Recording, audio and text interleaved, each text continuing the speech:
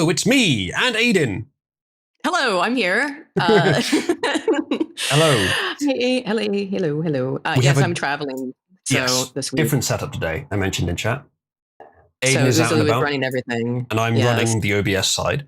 I'm using mostly my own setup. I have Aiden's overlays that we usually use for this stream here, and I was going to set them up, but I thought because she's not on camera, there's not much point in having the two camera specialized overlays. So we didn't have a lot of time either today before we started. Oh, I forgot that my name though is still Apiary Nimoy Femme. Oh, that's fine. Honestly, it adds to the effect. Chat, do you want to explain to the nice people in chat what a Nimoy Femme is? Well, we were watching Trekkies, the documentary Trekkies, which this context is not necessary. She's what's your context then? An obsessette of Leonard Nimoy. Obsessette? Yeah, I've just made that up, but it fits. Nimoy. Exactly. I do. I love Leonard Nimoy. When I was in graduate school, I had a little bust of Spock on my desk, and then the day that he passed away, everybody knew that because Star Trek was one of the reasons that I got interested in science in the first place. I've always loved Star Trek, and so that's one of the although I am not a proper scientist of any sort, I am a social scientist, and one of the reasons I'm. Hobbit whom we all admire with his long wooden pipe, fuzzy woolly toes. He lives in a Can we play this? We're gonna get in trouble. I don't know. Well, we only played a few seconds. It's fine. Yes, Leonard Nimoy. One of the things I think he's done that's the best thing he's ever done, and frankly the thing for which he should be remembered, is this song, the Ballad of Bilbo Baggins, which I think you showed me actually. Did I? You may have done, yeah. But my story there. So I had a little bust of Spock on my desk, and I had a little Enterprise and stuff. And the day that he died, the head of the department, I came into our office and was like, because the graduate and doc students are in like a big bullpen sort of office where you got a desk, but there's not cubicles or anything. He came into the grad office and was like, "Becca, you can go home. He's like, you can take the afternoon off. You don't have to stay here for office hours, I'm sure you were making it quite obvious. For you." Apparently I was, because I had been asked earlier in the day when I was in class, because in graduate school we have classes in the morning, and then you teach classes. Well, it depends. Sometimes it's in the morning, sometimes it's in the afternoon, whatever. And then you either teach classes or TA classes the other half of the day, right? And so in the morning, I think someone had asked me, because I must have looked like I had been crying or something. This is a very gay story. But I love Star Trek. I love Leonard Nimoy. And because there was a woman in Trekkies who described herself as a Spiner Femme, because she is obsessed, who is not Grace Cord Schuler, although I think I did call her that. Yeah, you were pretty sure that she was, because she had the same MO, but it's not. There's more than one person with that MO, sadly. There is more than one person, but she also moved specifically so that she could see Brent Spiner's house from hers. I think that was your hypothesis, but it worked. It made sense. It's possible. Why do you think she moved? This woman had she had hundreds of thousands of pictures just printed out of him. She did. The way she described it is that she couldn't see his house, but she knew it was just over that hill. Knew where it was. Yeah. She knows where he lives and can point to it from her house. That is weird. So I don't know why you started calling me a Nimoy Femme, though. I've never done that kind of thing. I called you a Spiner Femme, and do you know who it was that changed your name to Nimoy Femme? Oh, I mean, I know I changed it because because I want to make it very clear. I want to make very clear, I am not a Spiner Femme.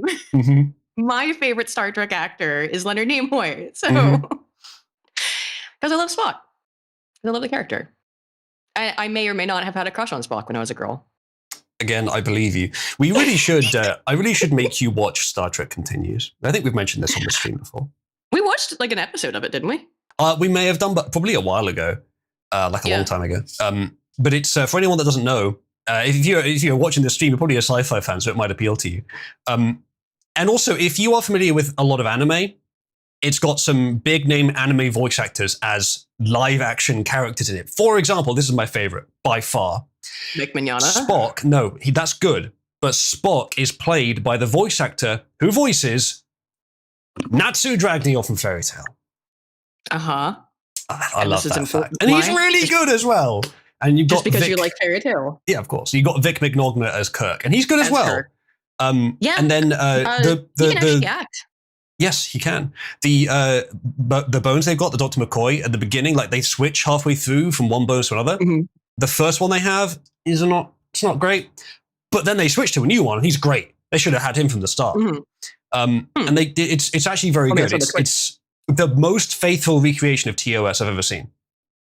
And the original series is my favorite Star Trek, like easy made, no question. As much as I love particularly DCS9, and I really love Voyager for some of the same reasons I love the original series, because Voyager it's Voyager.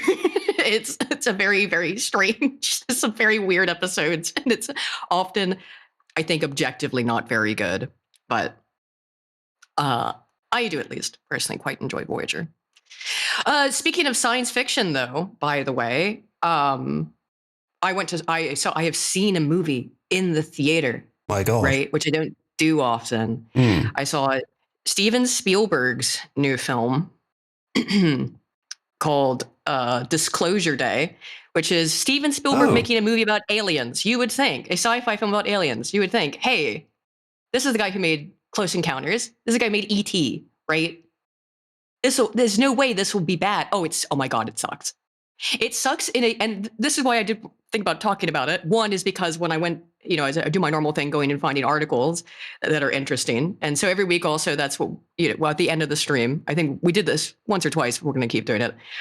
We'll have a little poll to see who wins for the week and who found the more interesting topics in science and technology.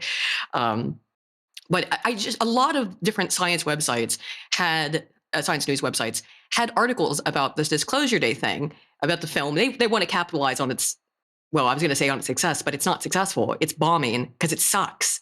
And it sucks in a completely apolitical way, which is kind of unheard of for like a major, huge production film and to be made anymore. Typically they suck because they're political. They've got some weird agenda, some woke DEI crap. This one, it's just, first of all, it's 2.5 hours. The plot could barely fill a YouTube short, which is the government has information about aliens, and it's going to and that information it's going to get out, and people all over the world are going to find out that aliens exist. That movie feels like it was made by aliens, though, because not only is it 2.5 hours where that is the plot, that's it. Like, and you would think, okay, if that's your plot, is that it's Disclosure Day, that the main body of the film would be like everything that happens after that, like the reactions and people like forming religions and stuff around it, because they have there's a little like strange religious angle to it. But no, the whole film is just these two characters who have no reason to care about whatsoever because they're incredibly boring, just trying to get the information out so that they go on a big chase all around the country so they can go back to where the fucking film began so she can get on the news channel that she already works on, the main character, and tell people about aliens, that aliens are real. Also, empathy is her superpower. The guy, they both have superpowers. Why do they keep trying to make that work? Characters. I don't know. And not only that, but that's why the aliens want human beings to know about them, because their superpower is empathy. That's why they're so advanced, because they're super, super empathetic. It sounds like it was written by women. Steven Spielberg may have just given his name to it. It sounds like it was passed him on a fucking napkin. The like amount of detail to this plot. Now, I said they were both, by the way, abducted and experimented on by aliens, but it's not supposed to be a bad thing because the aliens are good because they're super empathetic. And the superpower that she gets, is given by the aliens, is this incredible, like insane psychic empathy. So she can read people's minds and then present to them and appear to them like their loved ones. Stuff that obviously could be abused very easily. And then his superpower is he's really good at maths. Which we don't really ever see used. It just sucked. It was this dumb, I think the reason it exists, right, is it's boomer slop. It was made by a boomer for boomers about how corporate journalism and empathy are superpowers. Most important thing is that the press got to report that not only did the US government know about aliens, but they weren't very nice to them. Wow. They weren't very nice to these presumably invading space creatures. One of the weirdest parts of the film, and the whole thing is fucking bizarre, is that when the disclosure day happens and people are just all glued to their phones and they're crying and weeping at videos of like little ET bodies being like poked and prodded by government agents. And this is supposed to be, I mean, in the same film where we saw the main characters be traumatically abducted and experimented on. And that's not supposed to be sad, but it's supposed to be sad that we killed some aliens back. Like, so sad that people become apoplectic and are like collapsing in the streets in sorrow. This movie sucked. Also, I really need to reiterate, it is 2.5 hours and it feels like 5. So the first time I go to the theater in years, thinking Steven Spielberg's made a science fiction film about Mouse. It sucks. Now, how bad could it that be? being said, And then it is bad. Yeah. Excruciatingly boring. Excruciating. However, in trying to capitalize, and by the way, also it's not doing well either because it had horrible, first of all, there was no marketing for it. It just kind of came out and was dropped on a Wednesday, which is this movie cost an enormous amount of money. You know, They it's a always Steven do Spielberg film. these Well, days. yeah, right. So it cost an enormous amount of money. It's flopping because they did no advertising. Because I think they had to realize that they had something that isn't about aliens, but feels like it was made by them, like by something something that fundamentally doesn't understand plots and characters and like like human behavior in any capacity. Sorry, I want to bitch about this film, but there have been a lot of science outlets that have come up with articles to kind of tie into it, and this one is about the real life SETI disclosure day plans, which do exist apparently. So it's based sort of on a real thing that exists for SETI is search for extraterrestrials. Is something like that. It stands for That's where the Owen Wilson signal came from. Well, what was this? Wow. Yeah. Wow. Oh my God. Yeah, the wow signal. So I've seen them in the National Radio Silence Zone. This is actually pretty cool, right? If I type in National Radio. All your previous searches are coming up on screen. Whatever. What was it? Was there anything weird? I don't think it's so. fine. It's hard to fix that anyway. It's also just a bunch of like random shit, probably. This is a National Radio Silence Zone. I can see your dad's house from here. You can, yeah. Well, it's not quite. His doesn't quite. Not really. He's outside of it, but only just barely. And so what this is this: they have a bunch of these huge, not just SETI, but all kinds of giant, huge satellite dishes, like enormous ones for deep space telemetry stuff, right? And observation. But because the satellite dishes are so huge and are so sensitive, there can't be any other kind of radio interference for like several, I don't know, a couple hundred miles in square footage, a couple hundred in square, not footage, square radius, square circumference, whatever. And this is where it is. The Green Mag Observatory, that's where those really big, where the giant satellite dishes are actually. But I think they're all over the place. Also, I think the government does weird stuff here, by the way, but I can't prove that. Area 51 that's for chumps. Try the National Radio Silence Zone. No, I have a good reason to believe that because right in this exact same area, like on the other side of it, is oh crap, what's the name of the hotel? The Greenbrier Hotel. The Greenbrier Hotel was built by, which is very cool, by the way, Greenbrier Resort. There you go. This is the oldest resort. Yeah, this is the oldest resort. Well, it's in Fallout 76, if it looks familiar. And yeah. Anyone in chat played it for more than 10 minutes? I don't know. Yeah. So it is in Fallout 76. And underneath this, because this is the oldest running resort, and it's the oldest, I think, resort in the United States, which is not impressive when speaking to a Brit to talk about how old anything in my country is. It's very austere and grand for being the oldest one. You'd think it'd be something smaller. A resort, right? And it was not a hot springs, there's sulfur springs. So which supposedly have healing powers, healing properties to the sulfur springs, whatever, So it's a spa too. And presidents, many presidents used to vacation here because it's not too far from DC.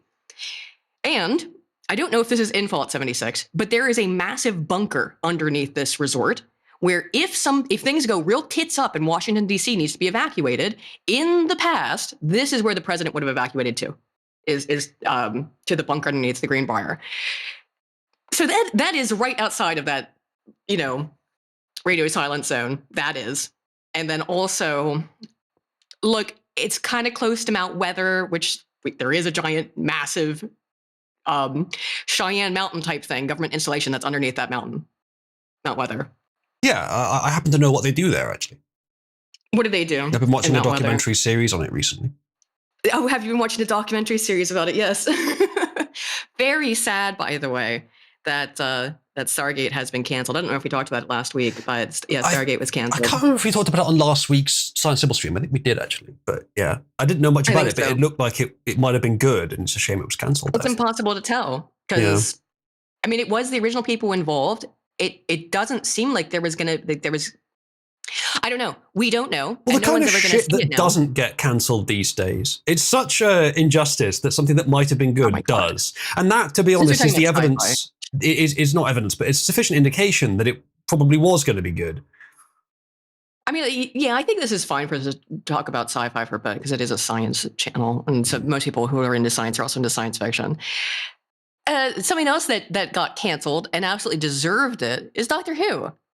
Doctor Who is dead, buddy. And Russell T Davies is fucking seething about it and coping hard, bro. And he's like, no, it's not canceled. It's not canceled. It's canceled, Russell. It's super canceled, and you're responsible for that. Some of the really good early season episodes were written by him. I don't know what the fuck happened to him. I don't know either. I think he's I don't know. He's gay and he wants to make everything about being gay. It's probably just ideology, to be honest. It really ruins people. Yeah, I don't. But again, some of the really good episodes from Doctor Who were written by them. So I have no idea. It wasn't just him alone. Like a lot of people contributed to the death of Doctor Who, but Russell T Davies is the one who wrote all the Shooty Gatwa stuff, where I never watched any of that. I watched one or half an episode with the female Doctor who was just before that. As far as I'm concerned, canon ends at the end of Capaldi. Yeah. Well, he says it. It seemed everything afterwards must be a nightmare, right? It's the fever dream of the TARDIS or something. I don't know because everything else after Peter Capaldi is absolutely the TARDIS is running through a program that simulates the worst possible eventuality to make sure it doesn't happen. Making sure it doesn't happen. It generates a negative example so it can orient itself correctly. The first worst thing that's going to happen is the Doctor becomes a woman, and then the second worst thing that happens, or the next terrible what's worse than a woman? I know. A gay black guy. I know. A gay black guy. Well, the only thing in this world worse than a woman. Worse than a woman. If we're following this theory, that would be logical. But Michael Doberman in chat asks, why no camera for the woman? For the pretty woman, I'm traveling. Because she's traveling. I'm hosting today. I'm traveling this week, so it would be on a webcam on my shitty little computer, little laptop. And to be honest, I don't think I've ever used the webcam on this laptop, but I cannot imagine it's any good. The only reason it sounds okay is because I brought my microphone with me. But yeah, it would be also one thing. I meant to ask you before the stream started, but do I sound super echoey? Because I'm in a cripple hotel room. Sounds fine for people, cripples like myself. But there's the thing that people don't know, and I feel like I shouldn't. This is a bit of information I probably shouldn't tell people. I shouldn't. If this information gets out to the world, no, because I know what will happen. If more people know about this, more people will abuse it, and that will be bad for me and for many other people. We don't mind the fans watching abusing it. That's guys, fine. Just you guys can just keep it to yourselves. Don't let everybody know. Okay, is that crippled? Sorry, I call myself a cripple, so that's why I'm using that verbiage. Disabled rooms in hotels are enormous. They're huge because they have to be huge to put wheelchairs in. To be able to get them in and out. And sometimes to have an extra bed in them. So first of all, two things. Nobody wants to rent these rooms because either they're good people and they know that would be a shitty thing to do if you're not actually disabled, to take that hotel room from somebody, Or I think they must believe that, oh, it's weird. It's going to be really weird and it's going to have like strange stuff in it. And they do. For example, it's not just the room that's enormous, which is why you can maybe hear me echoing a little bit, which is what I was wondering about with the sound quality. Because the room is huge. The bathrooms are enormous because you have to be able to put a wheelchair in it. So, the main reason I need it for is because my feet are real fucked up. So I can't stand under a shower, like a normal person. I need to sit. I need to have like a chair. So that's the main reason to get it. The only other thing that's weird is that typically there are big red strings that are hanging down from the ceiling all over the place so that if you fall, you can grab it and they'll go off and alert the, call an ambulance or whatever. But for the exact same price as a normal hotel room, you get a room that is at least twice the size. I guess you've got to show some sort of reason for them to give you the disability room, though. No, they can't ask you for that. That's illegal. At least it's illegal in the United States. I imagine it's also illegal in the UK. In the United States, that is a HIPAA violation. You absolutely cannot ask somebody about that. No. It should. I honestly, the way it is reasonable is we're not mandating that you tell us, but then you can only have the disabled room if you volunteer the information. I think that would be a reasonable way to handle it. I mean, sure. Well, I don't know. I show up with a cane, a stick, so I think. Yeah, but that's pretty easy to. I don't know. Like, do you have some sort of like government issued disabled card or something? No, I haven't even bothered to get one a disabled parking thing. I could get one. I just haven't bothered to do it. It's not in Guernsey. It's not an issue. Not really. I guess sometimes when we go into town, it is because there's not a lot of parking, but. No, it's not. It's not a problem. So I've not bothered to get it. And also, I feel like, well, I can walk. I do only use a stick. One of the biggest problems for me is showers. I'd much rather be in a bathtub because then I can't fall over. Right? The Todd card. Look, we've been watching through Christery in Cabal, my community recently, and that hits true. We've got fairly far. We're up to part 13. I think we're on now. Well, of I think 85. There's like 80 parts. Yeah. I was about to say, wait, you actually. There is much, much more. I'm surprised, even at part 13, part 12 we've just watched, I'm surprised that there's enough to fill the rest of them, to be honest. Oh, dude, you have no idea how much worse. If only you knew how bad things really are. I'm going to. I think you know the big one, which is what Chris did to his mother. So, yeah. So that's kind of knowing that and seeing the history, it's sort of making sense. Like a severely autistic kid who very much coddled and created like a virtual world created around him. Yeah. And the only woman who gave him real attention was his mother. He was just completely and his mother fucked. and father were paying for other women to be his friend. I and expect things like so, that. yeah. And most of the problem, actually, I think the autism is really severe, but just slightly more of a reason that this could happen is the obvious narcissism. And I think that added in where he would feel the whole time like he deserves a woman to sleep with. Yeah. And the only woman who is giving him genuine attention and the only one that he can verifiably overpower because he can get one in like close proximity is his own mother. It was just a matter of time. Like I think that's it was kind of inevitable, the whole coddling a child thing is probably like a debt that you build up. Because eventually it's going to go horribly wrong. Right now it's easier and like nicer, but it'll go horribly wrong later, like this or some other way. Yeah, Chris is a lot of people have said, well, he's just like that because he's autistic. It's like, I don't know. I think most of us here know what having autism is like. It's not quite that bad. Yeah. He keeps calling himself high-functioning autist. He's just a few ticks above those who cannot speak. I mean, he's just a few ticks above Delmo Pepsi, but Delmo doesn't seem to have quite the narcissism that he does. I mean, but that's all stuff. That's environment stuff. I think a lot of it is, yes, there is obviously a genetic issue in terms of who his parents were. That all of that stuff can lead into how intelligent someone naturally can be and how socially gifted and such they are. However, it's absolute Barb, and I don't even think Bob did it. Bob did it by being checked out. Barb absolutely did that, which doesn't mean she deserves what happened to her. I feel like I have to say every time I talk about it, but it's like I'm not saying Barb deserved it. Did you know Chris bad? As it turns out, Chris is a terrible human being. Yeah, anyway, Speaking of terrible things, yes, disclosure day. So this is an article in Science magazine, right? Hmm. So, but there's some cool stuff here about the actual basis of it, like what this film is actually. It's a napkin length plot. So researchers involved in the search for extraterrestrial life, SETI, have long realized that this moment, disclosure day, if it ever arrives outside cinemas, is going to be fraught with emotion, confusion, and possible danger. Would it be?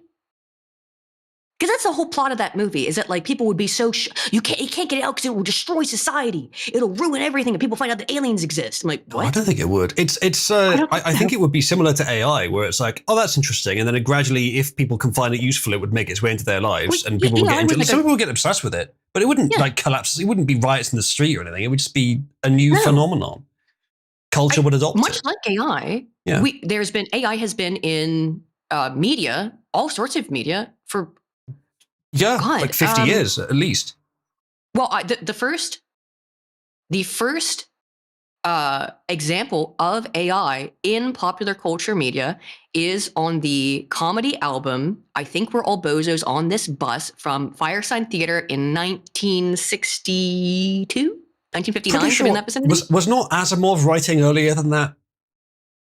I think it's in it. I think that is the first example in comedy. Major pop comedy. You wanted an opportunity to reference your favorite thing. Yeah, I really did. But in the way that we would recognize sort of an AI today, where it's like, in that sense, where there is a president who runs the future fair. He runs this whole, little like theme park. And it's on obvious AI. And he gets, it's the first example, not of an AI, but of a hacker. That's what it is. Not of an AI, but of a hacker who hacks the AI that runs the future fair, who happens to sound like Richard Nixon. But I love those albums. I love them. But yes, people are used to that, though. My point, that was the whole point, is like people that's why when AI became a real thing and people could go up and say like, hey, yeah, and I've asked ChatGPT, I've asked it, I said, why does the porridge bird lay his egg in the air? Because that's the question that the hacker asked the AI in the album that so confuses it that it goes haywire and explodes because it doesn't know how to answer. Why does the porridge bird? I bet the AI was like, I know that reference. Rather than answering it literally. It went, haha, porridge bird, haha. What would be funny if a bird laid its? It was just, it recognized it was a joke. Yeah. And so didn't answer it seriously. It did, even though I worded it exactly the same. I said, now, computer, I'm going to ask you a question you won't be able to answer. Evaluate, : why does the porridge bird lay his egg in the air? Well, the thing is that freak out. Human language doesn't just convey logic; it conveys all kinds of things. And so, a logical equation is something language can convey, but it doesn't have to. So, when you're implicitly conveying one, but actually it's contradictory, then the language model, it doesn't have to delve into the. And this is why the idea of presenting a paradox to an AI to shut it down was always stupid to me. Like, if they understand human speech, then they understand that logical reasoning is not the only kind of reasoning you need to do on language sometimes. They'll be able to respond in other ways. Yeah. I mean, again, you have to understand, this is 1962 or whatever, 1959. But even if it then runs a little special program that says, do the logic on this, it's going to come up with error. Oh, okay, well, it looks like it's not logical. Problem solved. It doesn't have to crash. Yeah. It just looks at the error. Yeah. It's very simple. Right. I mean, it also, the Fireside Theater, which is the comedy group that did it, their whole thing is absurdist humor. If you go their earliest albums, it's absurdist, very explicitly weed pot humor, buy in for stoners to listen to while you're stoned and be like, well, far out, man. This is the late 50s, early 60s. That's, to be expected. But then they just continued becoming more and more absurd. And the best thing about them, I'm sorry, I'll shut up about these fucking albums in a second. I just love them. I know them all by heart. The best thing about them is that you really can, that's why I know them by heart, listen to them over and over and over again, because they all make weird little references to one another. And sometimes out of order, where something is it's not even explained when it's just a throwaway line that's mentioned or something like, shoes for industry, comrade. Shoes for industry, shoes for the dead. Shoes for industry, hi, I'm Joe Beats. Say, what chances a returning deceased war veteran have for, I always get this one fucked up. harder work, more intense work, more of it, and that mule you've been dreaming of. Think about it, then take off your shoes. Now you can see how increased spending opportunities means more work for means hard work for everyone and more of it too. So take off your shoes, comrade, for industry. That's the kind of shit. And someone will like be walking down the street and be like, "Hey, shoes for industry." That's kind of shit just pops back up. I'm sorry. This sounds so. I understand this makes no sense, and I probably sound very insane right now. Like I've had a schizophrenic break, but that's why it's funny. Because if you try to describe it to someone, it sounds like you have schizophrenia. Anywho, Slapped for €2 says, my condolences for having watched Disclosure Day. Yeah, dude, I don't know. I didn't hear anything about it. And then, what are you doing? Trying to leave? Are you trying to leave? No, I already I just wanted off because you were doing your own thing. 1872, apparently, first instance assessed of AI in media. All right, it's a hacker then. That's interesting, but I think it's a first media depiction hacker. Not 2Ks. Let's see. Of a first show, 1960s heist origins, 80s cyberpunk. It's not, dude. It's on the Wikipedia though. It's on the fucking Wikipedia. If it had been Firesign, I don't get it. Whoops. Firesign Theater. I think World Buzz is on this. Clem is one of the first. Okay, one of the first hackers. All right. I thought it was the first, whatever. I'm going to claim it's the first because it's the first. It's the first because I want it to be. Welcome to the Science Podcast, everyone. It is. What? That's about hacking. Yeah, but that's not the scientific method, is it, Aiden? No. That's fine, though. You can say it's one of the first and you can say you like it. Yes, I want it to be the first because it's very funny if it is. Anywho, so this is about the SETI stuff. I'll get on with it. To get a jump on such events, the International Academy of Astronauts convened a permanent committee of SETI experts. In 1989, the committee drew up a set of post-detection protocols, non-binding guidelines for what scientists and their institutions should do when the time comes. In other words, like the way that this presumably works is not that the government is actually covering up the existence of aliens, but instead that, well, when we find the wow signal, and it actually is aliens, this is what you're supposed to do when that happens. Protocols stress the importance of verifying the alien signal, making accurate and transparent announcements. They suggest data should be stored securely. And so have the A's. Lamau. They suggest that data should be stored securely in multiple repositories. No reply to any alien civilization should be sent without the authority of the United Nations and other representative bodies. Okay, that'll be fast, won't it? Oh, that'll be a real simple. To be honest, though, like decision. Under the assumptions they're saying here, if it's a sign of alien life, which is like, oh, we inferred it from this pattern of radio signals and it can't be anything else. Okay, it is really alien life. It's going to take hundreds of thousands of years. Or however long, a long time for the message to reach them. So it doesn't really matter if we respond within the first few minutes or the first few hours. It doesn't make much difference. Well, yeah. But that's in that case, right? If they visit Earth, that's very different. Yeah. The committee, then what you had to have a different protocol for that, I guess. But they carried out latest revisions of the protocols over the past few years following a good expansion in SETI tools. That is what you needed for it. And a dramatic, why do you crack your knuckles and then go, ow? Why do you do it if you know it hurts? 1, it doesn't hurt. 2, when you experience some sort of impact that causes pain, there's 2 things, the impact and the pain. And the normal way to respond to that is ow.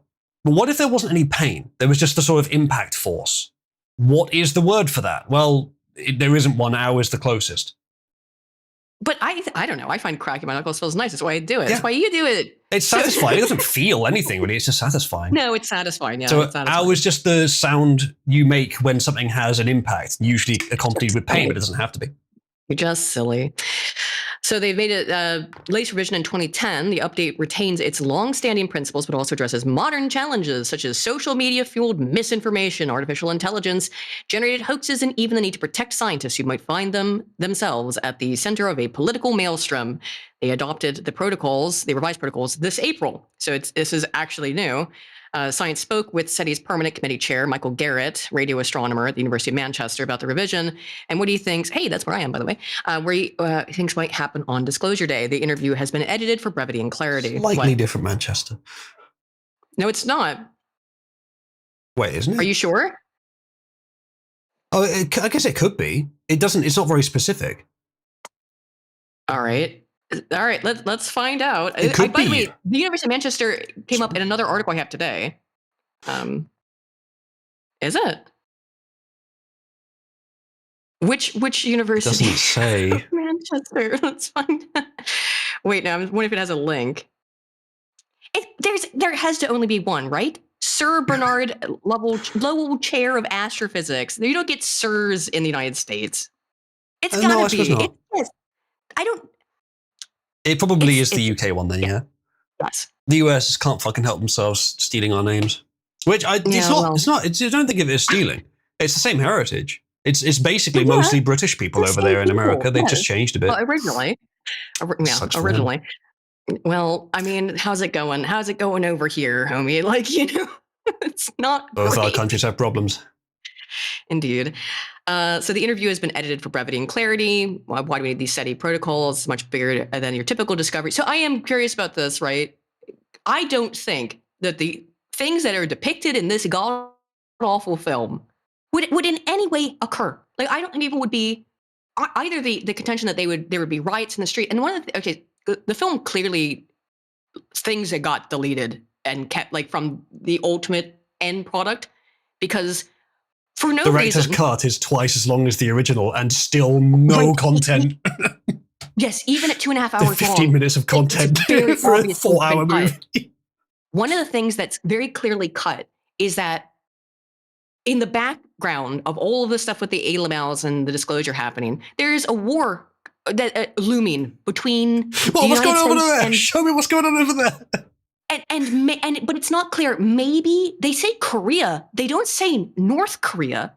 So it's like South Korea is I don't know. And is it Russia, a war with the A's or among humans? No, that's just the backdrop for when all the alien stuff is occurring. Is that so the greater Spielberg had to just assume, background. Well, if people know that there's aliens 100,000 light years away, then they're going to fucking kill each other. Okay, why? No, because there's right. This is the part that's dropped. We hear that the woman, the main female character in the film, is a weather woman, weather girl, weather lady, whatever. She reads the weather, on a news channel. She works for a news organization, which again is where corpo media journalism is a superpower, of course. But fuck. One of the things that happens in the film is that while they're trying to get this alien information out there, which is the whole plot of it, people are freaking out and like doing runs on gas stations to get water and provisions, I guess for a world war. But it's so dropped that I have no idea if that's why they're doing it. It seems like something that would have been in that film and have occurred after the disclosure of aliens, but instead it occurs way like in the middle of it. Also, there's like the aliens disguise themselves as forest creatures, and it's like Snow White. It's very bizarre. So the aliens do come to Earth then? Yeah, because they experimented on the main character. They abducted and experimented on the two main characters to give them superpowers of empathy and maths real good. That is very silly. Like, in case anyone doesn't know it, everyone has the power of empathy. Everyone does. Yes. What you could have is like an enhanced empathy. Like everyone has strength, but you could have enhanced strength as a superpower. That you could have that, but you've got to show how it's different.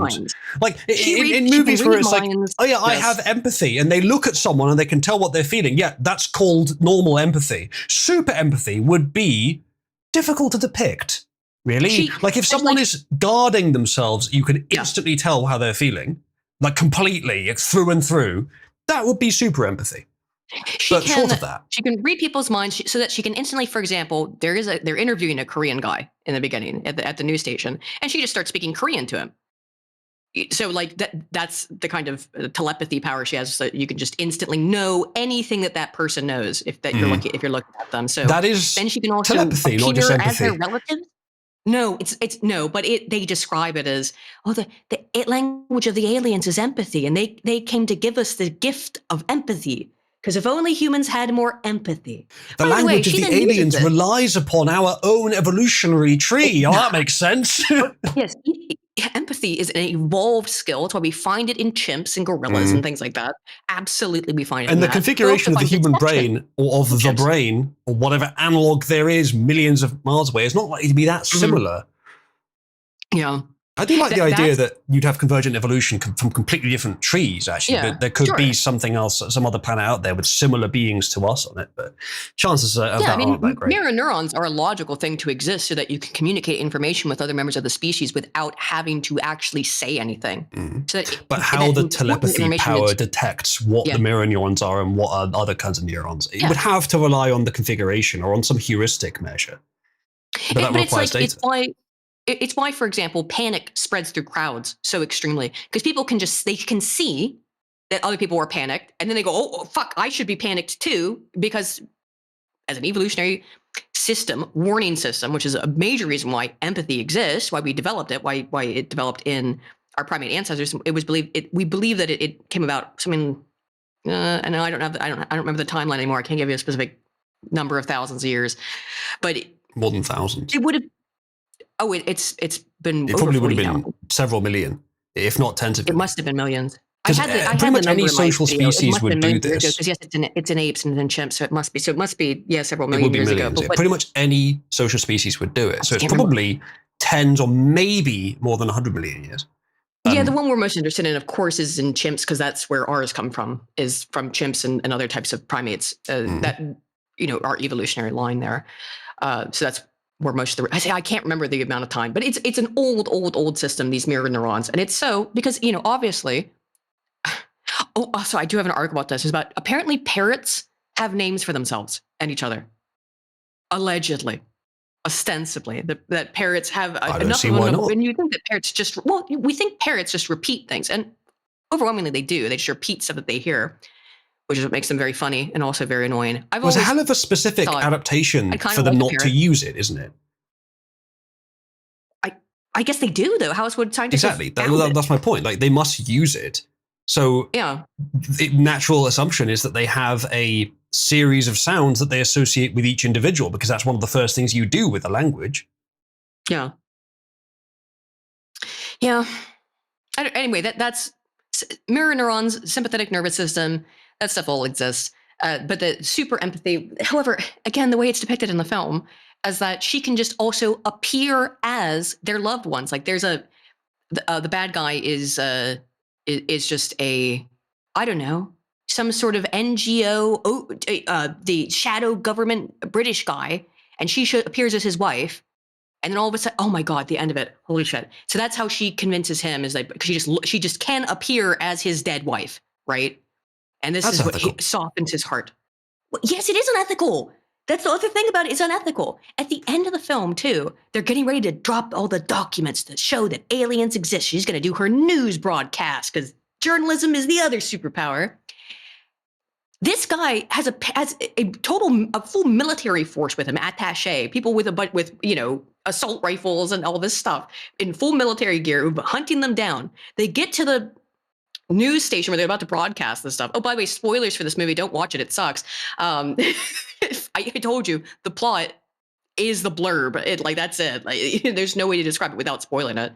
They get to they chase them down to the news station where they're about to broadcast the Disclosure Day information that's gonna make everybody cry when they see aliens being experimented on and dead, which looks actually like they died in a crash. It doesn't even look like they were killed by the military. It looks like their craft crashed and they're just dead. And apparently this is so devastating that everyone on planet Earth is going to stop what they're doing and cry about it and have a big cry about the dead aliens. Would you? I don't understand this. I love space sci-fi shit. I wouldn't cry if I found that out, let alone be apoplectic. Possibly the fact that you love space sci-fi shit is why you don't like the movie, because it's what if retards butchered the topic you like. Yes, that's partially it. I do. Yeah. But again, it's Spielberg. He made Close Encounters.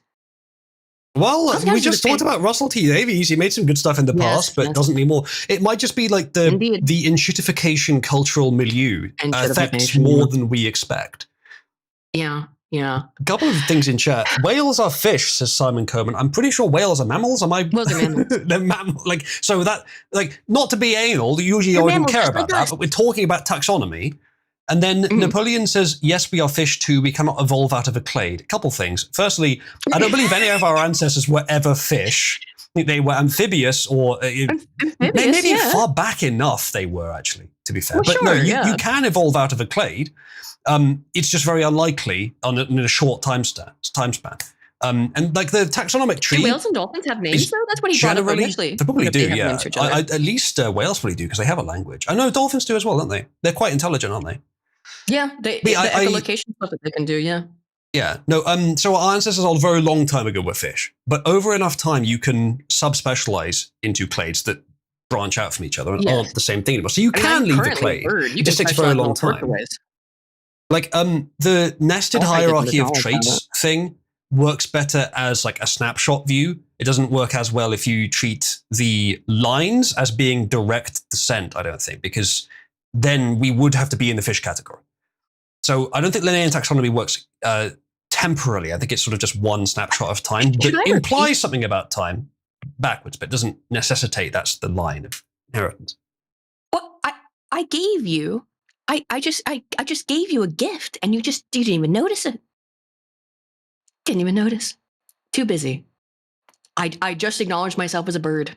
And you didn't even see the point. That's passé. We all know that. So if you can't evolve out of a clade, then fish is not the clade that we are still in. The common ancestor that we have with fish is something like invertebrates. Oh no, is that even true? Yes, I think it is with fish, invertebrates. Or vertebrates. Either way, the one with the spine. And you're bisymmetrical as well. Fish have spines. So I always get those two mixed up. It's inflammable means flammable. I get they get this mixed up. Yes, we are the one with the spine as our fish. Yeah. So we're in the same clade as them, but we're not in the fish clade. Our ancestors were in the fish clade a long, long time ago. Yeah. Here's how the real world disclosure day would work, though. If a signal does contain information, what might happen? As soon as you go to a funding agency, if they have any competent people who it's unlikely now, who realize how important this is, they're going to take it to the government. They take it to the government, then politics would be involved. Do you think scientists have a greater duty to international community or to the national government? Well, this is kind of irrelevant. Why do the protocols call for recognition of interests of humanity? That suggests that an international approach and being open to making sure everyone can benefit from whatever it is, even if it's just the message that there is extraterrestrial life out there. We're not going into the idea that somehow the information that's been transmitted by a civilization, you mentioned this, that's 10,000 years, not 10,000 years away, 10,000 years further advanced than us could have some, well, would be, because if they're signaling from a very long way away, then it would take. Well, never mind the distance. This is just how much more advanced they are. So 10,000 years more advanced than we are. They would only have had to get to each stage 10,000 years earlier, which is not that much in the grand scheme of things. We've had 13 billion years of galactic time, universal time, cosmic time. Within that, even if you allow that only the last sort of 6 billion or so could have supported life, which I think is an underestimate, then there's so much space there, so much time in which other life could have evolved. 10,000 years more advanced is a minute blip. Which is why it's weird that we don't see aliens, and why I think the only two possibilities are either that life is so amazingly rare that we are one of the only examples in the universe, or that we are a reservation of a larger species. I like the reservation hypothesis. It makes more sense. I figured you would, because you like cheerleading for powerful people that don't like us. However, is that why? That's why I think that the reservation hypothesis is likely. Because so the Fermi paradox is that, like, look, the universe is basically limitless, right? In terms of its size and scope. So therefore, there must be other life in the universe, and yet we've not made contact with it. So that's I'm probably getting not quite correct, but that's essentially the Fermi paradox. Why have we not heard from aliens when they must exist given the near limitlessness of the universe? And we exist, so therefore we know that life can exist, right? Yeah. And we have also indicators on places like Mars that perhaps there was life there in the past, maybe, I don't know, but at least it's possible, right? There would have been conditions on other planets, even in our same solar system, that might have been conducive to life in the past, right? Actually, I got a cool thing also about Neptune's moon. because it's they found some weird stuff about it. It is in general. I knew about this is that it's one of the weirdest bodies in the solar system because it rotates oppositionally to how it should, and it's enormous. Triton. So now it seems that there was a massive cataclysmic event at some time in the past where a bunch of other moons smashed into each other and ended up creating Neptune's belt, and then also caused Triton to move backwards. Another kind of cool stuff like that. Anywho, so do you consider the discovery might pose a threat to humanity? So that's the major caveat of the film, or the caveat that's the reason why the film exists, is that if you let people know about this, it's a threat to humanity. It's definitely in people's minds, especially, I hate that word, you could say particularly, especially if the signal coming from somewhere. Why would you bother changing it to that? They mean the same thing. I think I've mentioned this before. I asked ChatGPT, why do I hate the word especially? Because I couldn't figure it out. I was like, I honestly don't know why I hate this word so much. Why it gives me the ick, as they say, right? I hate that word. And I realized what it was, is that you do not use that word in scientific writing. I don't know why. You just don't. It's anathema. It's that word is, and I was taught that, maybe not explicitly, but implicitly in grad and doc school, which is that is not a scientific word, essentially. Green is not a creative color, especially is not a scientific word, right? Or whatever. People are very aware that there's a potential for harm, and that's another of the main reasons for drafting the protocols. I don't understand. What is the harm, though? What's the harm? I really don't understand it. That some people will start worshiping the aliens or being weird? What's the harm? What would happen? Realistically, I don't think people would give a fuck. Because, I mean, the UFO files or whatever came out earlier this year. Now, to be fair, it was a big nothing burger. But nobody gave a damn about that. That just happened earlier this year. No one gave a shit. More blurry photos and some video. Did anyone give a damn? I didn't think so. Not really. It was in the news cycle for like a week. I don't know. It says the last revision in 2010 had. I could tell you weren't paying attention. I said. Sorry, I was just trying to my chat being wrong. Oh, right. Okay, right. You pathologically have to correct someone for being wrong. I see. Oh. I know how it goes. Oh, they were trying to correct me, and I wasn't wrong. Oh, but I think one of the things I said earlier was wrong, right? Either one of the things I said earlier was wrong, or one of the things I said later was no. Either one of the things I said earlier was wrong, and the later thing I said was right, or the other way around. So I got at least one thing wrong, but I corrected myself. I don't know what's going on, by the way.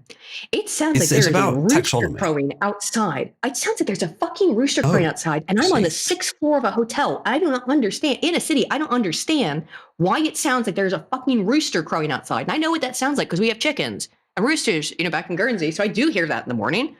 I'm like, you got someone that was watching the stream is outside the hotel with a megaphone blasting rooster sounds at your room.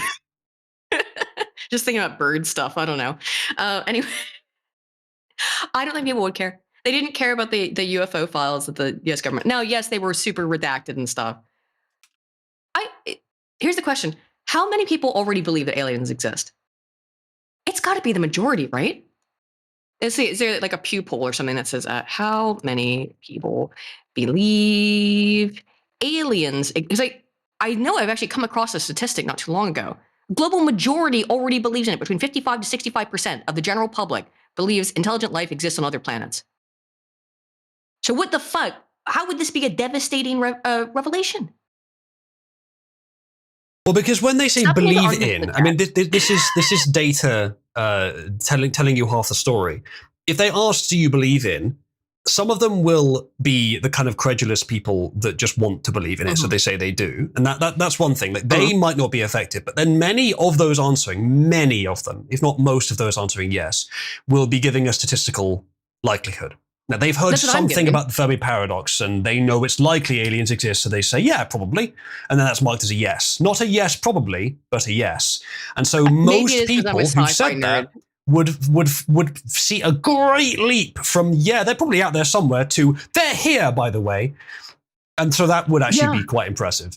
Maybe it is because I'm just a sci-fi nerd, so I'm like, yeah, obviously we just haven't made contact with them. officially. And I would imagine that if the United States government or any government did that, yeah, they would keep it under wraps because of the technological implications, if nothing else.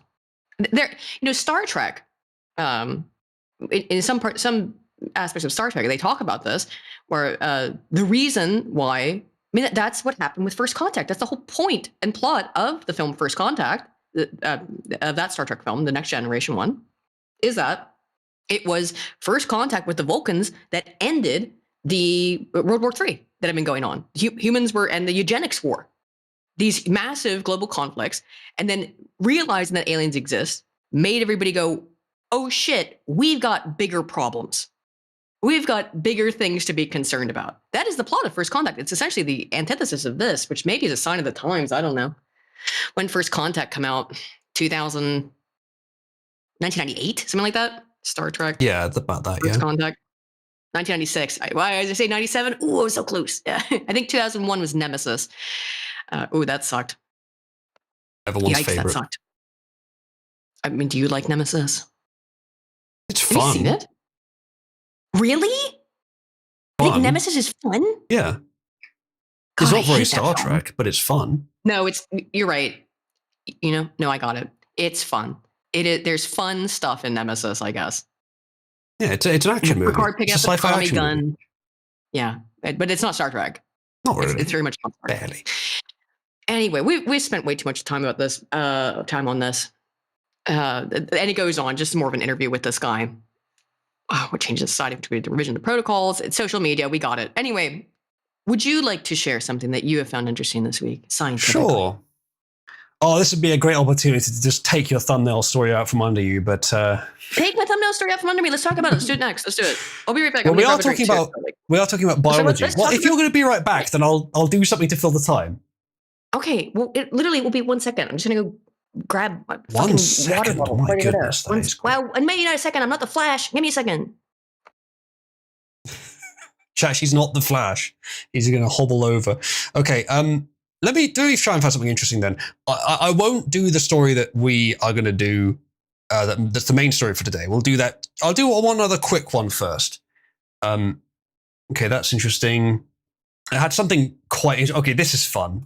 This is fun. Man attends video meeting from active roller coaster. My laptop almost fell, he says. Wouldn't you know it? He's Asian. So, I assume it's this guy on the bottom right here, actually on a roller coaster while he's on the call. Aiden, this is a man who attended a business meeting through video call while he was on a roller coaster. I mean, you can see the green screen behind his head. The green screen background, yeah. He must have had to get the park people to agree to this. There's no way they would just let you do this. Why not? You just pull out his laptop. What are they going to do? You just have your laptop in your backpack? I guess probably because before you get on a roller coaster, they do have you leave all your stuff. Maybe he put it in his jacket or something. In which case, you probably got barred from the park for doing. Well, who cares? You are. Yeah, I mean, he got the headline. You accomplished your goal. Yeah. I don't think there's a lot of necessity to read the text here, but let's have a look at the video. I think. Yeah, let's watch it. 고생 많습니다. Okay, the stupid Japanese noises or whatever these are. That's Korean, sir.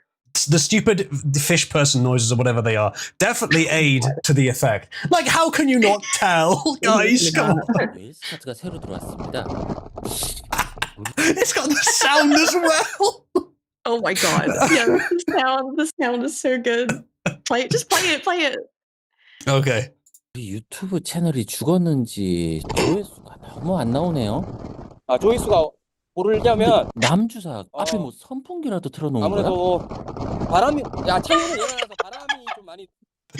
저도 속도감이 제일 중요한. How uninterested the one guy was, just like, you're up to some shenanigans. 전달해드리겠습니다. They know something's going on. I don't think they know what, but they know something's going on. No, you know what this reminds me of so much, though. I have to set it. I'll send it to you. All right. I can't do that easily. I can send it. Do you remember the court case where the lawyer showed up and his camera, it was for a Zoom call during COVID, and his Zoom call replaced him with like an AI cat thing, not AI, but like an overlay of a cat. It's like, I'm sorry, Judge, I'm not gonna turn it off. I'm not turn this off. I'll find this a cat courtroom. This reminds me of almost unrelated, but it's so funny. I've got to mention it. You know the whole what was the name of the guy who self-defended himself and shot 3 Antifa who just happened to be 3 awful people? We didn't represent himself. That was called Rittenhouse. Rittenhouse, right? He did not represent himself. He had some of the biggest lawyers in the country. Yes, exactly. That's not what I'm saying. During the trial, there was a video call between Kyle and his lawyer were there. His lawyer was pretty based as well. They were there, and then the suspect, or the guy he shot, whatever, the defendant in the trial, or no, appellant in the trial, or whatever the fucking word is. He was on camera, and during this, like, there's just a 10-second clip, and the bad guy, just his chair collapses from under him, and he's down. Oh, and that was so fucking you can funny. See Kyle and his lawyer just like trying their best not to laugh at it. It was so funny. If anyone has that link, ping me with it. It's in Cabal somewhere. It's so funny. If you will play the cat video, it is so funny. I'm Your Honor, I'm not a cat. Where have you linked it? In Wizard and Sibyl. I did the send function because actually, look, I really loathe to do this. I really do. Has done something very cool, genuinely, and in that he has made it so that I can post to Discord despite being banned. Now let me explain why I'm banned from Discord to those who don't know. Just quickly though, one of my specialities is getting around Discord censorship. Yes, and that is a reason to join Cabal as well, which is a loose server. 3 months ago, someone just used a token and just stole my Discord account. I didn't do anything. I didn't click on shit. I didn't do fucking anything. They just generated a token, stole my fucking Discord account. What did they do? It doesn't quite work that way, but go on. Well, okay, you can explain it better than I can, because I don't understand this stuff, admittedly. Whenever you authenticate with a service, you send back and forth loads of information to authenticate, and then they send you back a token, and that's the thing that lets you access it every time without having to do the re-authentication for every request. You just get back a token. Now, that token's meant to be safe. However, most browsers... I didn't click on anything. I didn't do anything. I have no idea how they got it. Most browsers store the token in a way that can just be accessed. Now, I don't know the exact specifics at this level, but it's not stored encrypted. But the thing is, even if it was stored encrypted, you'd have to store the key in the memory somewhere. So there's ways of doing it, I'm sure, but Discord doesn't. It stores it fairly plain, I think. So I don't think other websites can access it, but other applications on the same computer can access it. So it's possible that something that you ran or installed, or perhaps on the website or something, had a token stealer in it. And if you've got a token stealer running on your computer, the first thing they'll do is go to your current browser, check the Discord storage, and find the token. So that's a fairly common thing. So that's how it's done, which is why when your Discord got hacked a little while ago, first thing I told you to do is go log out of every session, because that clears the tokens and makes it do the re-authentication. And that worked, didn't it? That is unrelated to how I was hacked most recently, when I got hacked again a couple weeks ago. But they took the Discord over. I as far as I know, I didn't click on anything. I didn't do anything, because everyone's like, oh, well, you click on some scam. Because what they then did with it is they went to everybody, went to every server I'm in, they went to every contact I have, and sent them some shit about Mr. Beast, like a Mr. Beast giveaway, right? It's a scam, common one, yeah. Yes, a scam thing. And so as a Aid Indian Paladin of something that I did not do, as far as I didn't do anything, Discord slapped my account with 3 strikes. So they gave me 3 strikes. They did not fall off for 2 years, right? Now, most recently, what happened was I was in a server that I have never posted in. I've never interacted in. It was Scrump's server, by the way, Nomos, for Nomos events, and that server got yeeted for terrorist activity or something like that. What is it with Scrump and terrorism? He just can't help himself. He keeps doing it. Don't come to Cowards tomorrow. Exactly, it's that thing. What, it was 10 years ago? Is it still a problem? It was 10 years ago that he did the "Don't come to Cowards tomorrow" thing. It sounds like the kind of thing the US government might have told Discord to take down, actually.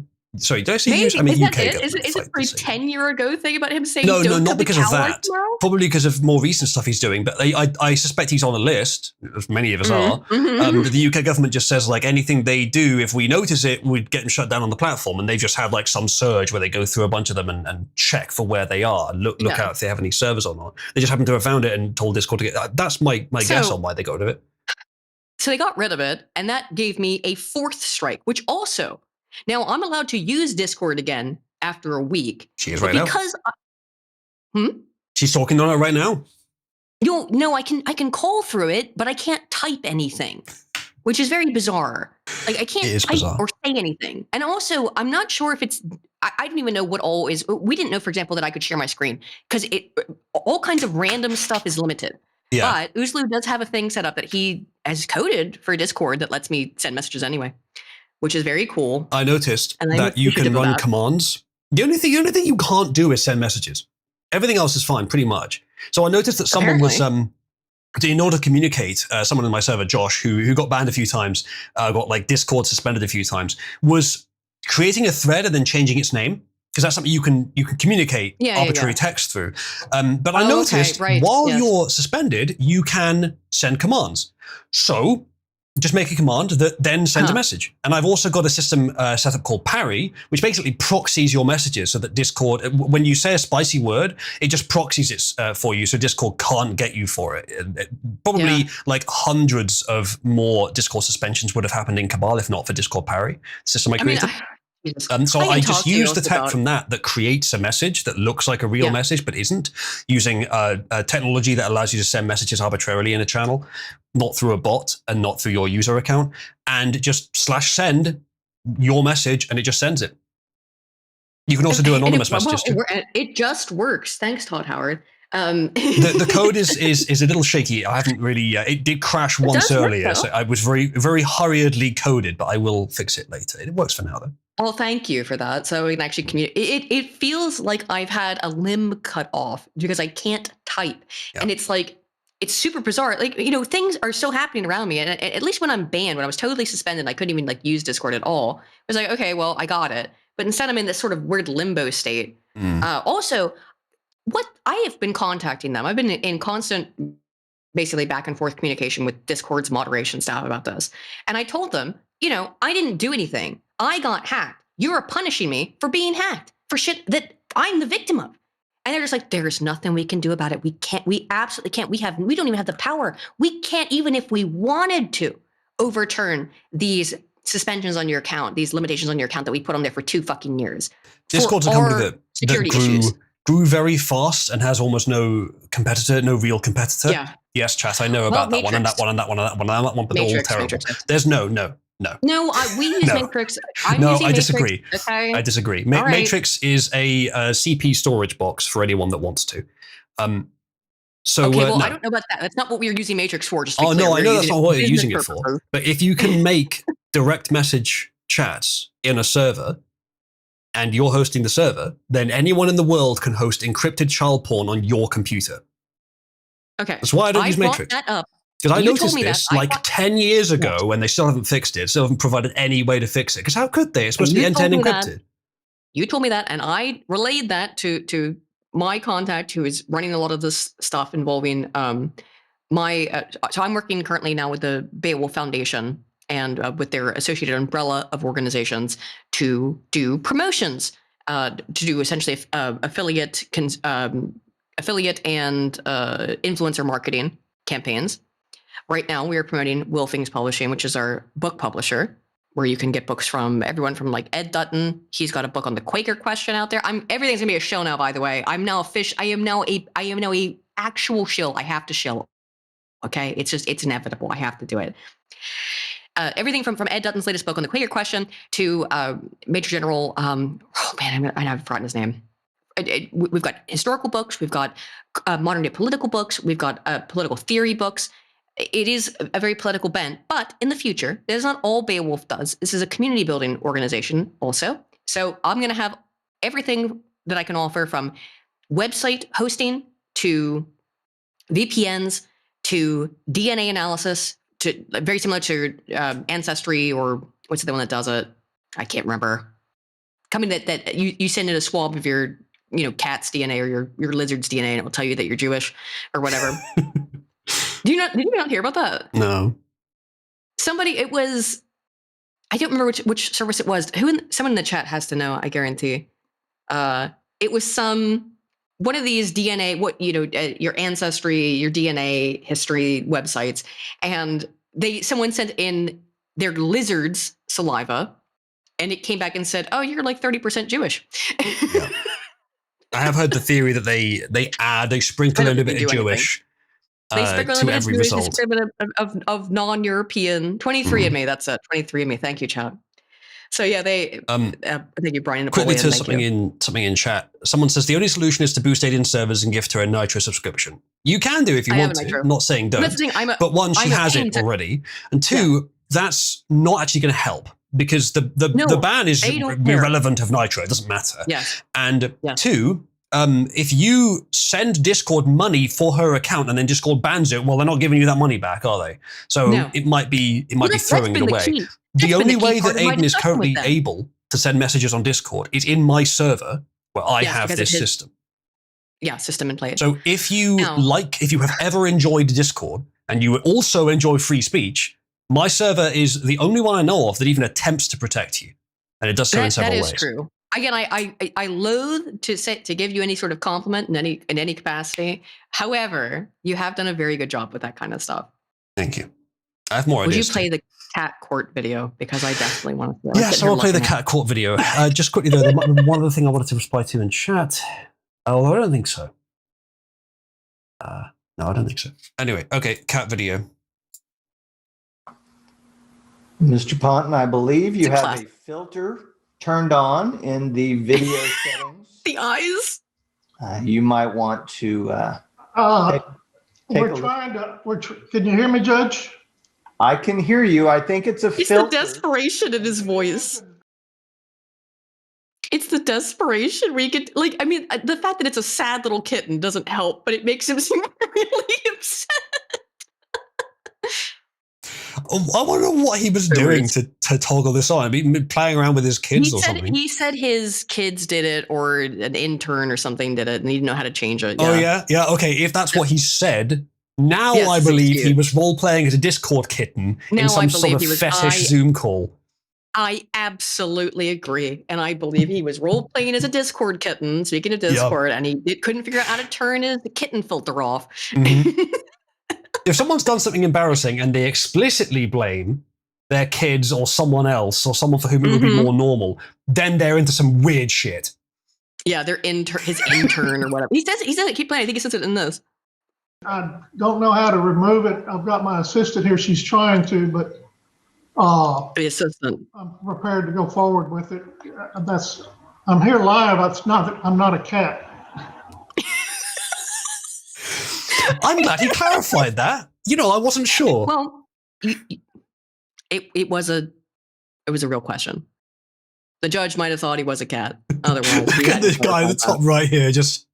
That's, by the way, I don't remember if he's the prosecuting attorney or the defense, but he's other somewhere guy between disgust and bewilderment. The guy on top of him in this, that Jerry Phillips, that is his opposition. So that's the guy who he's going against. You can tell he's just like, this is gonna go great for me. No, what he's at right now is like, surely it's not this easy. Surely I'm missing something. Surely this guy's genius. He's just got this massive. Nope, it is this easy. No, he's an idiot. He's gonna show up as a cat. No, I believe he lost. What, the cat lost it? That's cruel. I think the kitten might have lost the court case. Yes. Oh no. Yeah, I love the idea of, for showing up as a cat, I sentence you to 6 months in the pound. But sir, I wasn't even on trial. I'm just the lawyer. It doesn't fucking matter. Get out. I'm not a cat. I'm just a lawyer. Yeah. It's just the kind of thing. Like how much of a chance is there this could get you disbarred? How much of this? How much worse would it have to be? I actually have a lawyer thing. So involving AI, which actually might lead into your stuff, because you always got AI sort of stories, do you? How about it's not that much. No, I know. How about I do that then? Says this is a logical sort of thing, and then we'll go into whatever you have next. Oh, then we'll talk about the fungus. Yes. Yes, we should do the fungus soon, actually, because it's our main story. Yes, it is our main story. So, the Ninth Circuit on AI hallucinations. Some excerpts today from a long opinion piece on LNU versus Blanche. This is a legal case. By the Ninth Circuit, I'll just give you the TLDR of what happened here. Lawyers are using AI, as everyone else is. AI hallucinates. The results. These people, by the way, I think they've had their law licenses suspended over this. Well, that's good, because I have a strong opinion on this. My opinion has nothing to do with AI. AI is a tool. It's none of the court's business what the lawyers used, but the lawyers used a tool that produced bad outputs, bad data. They submitted something to the court which was wrong. Are you going to be surprised by the ethnicity of the main guy? Right, but the court doesn't need to care what it was that generated the mistakes. They submitted something with mistakes in it, so they're on the hook. It doesn't matter that it was AI that did it. You don't have to ban AI from generating court documents. You just have to check the fucking sources and disbar them if they fuck it up. That's it. Yes. It's just a tool. So attorneys Mike Singh Sethi, again, ethnicity, and William Rounds filed briefs in this court with multiple non-existent cases, misattributed quotations, and gross misrepresentations of real cases. Sethi and Rounds claimed that the errors were the product of an innocent typographical mistake. Instead, they repeatedly denied. I typoed all these details about a non-existent case. It was finger slipped. Text 6 paragraphs appear. That's an impossibility. You cannot. By the way, one of the articles I had today, I was reading through it, and I was like, "Oh, this is citing a specific name," and I was like, I know that name," and it was because I knew the author. I knew the author, and yes, you know these things as a human being. My point here, you know citations. If that's your job, you know citations. If you're a lawyer, you know case law citations. You know who did what, and trust me, go watch an actual lawyer do a live stream and they will just rattle it off. It was in this case, it was in that case. They have to know these things, right? To be functional lawyers. How could you possibly fuck that up? By the way, it was Nosek. It was Graham Height, and it was Nosek was the author, and I saw his name, I went, Nosek, because it is not a typical name. It's not like Smith. I'm like, oh, I know Nosek from Graham Height and Nosek, which is moral foundations theory, the seminal. I know that Moral Foundation's seminal research work, the authors on it are Graham, Height, and Nosek. Anybody who works in law, I assume, has the same kind of stuff in their heads. So how could you make how would you make that kind of error where you just made up a case, made up a quotation, made up citations? Whilst they do have stuff for the things they're familiar with, they may not have an encyclopedic knowledge of every case. So some of the time they'll be referencing something that they've had to look up. So in that case, it would be the same thing. But yeah, it would be similar many of the times. Minor point, by the way, typographical is entirely the wrong word here. You mean typing? Yeah, incorrect. Yes. Typographical is the appearance of the types. Yes, the appearance of it. The letters. Yes. So even that is incorrect. They probably used AI to write it. To write their response. Wouldn't that be amazing? I wonder if they did. They probably did. It's a decision. Well, the AI wouldn't have made that mistake. To be honest, maybe. Would have made other mistakes, maybe, but I don't think it would have made that one. AI probably wouldn't have made that mistake. That is probably a human error. There's certain cases. Now, I'm not a lawyer, so I can't tell you what they are all, but I've heard them cited. It's not something that I have equated to memory because, I'm not a lawyer. It's not my business. I mean, it is my business to a certain extent, but I am a scientist. So, for example, I can tell you Graham, Height, and Nosek. I can tell you certain citations like this. And they're ones that, when they're really big things, like again, Graham, Height, and Nosek is moral foundations theory. Moral foundations theory is incredibly important to the social sciences and influential. So it's those big cases. See, I'm not big on the whole appeal to authority thing. I prefer to do it myself. So I don't have an encyclopedic knowledge of other people's work that I need to care about. But you are supposed to do this to be like, look, here's my rationale. But then I'm not a lawyer or a scientist. In legal theory, you have to do it because you are citing precedents, right? Yes, indeed. So you have to know these things. Certain ones are big ones off the top of your head. You have to know them.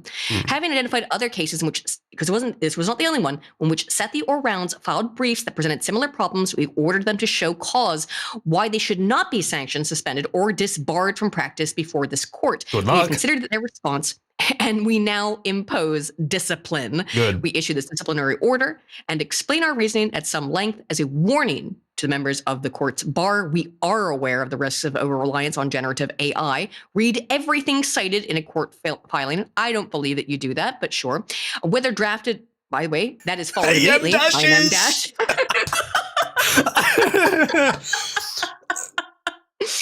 Anyone that was using the EM dash correctly, as of about 5 years ago, you need to stop. Stop using it entirely. Just go to hyphens, even though it's wrong. Seriously. I know the hyphen's wrong, but I use it all the time. I always have, and I always will. The way they're reacting here is more sensible. They're not saying AI is just banned, because that would be stupid. They're saying you need to look at it. If you're going to use AI, you have to actually check that it hasn't hallucinated something. So it's more so just a warning of this hazard. That's fine. That's reasonable. Yes. Yes, and they need to be punished because they didn't bother to check. Well, punished because they submitted something false. Yes. Fraudulent, arguably.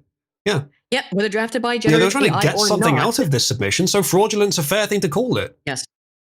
Disclose quickly and transparently generative AI hallucinations that are inadvertently included in court filings. A lot of actual details about the opinion, but here are a few general observations from the court. 2 types of generative AI mistakes or hallucinations are most relevant. Fabricate, and this is true for everything. It's true in science, it's true in law, it's true in everything. Humans could hallucinate the same way. They could think, I know, that false memories. From what I've heard, like some large portion of your own childhood memories are in fact false memories. I don't know if that's true, but that's what I've heard. I don't think you mean me personally, but yeah. No, but of any person, yeah.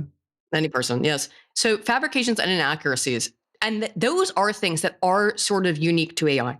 Because if I'm, like, again, not a lawyer, I am an academic. So I can tell you, because they're very, very similar. And it is legal writing and academic writing are very similar. They're held to very stringent, consistent standards.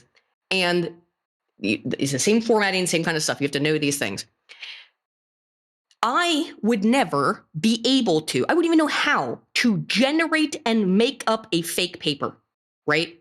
That's not something, that is not a mistake that a human could do, right? A human could not make the mistake of accidentally coming up with a fake paper unless they were malicious. Pretty much every human would have sufficient alerts internally of like, what I'm writing here with confidence is baseless. Yes. I don't know where I'm getting this from. So they're either doing it fraudulently or it doesn't happen. Pretty much always. Like there could be small issues where they've cited something that they're sure they remember, but they remembered wrong. But that's going to be very rare. But AI does that much more often. And they move on to say exactly that. They say inaccuracies are more subtle. The generative AI tool might cite real authorities, but provide an answer that is legally or factually inaccurate or not supported by the citation. Indeed. Well, humans do that all the time. Sure. Well, I have incorporated AI into my research process because I would be stupid not to. It speeds it up immensely.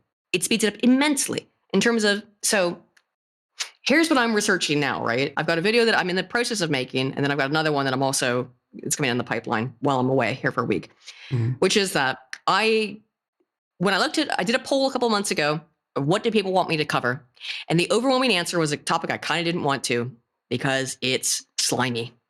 And it is, what the fuck is going on with women's porn addiction? And why is it not being discussed? A Second Story did a couple of videos about this, about the female romantasy genre. And it is, by the way, it is an enormous portion of every book that is sold Welcome to the Milking Farm. Milking Farm is the kind of thing that popped off. Although I don't think a lot of women, I don't think anyone bought that really. But Milking Farm stands out because it's on the cover. Because there's a big AI minotaur. They're not being subtle at all. Like most women's literature is subtle at the start, I expect. Because that's what women appreciate. You need to ramp them into it and then go really rough. Well, yes. And so all of these bestsellers, by the way, that sell, hundreds of thousands of copies, like Rebecca Yarros is the woman who's probably most notorious for it at this point. Her book, Onyx Storm, I read. It's the third in a book series. And if you look at it, it looks like the Hunger Games. It's like Hunger Games had that little symbol, the Mockingjay symbol. It's like that, where it's just got a symbol on it. And if you were just to look at it in a bookstore, you'd go, that's some young adult. It's the porn parody of Hunger Games then. And if you look at the front, you think, oh, this is like Hunger Games. You go to the back, it says, it's like Harry Potter meets Hunger Games. You then open the book up, right? I will read to you these. I had to be careful when I was writing my document, right? Because like I can't read a lot of it, but here is some sample text from it. I don't care how he gets inside me, only that it's right, period, fucking period, now, period. That is in chapter 3, page 15. So there's like the first couple, I noticed this, and it was consistent across all of them. The first couple pages, like the first 30, 40 pages, it's just kind of like young adult fantasy crap, right? Not great, just generic fantasy stuff. And then you get just to that point, just enough so that if a woman opens that book on the bus or whatever in public, it looks like she's just reading a book normally. And it's the part that I read is it is by far not that. Again, that's what I felt was YouTube friendly. There's detailed descriptions of him thrusting against her clit and things like that. Okay. Like it is cliterature in the truest sense. I'd never heard that term before, cliterature or clitlit, as Arden Party says, but that works as a term, actually. It's quite good. And on the back cover, it says Harry Potter meets Hunger Games. Now, Aidan, remind me, what kind of age group are Harry Potter and Hunger Games aimed at? Is it adults or is it 14? Is it younger than adults?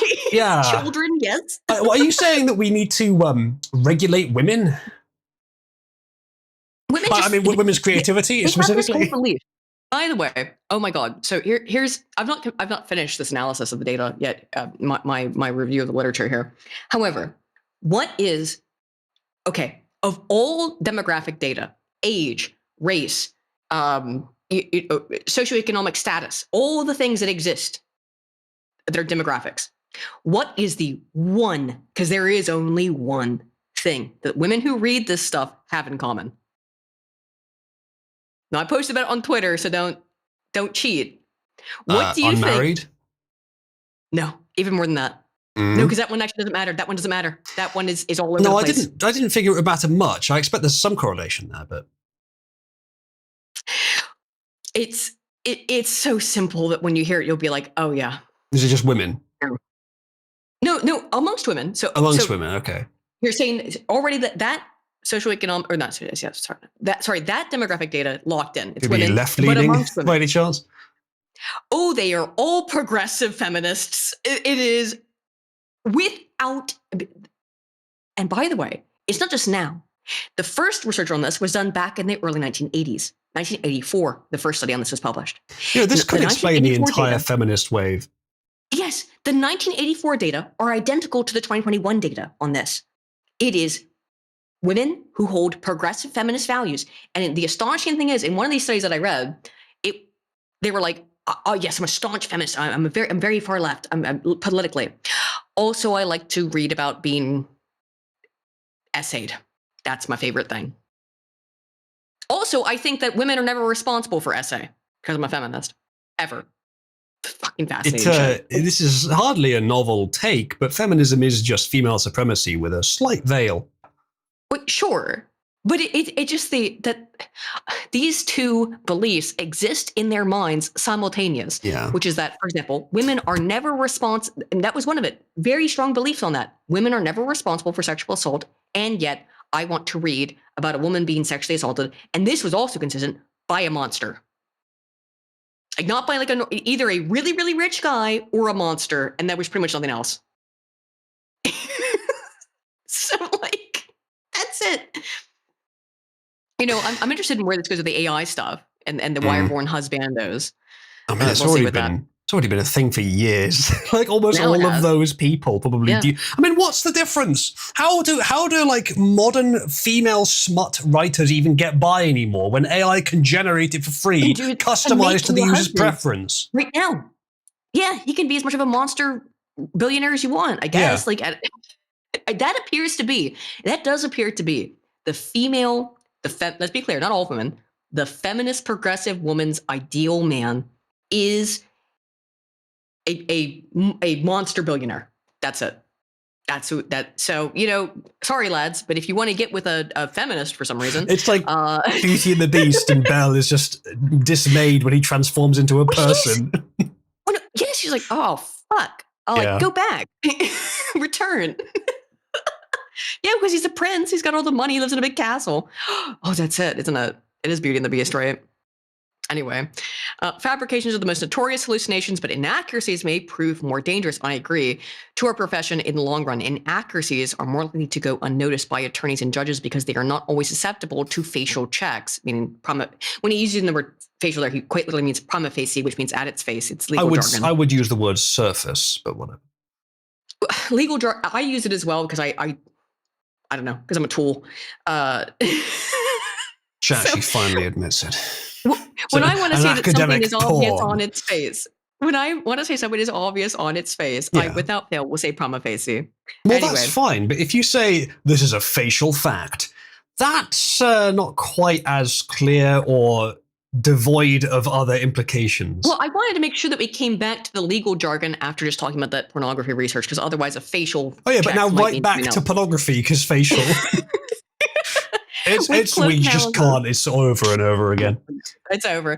With close analysis, some inaccuracies might be clear. For instance, claiming that a case expressly stands as a proposition about a certain topic when the case does not discuss the topic at all. Others may be difficult to distinguish from poor legal reasoning. And by the way, the problem with it is that, again, when you are reading in-text citations in particular, you're just the way that we have existed in these kinds of fields for decades and decades is to assume that the person isn't lying, that they're telling you the truth about what is in that paper, so you don't have to then go and read it. Now, if you are a journal editor, right? If you're a journal editor, it is your job to go and read it. With lawyers, there's that. I guess if you have maybe a assistant or something, it might be her job or his job to do that. But you don't have this peer review process, so of course this is going to end up hitting law very hard because it's just there's no peer review. Anywho, inaccuracies are common, even in newer generation models that produce fewer fabrications. I don't know about that, including inaccuracies. Legal specific generative AI tools from Westlaw and Lexis. I've never encountered an AI model that I've noticed produces fewer hallucinations. No. I think maybe Grok produces fewer, but it's hard to tell. Maybe. This is LexisNexis. It is the premier legal. If you want to look up a case law on anything, LexisNexis is where you do that. But both Westlaw apparently and Lexis have AI systems to help you out as a lawyer, and they have hallucinated between 17 and 33% of all their answers. So these are not just, this is not broad AI systems like Grok or like ChatGPT. These are integrated AI systems in Westlaw and LexisNexis. They are probably using Grok or ChatGPT in turn. Of course. I mean, they're using somebody else's model. There is not an AI model available that has like a low enough hallucination rate that it's margin of error. As far as I know, I don't know if maybe Mythos or Fable is really good. I don't know if it is, but there isn't one as far as I know. They all have a dangerously high hallucination rate if you want to use it for something like this. So it's not really appropriate for that. If you were clever about it, you may be able to get multiple AIs or multiple runs of the same AI to detect the hallucinations, but that is doubling and tripling the cost then to generate each output. Yeah. Arthur says the extent to which near perfection is expected from human employees but not AI is nuts. Well, that's exactly the point. If you try and use AI, which is bad in these ways, for something important, you are on the hook. You are in trouble for it because the human told the institution. The human told the institution, this is correct. Here, this is correct. And then it's not because of the AI. But then, there's an argument that we should hold the AI to a higher standard. But the problem is, I think the reason for hallucinations is also something that is, it naturally comes along with what makes them competitive on the market, which is confidently giving an answer. But if they don't know, they'll still confidently give an answer. It's just wrong. Yes. No. Sorry about that. Yeah. Also, I disconnected because this is the fun thing about hotel internet. You have to constantly sign in every day. And sometimes it's supposed to be once every 24 hours, but I swear to God, it gives me a thing every 6. Anyway, sorry about that. Most common errors in the latest. Could be that. No, it is the hotel internet. The hotel internet kicks you off after too much time because they don't want. What I'm saying is, it could be that in fact you're using a VPN is what makes it 6 hours rather than 24. I'm not. I'm not using a VPN currently. Okay. The most common error modes of the latest generation tools include misunderstanding holdings, failing to distinguish between legal actors, for example, presenting a rejected party's argument as the holding of the court. So it will say, here's the party's argument that failed, and then saying this was the court's ruling. Yeah. That's a major failure. That's pretty bad, yeah. Mm-hmm. And failing to respect the hierarchy of authorities. In other words, the sort of errors that we might expect a first semester law student to make. Those are errors too extreme to expect even a first semester law student to make. A first semester law student has an undergraduate degree. Maybe, I don't know. Filings brief with hallucinations fabric. We got the idea. Let's not belabor this anymore. We got it. This is becoming an issue, and lawyers are losing, at least temporarily, access to their ability to practice law over this, as they should. That was my story that led in from the cat thing. Yeah. What do you have next? You want to talk about the fungi? Well, we could do the fungi. I could lead on that if you like, or you could. I don't mind. It's a fun story, though. It is a fun guy story. That's not what I was going to say, and I'm glad that you said it because I'm glad I didn't. Earth's underground fungus network. It was inevitable that someone was going to call it. Look, we had to get it out of the way. Are you saying? Are you saying that there's not? Are you saying that there's not much room for doubt on that? It was inevitable. There's not much room for doubt. No. Well, I think that's a pretty shit hark. If I have to say, a shit take. Now. It's a shit take. You got any others? I'll read the article. You got some time to think of someone and catch up. I don't know. I don't know any other mushrooms other than shiitakes and. Well, I guess I do know quite a few mushrooms. Anyway. Now, by the way, speaking of science fiction. That old chestnut.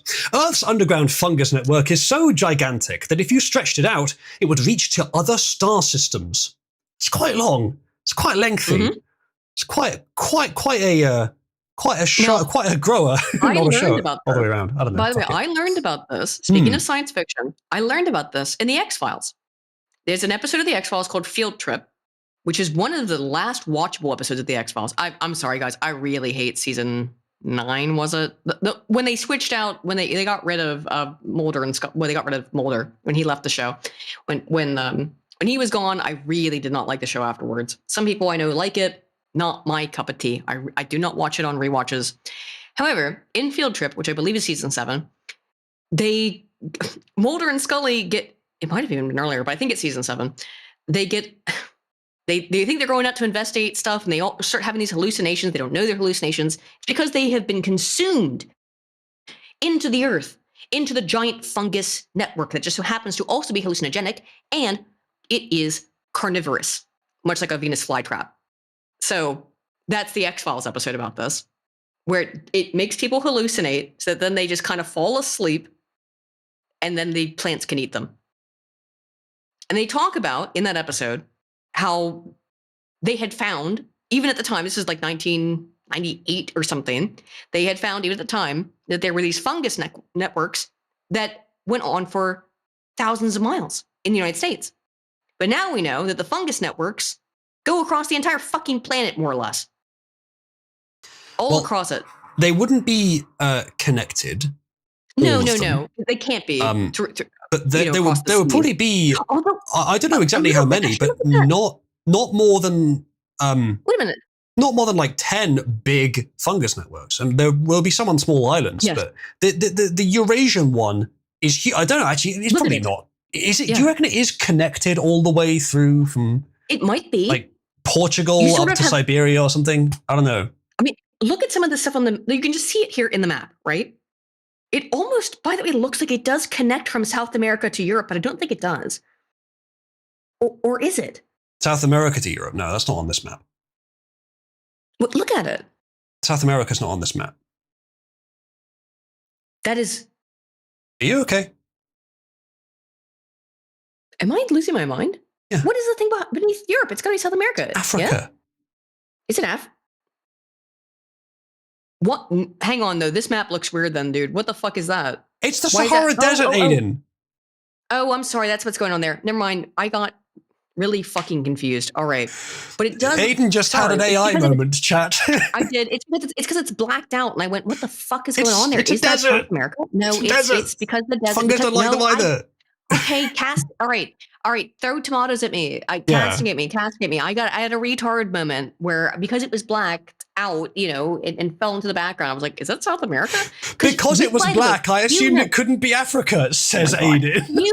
by the way, and you know this because of how tectonic shifts occur, that South America and Africa used to be part of the same continent in Pangea. And you can clearly see where they fit together. But when they were near to Europe, the UK didn't have its modern shape, for example.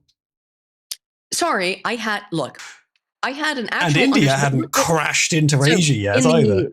So by the way, there's almost none of the mold in the Arabian Peninsula. Only in the because tip it's a of desert. It. Yeah, because it's a desert. Or North Africa. So yeah, there you go. Fungus can't grow there. However, all over Eurasia...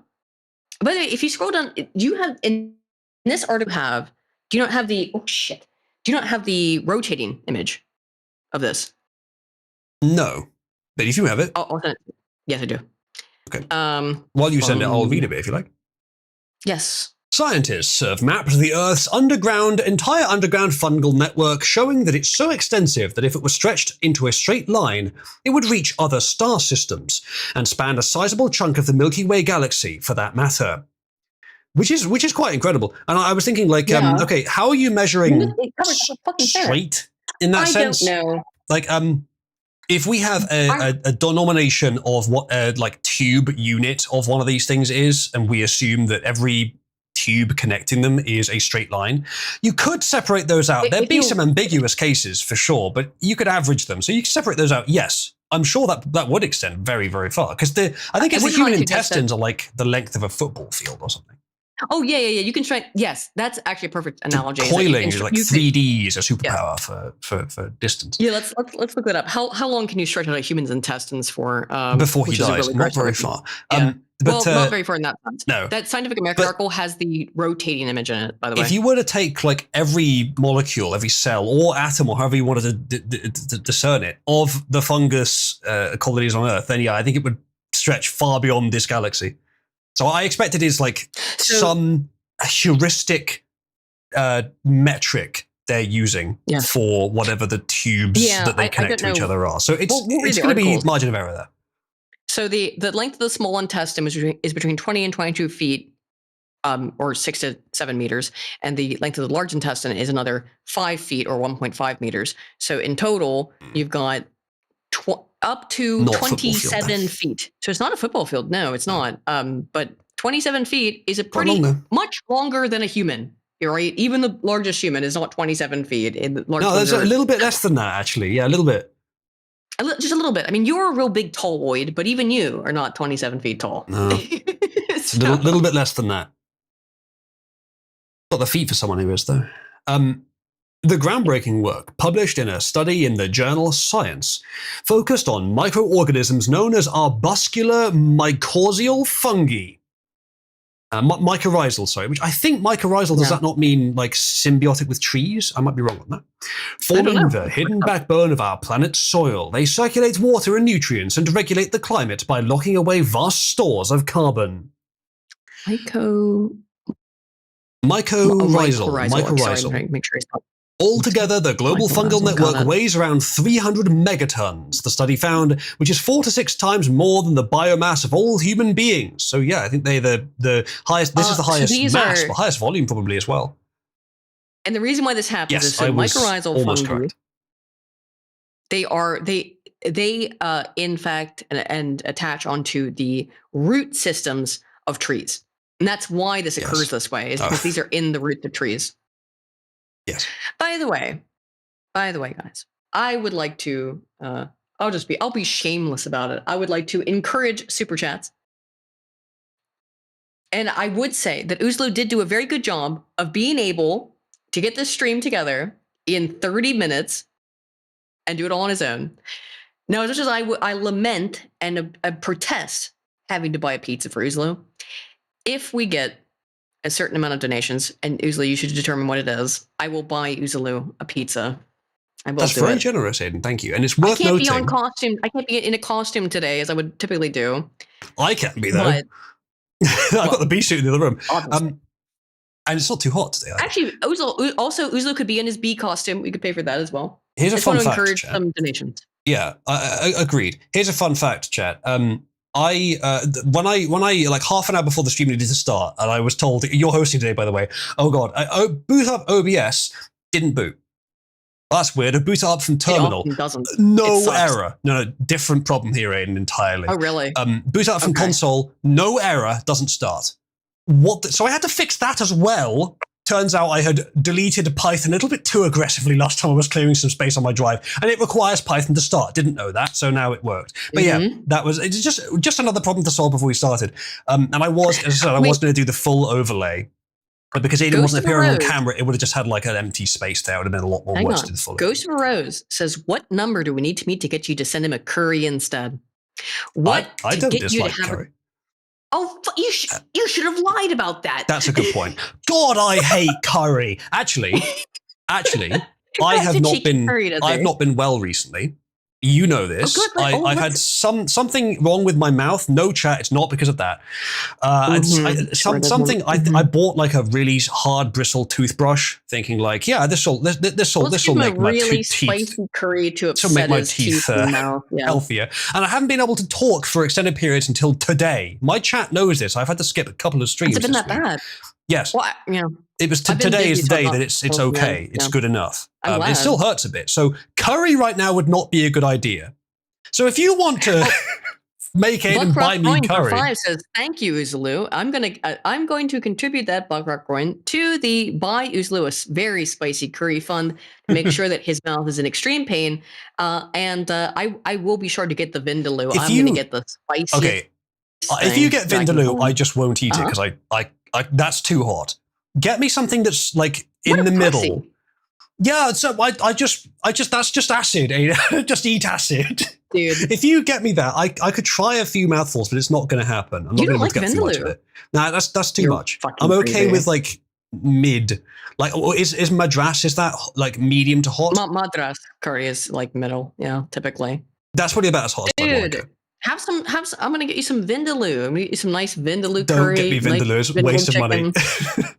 If you get Vindaloo, I'm going to All spend the the entire chat will evening decide. pouring milk and mayonnaise on it to make it edible. I mean, that would be very funny to watch you pour milk and mayonnaise all over your But, Indian food. Yeah. You could do that. Chat, if you want to contribute super chats, and if you, because Aiden's buying it, I'll say this: if you don't specify, then she'll put it towards the curry fund, and she'll get me a not extremely trust hot me. but hottish If- curry. I'm But gonna if be you the one buying it. specify pizza as a mercy to Curry me, pizza. then we'll add that to the Napoleon pizza Panor suggests a curry fund pizza. in total, and whichever one has the highest when the total contributed reaches $50.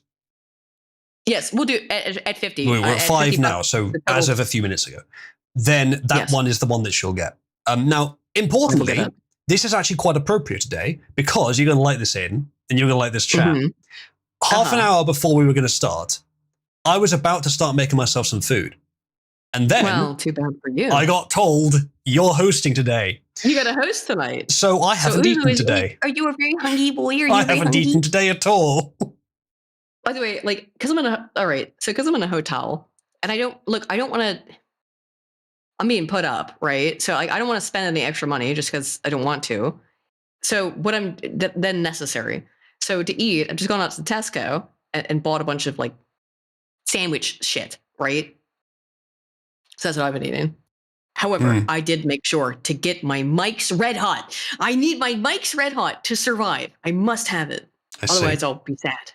I must have it. I will just Dr. drink Bill. it. By the way, I would also do that. I would turn on my shitty mic or shitty camera, which I don't even know. I'm sure it is literally fucking potato quality, to drink Mike's Red Hot because I genuinely enjoy it. She does, by the way. Chat. I've seen her drink like hot sauce.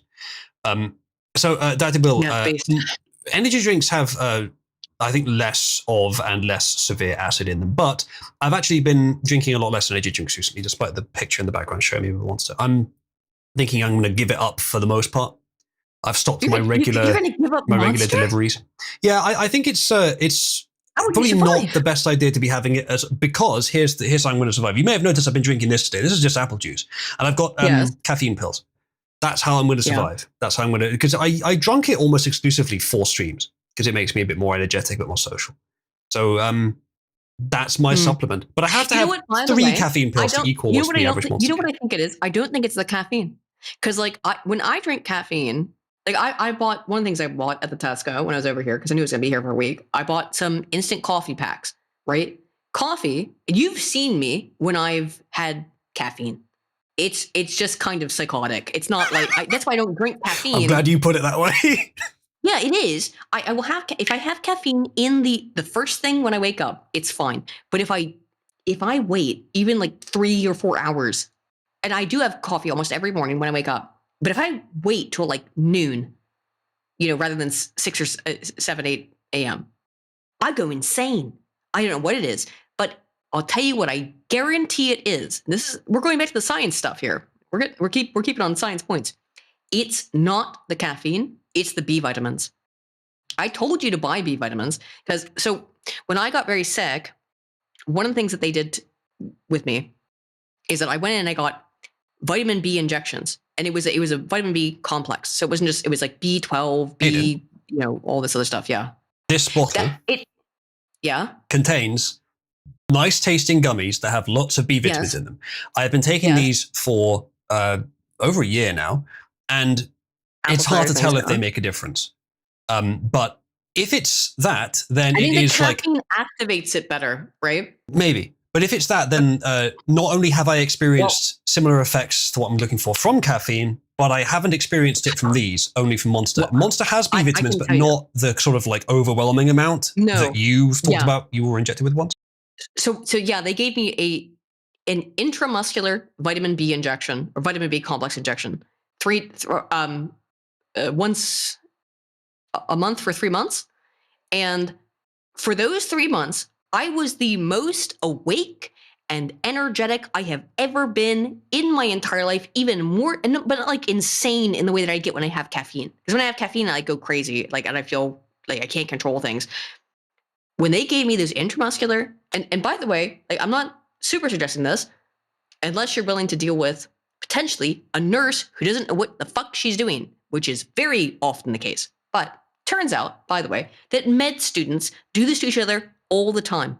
It's just a matter of practice, where it's like, oh, you got an exam coming up? Let me, another med student who has the ability to do this stuff, just shoot you up. Vitamin B. The fucking B. I have a bee story. By the way, I have a bee story. I found a bee story. You're muted. Your How many of these streams are we going to go to before she doesn't have a bee story? No, I'm going to do it it's every week. Every week. I don't care how long it takes me. I will find a bee story every single week. A bee or a bird. And guess what? Once again, I got both, homie. Speaking of, let's get back into the fucking science. If you would like me to buy Uzlu a very terribly spicy curry that will make his mouth go ouchie, then yes, $50 is the what we're aiming for here. We've got 5. We need 45 more for me to assault Uzlu orally. There you go. Or you could say that, I suppose. You're welcome. I have considered getting these little B vitamin gummies that have just a huge dose, because beyond a certain point, it doesn't matter how much you have. So it's like 1,000 milligrams or something per gummy.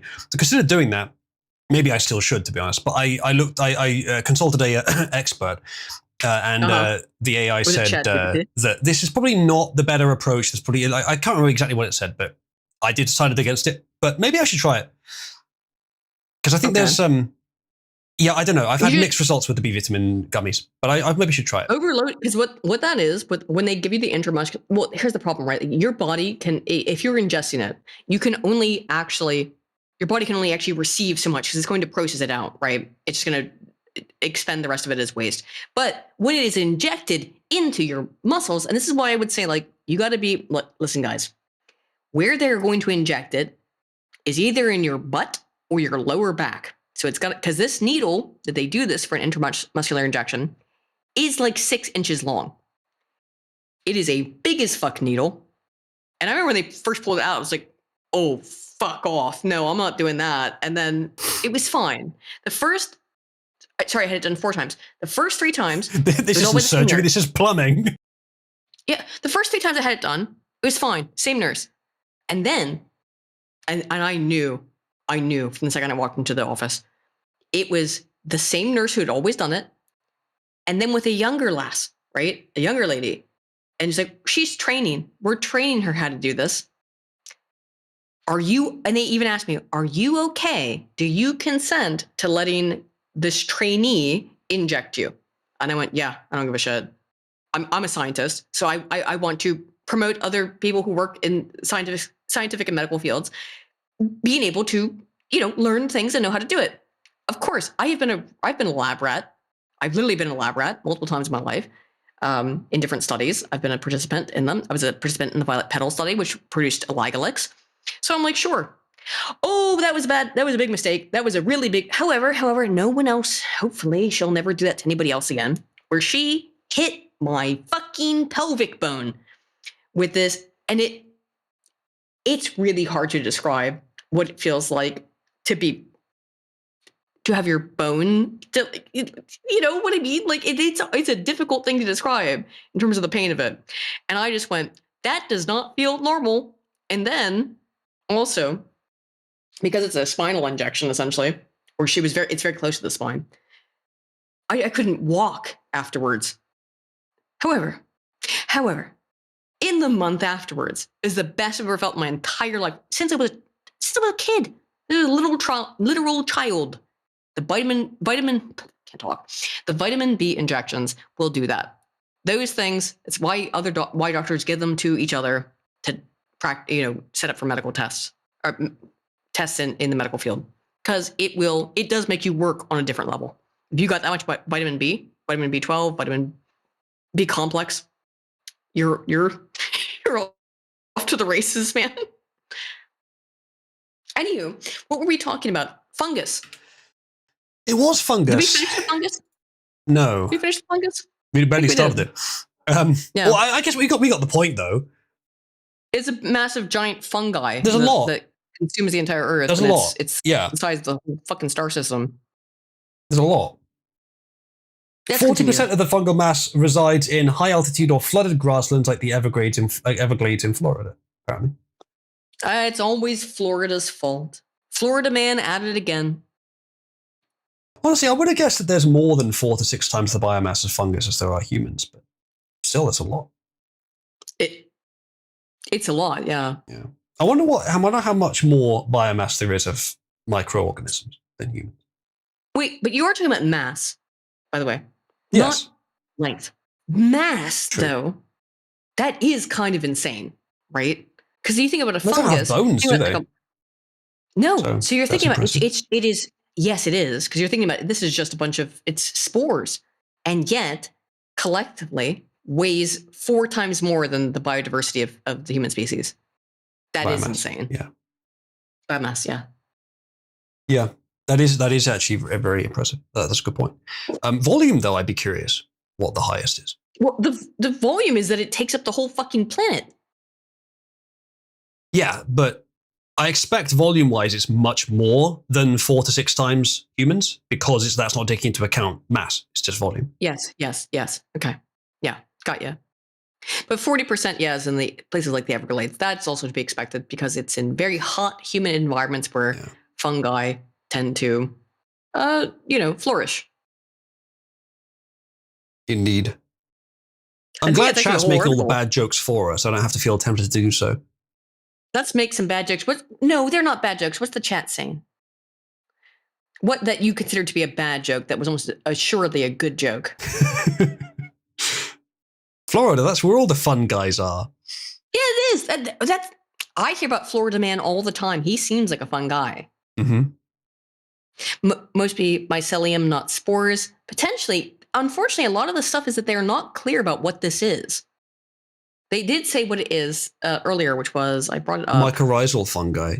Arbuscular mycorrhizal fungi. Is it therefore just that? Just that form of fungus? Yes. Did they measure in here? That's the predominant it's not amount even of it. all the It's fungus on the predominant earth. thing. It's just the ones linked by tree roots. By the way, and I am very well aware of this because I'm only allergic. Well, not only. I'm allergic to a couple things, right? I'm allergic to cat hair which is very sad. And I wasn't allergic to cat hair until I was an adult. That was a adult allergy I developed. And I realized it because, oh my God, I went over to my friend's house, my friend Andrew. He had this beautiful cat, beautiful tortoise shell cat. So pretty, cute little cat named Lucy. Lucy in the Sky with Diamonds was her name, right? Named after the Beatles song. Not Lucy His Kick. parents were, his father was a musician. So that's why the cat was named that. And I was like, oh, Lucy, you're the cutest kitty ever. I love you, Lucy. You're the cutest kitty. And I put her face right into my face and went, and rubbed my face all over hers. And I'd grown up with cats. I'd never had this issue before. Within about 15 minutes, my whole face swelled shut. Like my eyes I couldn't open them. I had such an extreme allergic reaction to this cat. If you want to disable Aiden, chat, and shut her up for a minute, just put a cat in her face. But I want to rub my face on the cat because I love the cat. It's cute. It's so cute. Like, oh, Lucy, you're the most adorable kitty. I'm allergic to that. I'm allergic to I'm like quite literally deathly allergic to penicillin. I can't take penicillin if I will die if I do that. I'm supposed to wear a bracelet, by the way, about that. Like, so if I get in a car crash or something, they don't give me penicillin because I'll die. And then I'm allergic to dust. And I didn't realize the dust allergy also until I was much older. And now, yes, the dust stuff really, really affects me. And she appears to be allergic to matter, chat, which does seem to be consistent. Okay, all right. But many people are allergic to these things. But the penicillin allergy is a mold allergy. So my strongest allergies are to mold. So like when I've found that we've had some mold in the house, it doesn't matter. I can tell. I'll be like, I know, I can sense it. There's mold somewhere in the house. Somewhere in the house, there's mold. I know. I can feel it because I'm getting sniffly. Right? Anyway. But can you telepathically communicate with the mold like Taylor? No, I can't telepathically communicate with the mold. I've been watching Atlantis with recently. Now the cats can understand. They can get it. Oh, do they? I like cats. Oh yeah. Because you're one of them. Well, I'm one of them. I'm one of them. Famous Aiden Catbird Paladin. Yeah. Oh no. No, no contention there. Where's that supposed to go? What? Look, everybody knows it. It's fine. Okay. Everybody knows I'm a catbird at this point. I've just accepted it. You know what? Shall I move on to my next story? Chat, if you want to contribute and you specifically want me to starve, then just specify that in your message as well, and we'll count that as neither curry nor pizza. Because the last thing I'd want to do is discourage contributions. You know what? Oh, there you go. Fuck you, Israel. I'm going to do the bee story. Okay. I'm going to do the bee story. This is a fuck do you. The bee story, I know. I'm going to do the bee. Not a bird. I have a bird thing, and I almost went to the bird thing, but instead, I'm going to do the bee thing. Like living mood rings, these bees turn colors when it turns humid. Change colors when it turns humid. Wowee. What a cool bee. Oh my God. Do you know what this is? Go back to the image. Yeah. Do you know what this is? I don't think you were there for this when we watched it, but you will have seen this before, right? Mm-hmm. What this is Chris Chan's eyes. Yes, it is. It is Chris Chan's eyes that change color. Yes. No, this is because he says that he's got one green eye and one blue eye. Which, one green eye. Having seen a picture of it, it's very, very slightly greener. Yes, there's something to it, but it's barely. Many people do have that, though. Not many, but a certain portion of the population have that, and it is called heterochromia, where you will have yes, I too have homophobia. No, not homophobia, heterochromia. So, by the way, because Bill has been lying about this publicly for years. You've met me. I have green eyes, yes? Deep black and brown eyes. T50s. You've got the Giga T50s, Street Sweeper grade T50s. I mean, of course, you would know I that. Can't remember. I can't remember what color eyes you have. You also have T50 brown as fuck eyes, then apparently. I mean, I don't know. Oh no, I'm on camera. Well, you can't really see because of the lighting in here, but I am on camera, They so I look can brown as fuck disprove to me. this. They look What brown as my fuck to eyes me. are is like they are arguably A10s, but they may just be like the one tick below A10s, but they're very blue. Wow. My inability to lie almost made me agree with that and be like, yeah, well, they probably are like they're about a tick below A10s. However, I'm choosing now to lie about it and say, no, you've got mud eyes, brown eyes. Oh, he's got the brown eye. No. You can't see it. The lighting's not very good, actually. You can't really tell. You can see it a little bit. I have the rarest eye color, which is green, even rarer than the blue one. So just deal with it. You have to admit this is true. You've met me. You know that it's true. Hold on. I can confirm. He's trying to find ways to lie about it. No. He's trying to find ways to lie about it. See? No, it all looks green. Okay. That's a green. Cyan. Laboratory, excuse me, for £5 says mushroom pizza fund for the fun guy. Thank you, That's laboratory. €5. We're going to reach there. Are we going to get that? Are we going to get to where Islo gets a pizza? Anywho. Chat, if you enjoy these streams, they generally do depend on your generosity. Yes. And so they will continue if you guys are more willing to help out with the project. I'm a little bit torn about where to upload which video, which now having two channels is going to be a kind of perpetual problem. So I think that my main channel, my Aiden Paladin, really popped off a lot on anti-feminism stuff. So I think I'm going to upload the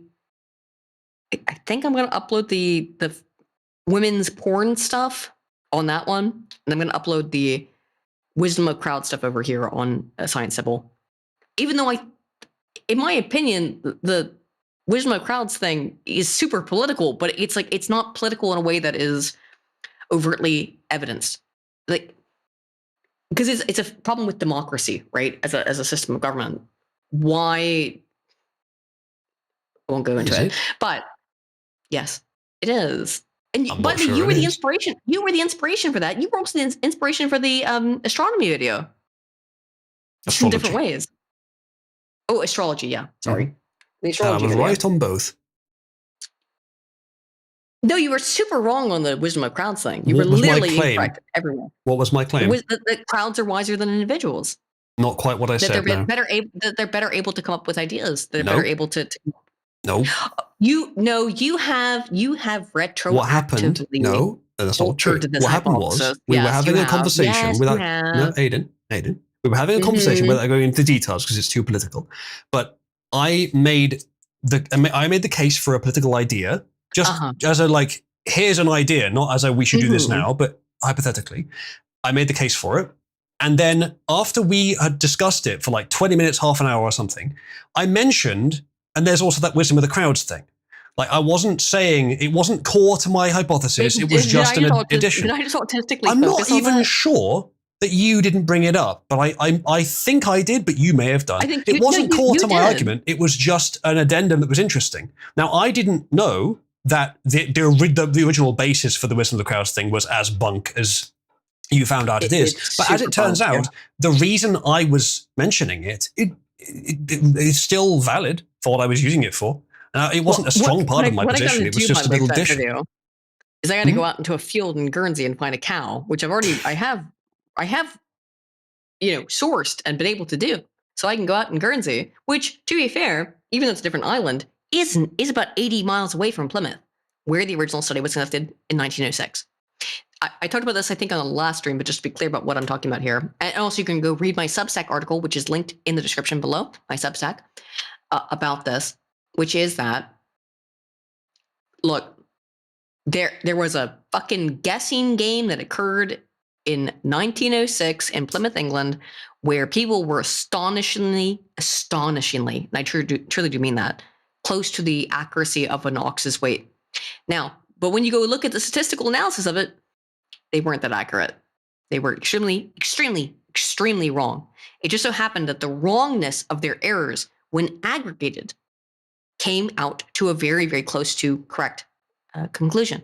That I think is the premise. It's not saying every single person is accurate. It's saying that the average tends to be pretty close to the truth. But there's never been a study that's been able to replicate it. Which actually gives and that's why scientists have been obsessed with this study for the last 100 years, because they're trying to 120 now. They're trying to figure out why that happened. And the reality is that something about that particular ox was very weird. It genuinely was. It looked heavier than it actually was. It had more, it appeared to have visibly more musculature than it actually possessed. So there was the only reason that happened was because of a bizarre bunch of circumstances. Just as the bizarre bunch of circumstances. Surely that would tend the results in one direction and not the other. And not like, it wouldn't tend to make it more accurate. It would just tend it up. No, but it did.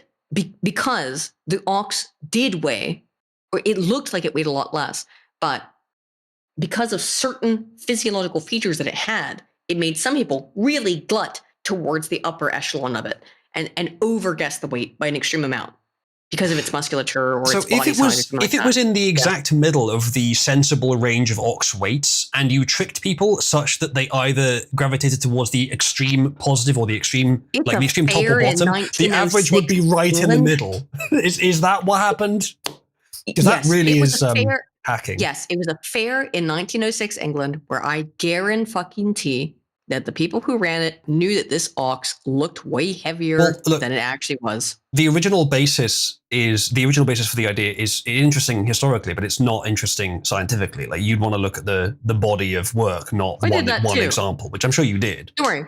The theory doesn't rise or fall on the basis of its originator, much like evolution doesn't on the basis of Darwin. Yes, of course. Darwin was pretty great. Yes.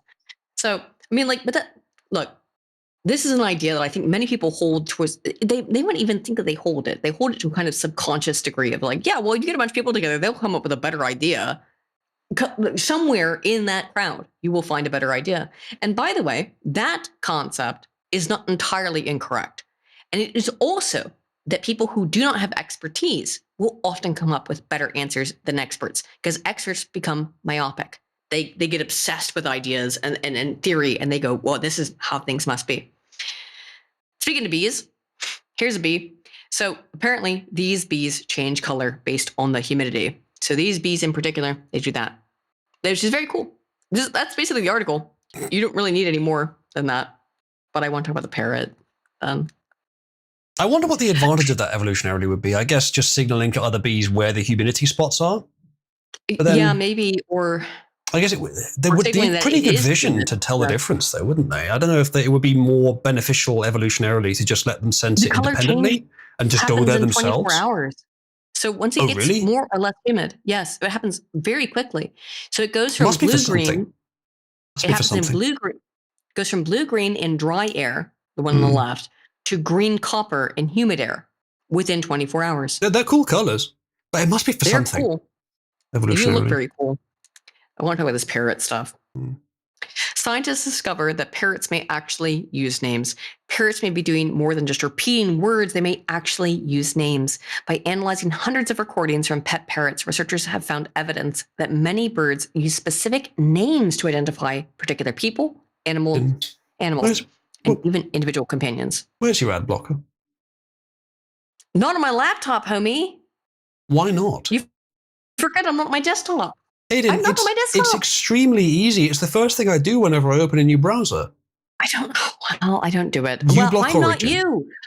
Uzlu, have you evidently, and great to your great sadness, you are not me. We're not the same. You block Origin. Oh no, not to my great. Oh no, that is a thank you, Lord Jesus, for that one.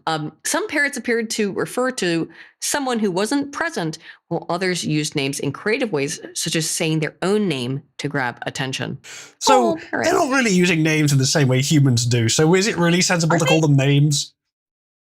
Parrots are famous for their ability to imitate human speech, but could they also be using names the way people do?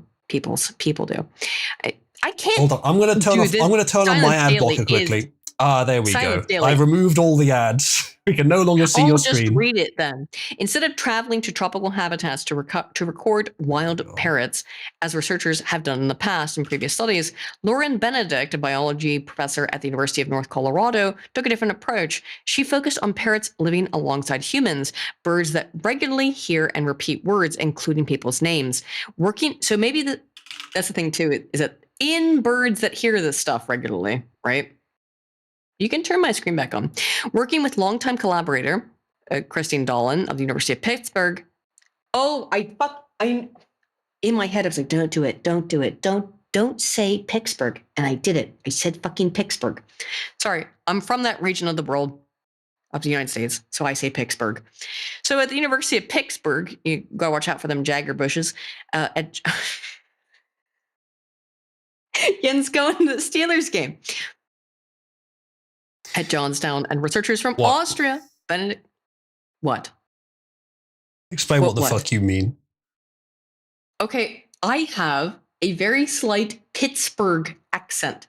And one of the things that people from Pittsburgh say with their Pittsburgh accent is that the name of the city is not Pittsburgh, it is Pittsburgh. I don't know why, but this is how it is. It's Pittsburgh. All right. I'm from that region, so I have that accent. The team found many examples of birds using names in ways that appeared similar to how humans identify specific individuals. They also uncovered some surprising patterns in how parrots use those names. What the fuck? Aiden, I sent you a link. Chrome has done this gay-ass thing where you can't get the real uBlock Origin, but there's uBlock Origin Lite. I haven't used it, but I assume it works. Are you on Chrome? Yes. What have you just clicked on? Go back. The thing you sent me. No, you just clicked on something. There you go. There's a button on here somewhere which says add to Chrome. Are you sure you're on Chrome? Oh, there it is. Yes. Add to Chrome. All right. Okay. We're, as usual, doing tech on the fly. IT support. Indeed. What the fuck is that? Okay. You want me to just do this so there's no... If you go back to the page and then refresh it. All right. Should work. I haven't tried the light version, but it's uBlock. It's the right, all right, there the right you go. source. It seems much better now. Look at that. Oh, look.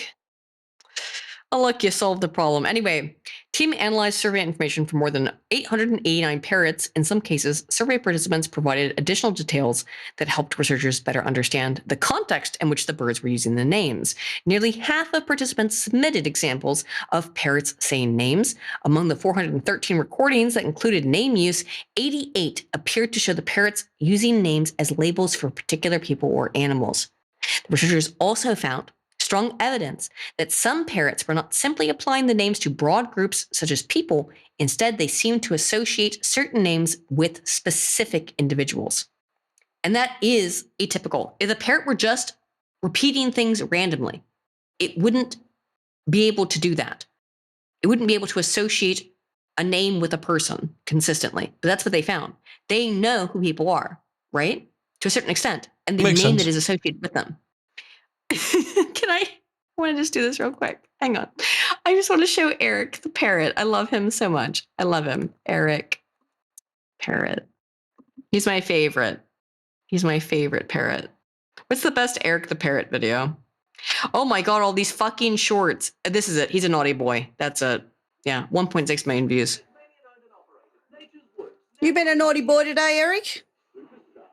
Eric, have you been a... No. He's a fucking legend. Have you been a naughty boy today? You're not a fucking legend. No, he is. Did you bash up the dog? Doris. I don't know what your name is, but I'm assuming it's Doris. He's a fucking legend. How do you not recognize the bird keeps talking over the bird. Let us hear the bird. No, you're not a fucking legend. Did you scare the cat? Mm-hmm. Did you scare the cat? Mm-hmm. Lester, don't laugh at him. He's not funny. Don't laugh at him, Lester. Eric, look at me. Look at me, look at me, look at me. You're not a fucking legend at all. He is. You're a naughty, naughty, naughty, naughty boy. You're not. You're not. Lester, don't laugh at him. Fucking woman. Naughty. Ruining everything. Naughty, naughty, naughty. No, he doesn't want to kiss a legend because you're not a legend. He is. He doesn't want to kiss a legend. He's literally a legend. He has 1.6 million views. The bird is literally a legend. I don't think she's being 100% serious here. No, she's joking. I know. I'm also overhyping it for comedic effect. I think Eric is a fucking legend. It's a little hard to tell what he's saying. She's helping along the comprehension quite a lot. But oh, yes. I appreciate the sort of personality goes along with it. Yes, it's very cute. So it's more than simple mimicry. So why that don't you bird ask if I've probably done knows. something wrong, Aiden? Because I can assure you I'm a fucking legend. Oh, you've done many things wrong, and are not a fucking Not recently. legend. I would not give you the title of fucking legend. It is more than simple mimicry. So it doesn't just know, it doesn't just associate Eric, which is his name, potentially. They understand that it's not just mimicry of repeating things. They do understand these words, which is kind of a novel finding here. Because Well, when I always You knew, know well, my believed name. my entire life that You know your name, so it makes sense that birds can understand names. I don't even mean Nuzlo. Anyway, Back and I have forth no idea between what you're- being and not being a bird every single day. Recordings revealed that parrots do not always use names the way humans do. For example, some birds repeatedly said their own names as a way of attracting attention. And he does that. Even though his name is Eric, you hear that bird, he goes, fucking legend, fucking legend, fucking legend. Because that's what it thinks its name is, probably to some degree, right? This suggests that parrots may adapt to use different names for different social purposes, depending on the situation. And that bird, Eric, knows that if he calls himself a fucking legend, that Martha or whomever the woman there is will respond to it positively and give him treats or whatever, right? Parrots are very smart. Yeah, Here's my bird data. This could be more of a like training thing than a B. natural inbuilt thing. But then again, why would they evolve it? If why would they evolve the ability to vocalize things that they could each understand and then not use it for names? That's one of the first things you use it for. Yes, I heard you, Aiden. I used the word B. Did you make sure that you understood the word B? That you said B? You said B? You go B and do a story then. What's your story? Yes, your turn. Your turn. What do you got for us? I this got week quite a lot of interesting things here. I have a shit ton that we're not going to get through, so let's go. I have a better shit ton. Oh, do you? Well, I don't know. Actually, we'll find out. Prove it. Now he must prove this, that he's got better stories than I do. He's found more interesting scientific little factoids than I have. This one's fun. AI bro convinced he can vibe code GTA 6 before the real one comes out. Real quick. No, there you go. The goal, beat the real GTA 6 to launch. That's where he's starting. I mean, it's looking great. Yeah, it's a good start. It's pretty about as far as the real developers are. It looks, that looks like about like what I would expect GTA 6 to look like. Yeah, That's basically there. Are you physically incapable of waiting any longer for Grand Theft Auto 6, which has been in development for over a decade, they ask? Worse yet, are you someone who doesn't own a console, meaning you'll probably have to wait at least another year before the double dippers at Rockstar decide to release it on PC? I don't know if that's the case anymore, actually, but maybe. I don't know. They might, though. No. I actually think that is the case, because Rockstar constantly does that. They go, oh, we've released the game that we released 4 years ago on PC. It means we've made a new game. That's how they treat it, functionally. Which is Todd, you've done it again. Oh, yeah. They're worse than Todd. Honestly, they make Todd look like a saint. I don't know about that. I think Rockstar makes Bethesda look like saints. Saints Row movie. Got him. Well, don't worry. Who's the poll on it? Who's more of a grifter, Rockstar or Bethesda? Chat, did you believe his sweet little lies? Further. When he said it just works, how many of you would consider that to be less than perfectly true? I feel like GTA 5 has less bugs than Skyrim does. That's coming down the pipeline. A new Fable game. They've been talking about it for years. The original announcement for it was when you very say negative. New Fable game, isn't it just a remake of Fable 1? I don't know about the plot. Now, to be fair, as much as I hate Molly Meme, right, and I despise him as a game developer, game creator, that being said, Molly Meme can make it. He will not make the game he tells you he's going to make, but he will make a decent game. I don't remember if I've ever played anything that he made ever. Black and White? Oh, I didn't play that, but I knew some people that did. Those games are great. I really like the Black and White games. I liked Fable. I like the whole Fable franchise. I did play Fable. Was he involved in that? Were great. Yes, that was his games. Okay. Yeah, Fable 1 was good. He lied to people and said things like, if you can carve your name into a tree and come back to the tree 50 years later and your name will be all worn over. That shit didn't fucking happen. He probably was just like listing The original wishes. Fable. It might count like 2004, you know? A lot of game developers do that. They list things they want to put in and they don't get time. But no, the No original one Fable was lied good. more, though, than Peter Molyneux. He is a prolific liar. But does he wear a leather jacket and tell you it just works? Vote Bethesda. He doesn't do that. No, he's nowhere near as cool as Todd. However, who grifts harder? Bethesda is overwhelmingly in the lead over Rockstar. Because I would say that Rockstar's grifting has started very recently. Bethesda's grifting has been forever. I mean, Fallout 76, the fucking bag, Aiden, the fucking Fallout 76 bag. Yeah, Bethesda's way worse. I agree. The poll overwhelmingly 80. Well, we're going up and down, but overwhelmingly it's looking like it's Bethesda over Rockstar. And I would say this about Rockstar is that when Rockstar puts out a game, as everybody knows, they do put out a quality product. They have done in the past, yeah. Bethesda has not. Bethesda has often grifted very hard on things like The models will fix it for us later. And then not put out a quality. Yes, and that's Bethesda's entire problem at this point. It's like, well, if we make a bunch of mistakes, the modders will just fix it all for us. And that is not a viable fucking business program. Well, I mean, Skyrim hit a really sensible balance for market performance. Many people would disagree that it was a better product than their earlier games, but for market performance, it was a really good balance. Skyrim was 15 years ago. It was 15 years ago, yeah. Let's see, Arthur Frayne for 5 says, Bethesda makes the same old games and haven't had a hit since Skyrim. Hard to top that decline. Yes, I agree so. Many would argue Fallout 4 counts as a hit, but that's a bit debatable. Fallout 4 sucked. Oh no. Many it was a huge financial success. But you have to look at stuff since then. How'd Starfield go? You know. Exactly. And Fallout 76. Not great. And Fallout 76. Only two games they've released made them an enormous amount. To be fair, Fallout 76 made them an enormous amount of money because of whales. Because of whales. People who are just like, I want to play this game and I'm going to pay an enormous amount of money so that I can have the best stuff in this stupid fucking game.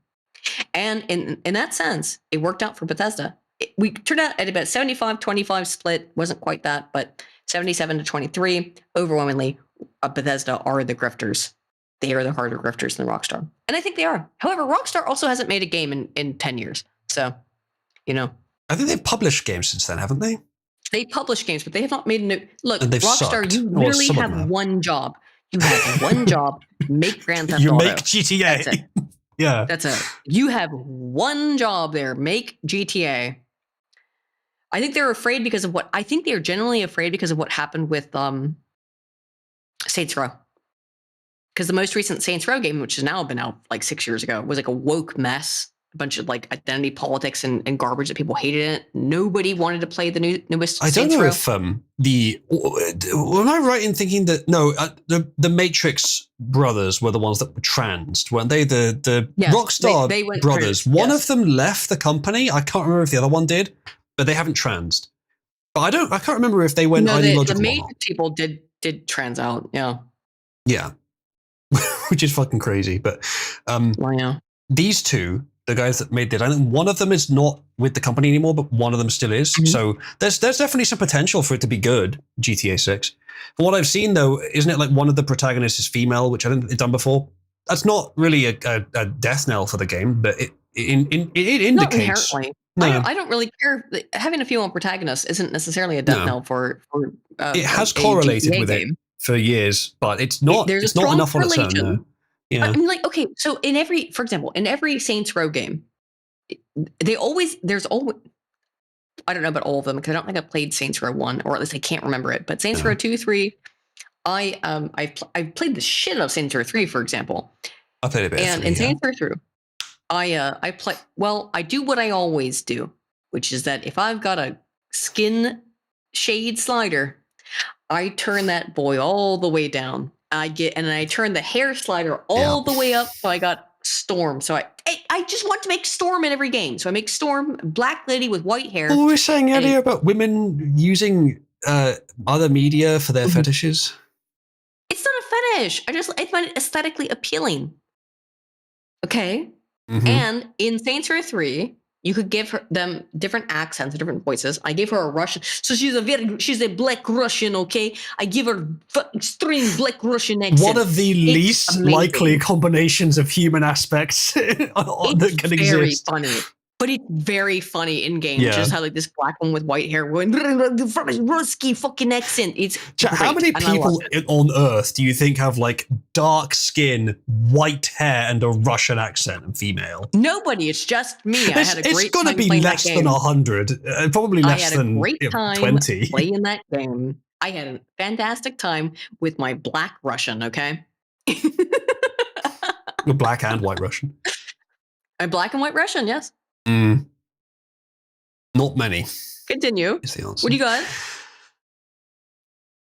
So, some I AI just bro is reckon trying to I'll be right vibe code their own version of the much hyped GTA sequel before the real They're gonna one is vibe finally code. released. Good luck Supposedly, with definitely that shit, homie. this September. Yeah, I'll be right back. Okay.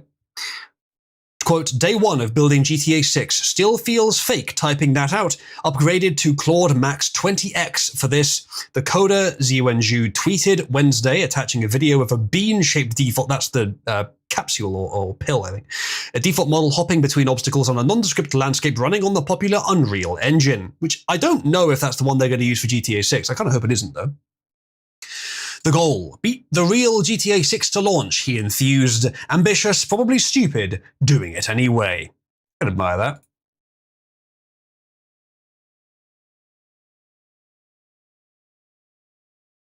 I'm not sure if there's meant to be audio in this, but it's not playing for me. Occasionally my Firefox gets stuck. I think it's not Firefox, it's something that's Pipewire, something deeper. But either way, the text I think covers it. Maybe it's not meant to have it. So, Zhu runs his own AI agent startup called Hypercho. Your guess on how sincere or ironic he's being is as good as ours, they say. Well, it's not a bad advert for what he's selling, I guess. Is this an unintentional testament to the sheer hubris of the AI bro, or a winking intentional one? Is it an absurd commentary on GTA 6's ridiculous development time or its perennially delayed release date? At least one replier accused it of being engagement bait trash. Well, chat, now I have amplified that engagement bait trash. It probably is. I thought there might be something more to this than just this, which probably he's not actually going to finish it. But there's a little bit more. Running into some common vibe coding problems, the agent built downtown LA skyscrapers, which is a problem because this is supposed to be Florida. Well, you told it GTA, and it knows where GTA is set, because the most popular GTA, 5, is set in California. Zhu complained, well, the equivalent of. Zhu complained the next day in a video, the featureless Bean has been replaced with a humanoid character clad in the stereotypical burglar's outfit, wandering a sunset-drenched cityscape that looks like the background features in an old FPS that you clipped into and which were never intended to actually be explored. Sorry. I'm genuinely using headphones I don't normally use, so like it takes me a minute to figure out how to put them on. Bad. Whoop. No one here does. Also, he says, I've burned 33% of my 20x weekly usage in one day, he added. Mm-hmm. So that clock is ticking. Yeah, that'd do it. Zhu's inspiration is informative. He says his first tweet was replying to prominent AI entrepreneur and evangelist Matt Schuber's suggestion that vibe coders should come together to use Anthropic's Fable model, which we could talk about today as well, to create a GTA 6 caliber open world game with a quality and script surpassing what is shown in the initial trailers. Well, the Fable stuff looks awful. I understand the desire to use generative AI for big open world games. It's obvious, right? As to the utility of that. Yeah. However, make GTA 6, make no mistakes, is just too broad. You got to be more specific. Got to use it properly. You're going to end up with the same problems that you find in, as we saw, law and research, where the AI is going to make errors. Yeah. It's going to make really big errors that are going to be essentially glaring. There are mechanisms the coding harnesses have to reduce that. It's not just like humans have to blast it at the code. Well, yeah, they do. But what I'm saying is it's not just blast the AI out, output some code and just run it. There's mechanisms they have to fix it a bit beyond that. But yeah, you're still going to have to use it as a tool rather than just use it as your entire team. But the idea is, they've got a model here, Fable, which is so big and powerful because it's, if anyone remembers Mythos, it was Anthropic's like, here's our like a topper tier model, which is so dangerous that we're having to, even though the benchmark showed it wasn't hugely better than anything else, but I'm sure it was much more expensive for them. But Fable is their version of it, which is open to the public, which is slightly downgraded, but available to use for the public, which is more protected. It's got more like classifier steps and more identification of requests that could be using too much of Mythos's power. But then apparently the US government asked them to take that down. So that's not available either. And all of this seems like a marketing ploy for Anthropic, to be honest. That is actually kind of a really good segue to something I otherwise was curious about whether we could even talk about tonight, which is the UK government banning social media, quote unquote, for under 16s, right? Yeah. But only some social media. So I was looking for a place to insert that. That seemed to... So they've written Mytho. It's Mythos. It's not Mytho. Yeah. Do you want to talk about that for a moment? We can do. I just have this on it. But if you have more, link it up. Only other thing I sent you, which is the number of services that will be restricted for under 16s, and it's I sent it to you in. I have it. Twitter DMs. Yeah. So this is it's very curious, right? That the number of the social media websites that will be blocked. And by the way, this is also like time based.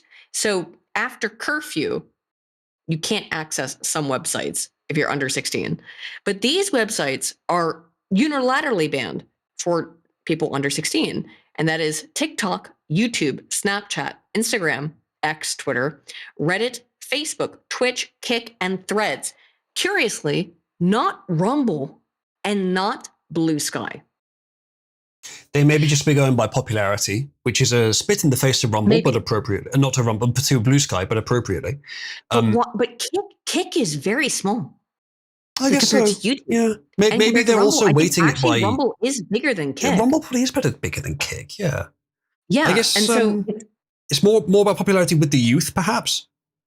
I guess I don't know. It's very bizarre. It seems arbitrary, and I don't know what. First of all, understand the way this works is that if you go to sign up for a website and you say that you are under 16, then, well, you can't use these websites. However, I'm guessing also it will involve age verification software of some capacity. But you could just lie on that as well. We've shown it's been proven immediately. It can be done. But it's not trivial. It takes a little bit of effort. Barely. It's not as trivial, but it's not as trivial as just saying that you're over 18, which is what I did for most of my youth. It's not that I would ever do that. Me too, though. When I was underage, it was just like it was so easy to manipulate this stuff even back then. Yeah, and we ended up all right, surely, right? Oh yeah, you and I ended up totally cool and normal. And I don't think we'll go into the politics of whether this is a good idea today, but there are arguments on both sides for whether it's a good idea to prevent underage people from accessing social media. Technological side of it, right? Yeah. Which is, what does this mean? That the UK is why the UK government's doing it is unlikely to be because of the moral argument. It's more likely to be because of the control it gives them. Again, that's a bit more political. Like I say though, the problem is that you could make the argument that, well, of course they're clearly happy with Blue Sky, because it's a very extremely far left outlet, and yet Rumble's not on here. But Rumble is a right-leaning outlet in terms of the content that's predominantly on Rumble. So I don't know. I think this is boomer slop. It's boomers who don't know what the fuck they're doing. They're like, these are the big social. They probably should, you know what I guaranteed they did? They went to ChatGPT, because we know that they love ChatGPT. And they said, what are the biggest social media platforms? We'll target those. And this is the list they got. Maybe Rumble would be number 11 or something. I bet Rumble and Blue Sky were number 11 and 12. And they went, well, they're not on the list, so we're going to use these ones. But someone in chat mentioned Discord, which they might not consider to be a social media platform, even though it kind of is. I'd say you'd use a custom client to access it, but you kind of don't, because you can just use a website for it. I actually had this conversation today in terms of what would you consider a social media outlet, right? Because YouTube is very often considered, obviously, a social media outlet, but is it? Is YouTube it is both. social media? a file sharing platform and a social media outlet? There's so little interaction that happens on YouTube, though. Very little happens on YouTube. It's almost none. Like Instagram, But it's not very I think, good is kind of at being a social No. media platform. It's No, it's mostly a very file bad at sharing it. platform. Instagram, for example, is one of those ones where I think it's a edge case, because if you look at Instagram, it is overwhelmingly video content, not just it is a lot of photos, but it's also full of social interaction on that content. Instagram, I don't know in what category Instagram falls. Is it? Because by the way, I agree. I don't think that YouTube actually is a social media platform. I don't think it is, because I think what defines, and this is what I want to ask you about, Isla. I think what defines social media is the ability to not just interact, but to DM, to privately message someone. YouTube used to let you do that. It isn't anymore. So if I don't know if I'd use that definition. But there may be something I to don't know. it. It's pretty a strong This is a correlate. hypothesis, right? Yeah. This is a hypothesis. Because you can't DM someone on YouTube, and in fact, if you want to contact a creator, you got to go to Twitter. I don't know if YouTube actually fundamentally counts as a social media platform. I think it's a content hosting platform, not a social media one. It's a file sharing platform first, with a little bit of social media tacked on. I think social media doesn't require DMs. It would be a good correlate, though, a good indicator, a bellwether. Yeah. But it just requires socializing to be hosted in a sort of platform specific way. Well, I don't mean, I'm going to say this not to be rude, but it's the truth. And it's not just me. I can just tell you this is pretty much every YouTuber does this. I will do something that very few YouTubers do. So I'm already in like a 20 percentile point where I will read any of your comments whatsoever. Most YouTubers will not read your comments ever, right? I will read some of them, but I will. There is not a single YouTuber who reads every comment. Okay. What I will do is I will read comments for the first 2 days after the video comes out, so that I can try to, provide context or provide more information about the study or the research. YouTubers overwhelmingly do not read your comments at all. That's just the way it works, because there's too many. It's too many. So that's right, chat. If you're an obsessive stalker and you want Aiden to hear what you have to say, just post it within a couple of days of her posting the video and she'll see it. Post it within 48 hours and I will read it. Yeah. No, you could also just post it in the chat right now. Yeah. I can see it. Live chat's right there. Live chat is right there. If you have something you really want to tell me, I'm right here. By the way, it's not to be rude towards those chatters. It's just that I have to then go work on the next video. I can't keep looking at and focusing on that video. I have to. And by the way, my last video, which I thought would have popped off, did terribly, which is more evidence that my main channel is just dead. So I really think I could upload The Secret to the Universe on that channel and it wouldn't do well because of how YouTube has killed it. So, and I can tell you that because this channel that you're listening to right now, my videos that I post on here are doing better numbers than videos I post on my main channel. This confirms your theory. 5,000 subs. It does. This channel that's got 5,000 subs is doing better numbers than my channel that's got 140, right? It really looks like YouTube is killing old channels. I don't know why, but that's what they've chosen to do. I don't think they're actually doing it intentionally, but that's how they've done it. So side effect of other changes, I guess. Yes, I believe so. I don't think I'm being, first of all, people who are like, I'm being targeted, I'm being attacked. No, I'm not. It's just some stupid, because everything's run by AI. It's all run by fucking computers now. No, I don't think I'm being attacked. It's just how things are. And you got to figure it out and change with the times, which is fine. It's kind of annoying and gay, but it's what it is. And also, I think people are less interested in politics. They just are. Politics is exhausting. I would much rather do what we're doing and talk about fucking science because it's fun. It is. And it's cool. Anyway, so what would you got something else next, or shall I? I do. I can find something else, yeah. All right. Alrighty. Let's see. I got a bunch of human psych stuff because that's my area of main interest. I think I had something else that I thought would intersect that, actually. But let's do this one first. Perfect. Humanoid robot preparing to climb Mount Everest. Didn't they already do this? I don't know. I don't remember it. I thought you had that stupid little robot that went all over the world. I thought it climbed Mount Everest. Did it not? I don't remember it. It looks like he's not climbing alone, though. Then again, most people don't climb Everest alone. So You can't. You literally cannot. You'll die if you do that. humanoid robots are by definition pretty extreme, it says, requiring top-of-the-line batteries, a high degree of mobility, and a it's very humanoid accurate robot. visual interface. There are few more instantly recognizable feats of human engineering. It makes sense then that one of their main use cases would be in drumming up spectacle. Humanoids have already taken part in underground fight clubs, long-distance marathons, and gnarly kung fu films. Now a humanoid is even training to complete one of the most daring spectacles ever conceived, scaling to the top of Mount Everest. According to Humanoids Daily, it's a good publication name. Dude, however, it's a robot. Of course it can go up there. Humans have to deal with, lithium-ion batteries don't work well in the cold. Yes. And they don't do well in the cold. You're right. It's not human, but it does still Or have in the hot. environmental. So, no, indeed, it does still have environmental requirements. It does still have weaknesses. They're just different than human ones.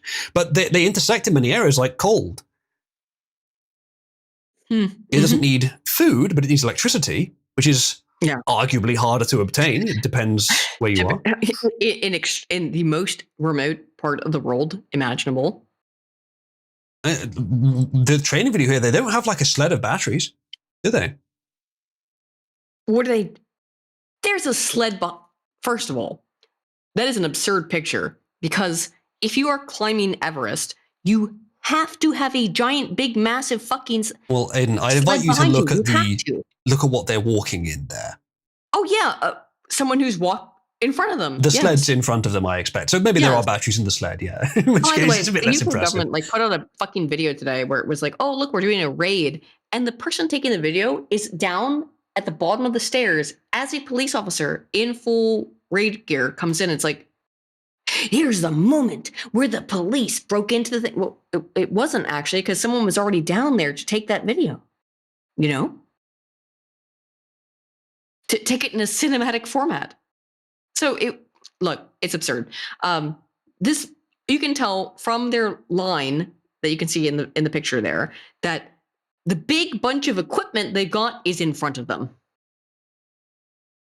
And survival gear. But I don't know how much of that is for the robot. Maybe it needs some backup batteries, but that might be about it. I don't know. I guarantee it needs backup batteries. Now you can get a lot of solar energy. So.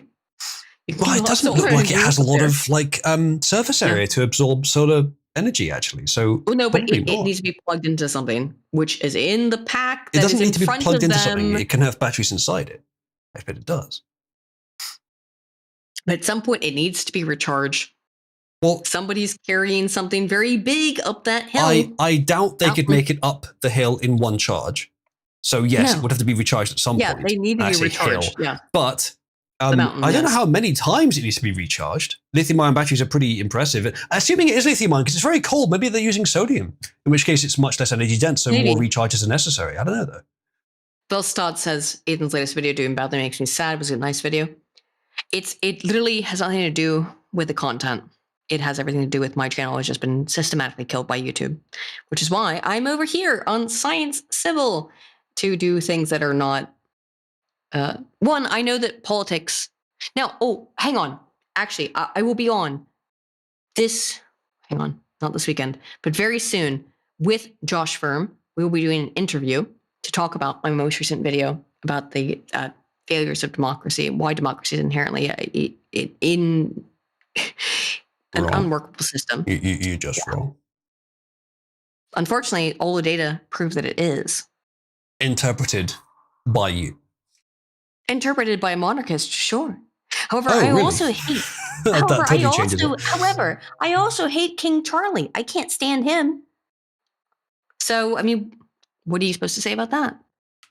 Well, many things, Aiden. But we've done this many times, and I think this isn't the stream for it. But many things I could say about this.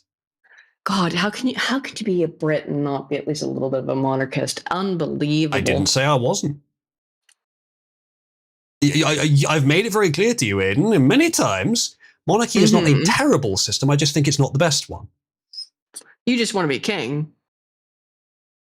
That's the thing you say to the person advocating monarchy, Aidan. Not the person that's advocating to not have, or to have a monarchy, but it not be primary. That's what I'm saying.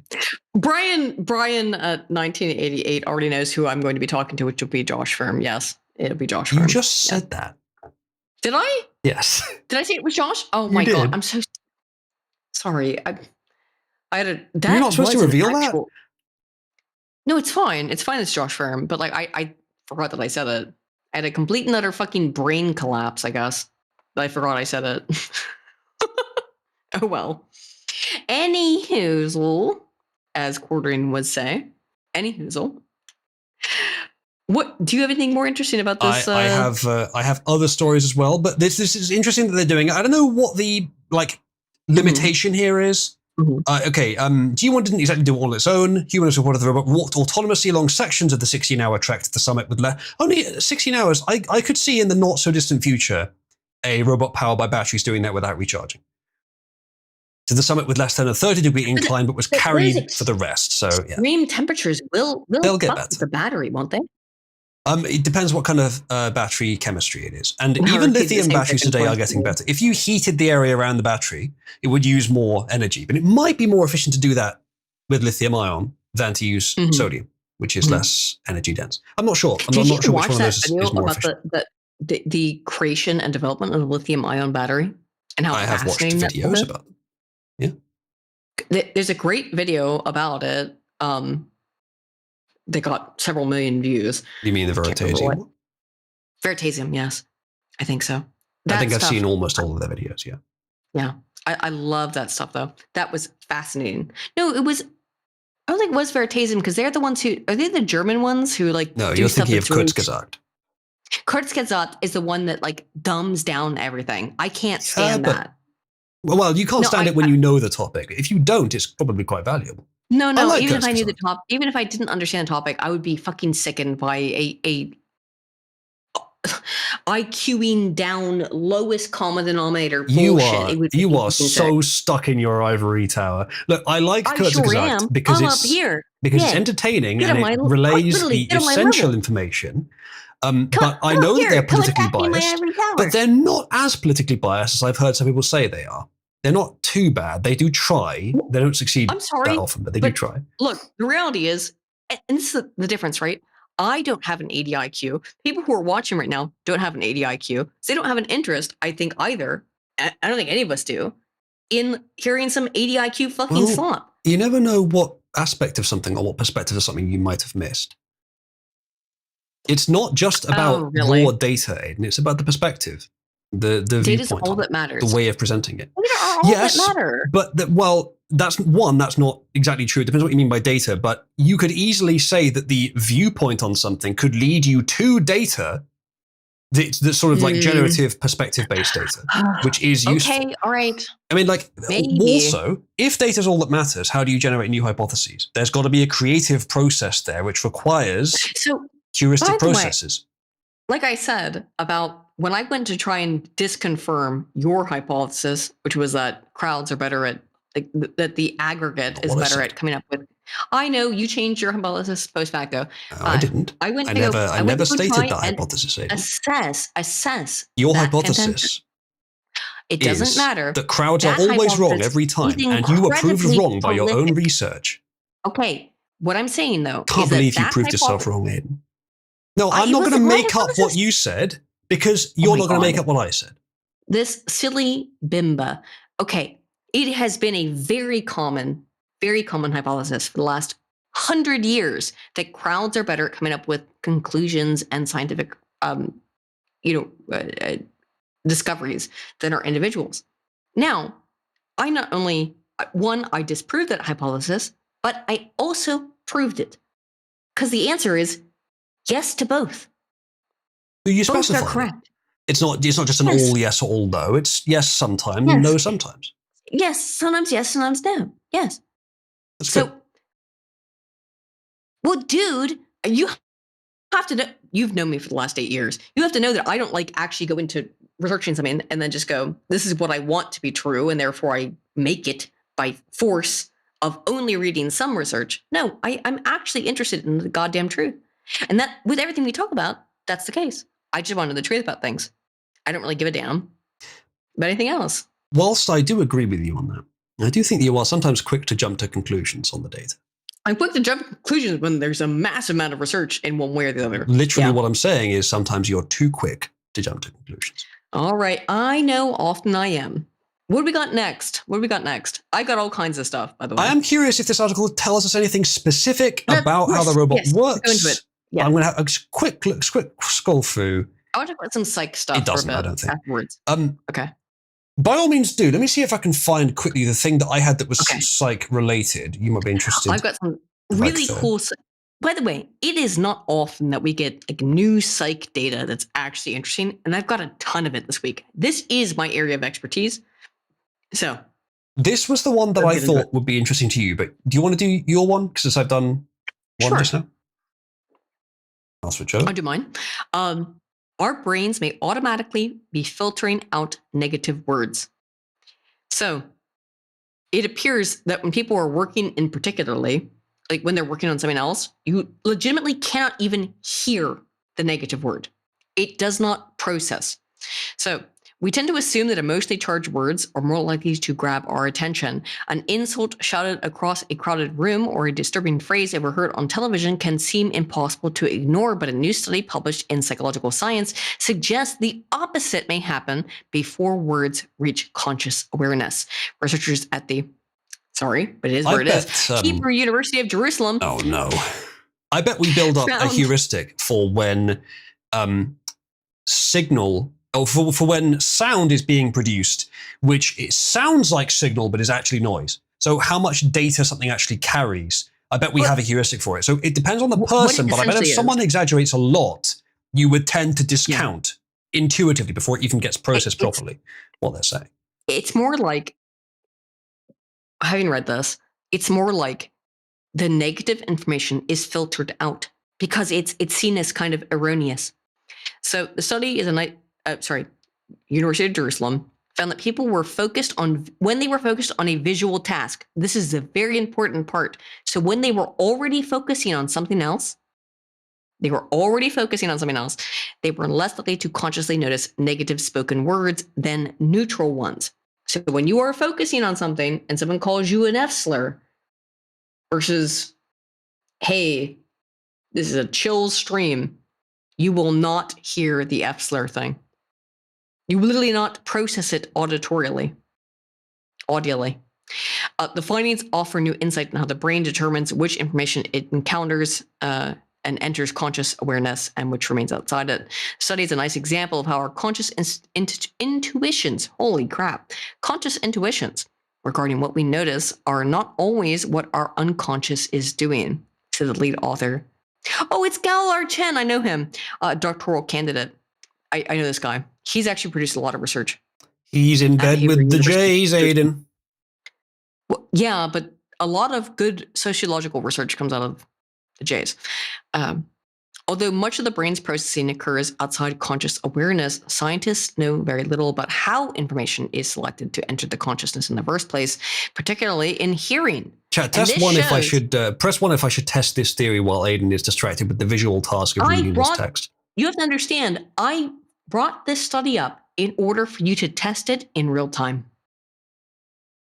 So I'm going to continue to read this study, and we'll see if it functions in real time. In the study, 101 Hebrew-speaking adults were instructed to identify whether a figurine on a screen was identical. What? I said a negative word. Did you not notice it? The one before. It works! Mathematical task. No, I didn't even know what you're talking about. While listening to a stream of meaningless pseudo words, occasionally a real Hebrew word, either emotionally negative or emotionally neutral, was inserted into the audio stream. After hearing the word, participants were asked whether they had noticed it and completed additional tests designed to measure their awareness. We assumed initially that people would notice the negative stuff more because That's our conscious intuition, Chen said. There's a lot of What data could showing it that when you be? hear... Now I'm hyper aware of whatever the fuck you're trying to say. Hear or What see could something it negative, be? you slow down or make more mistakes. Sunflower? Instead, the opposite Wheat happened. field? Participants were more likely to notice the neutral words over the negative ones. Sunrise? We thought it was a mistake, Chen said. Sunrise is not a fucking negative word, dingus. It's not supposed to be. It's a neutral one because you're going to notice it more, which has just proved the point. Well, I noticed. Yes, I know. Oh, Yeah, never I was mind. saying faggot constantly throughout the whole thing. You didn't notice it. I didn't. Oh my God. I didn't.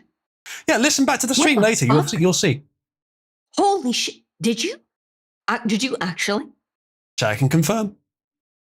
Did you call me a bunch of slurs the entire time? Of course. And I didn't notice. I always am.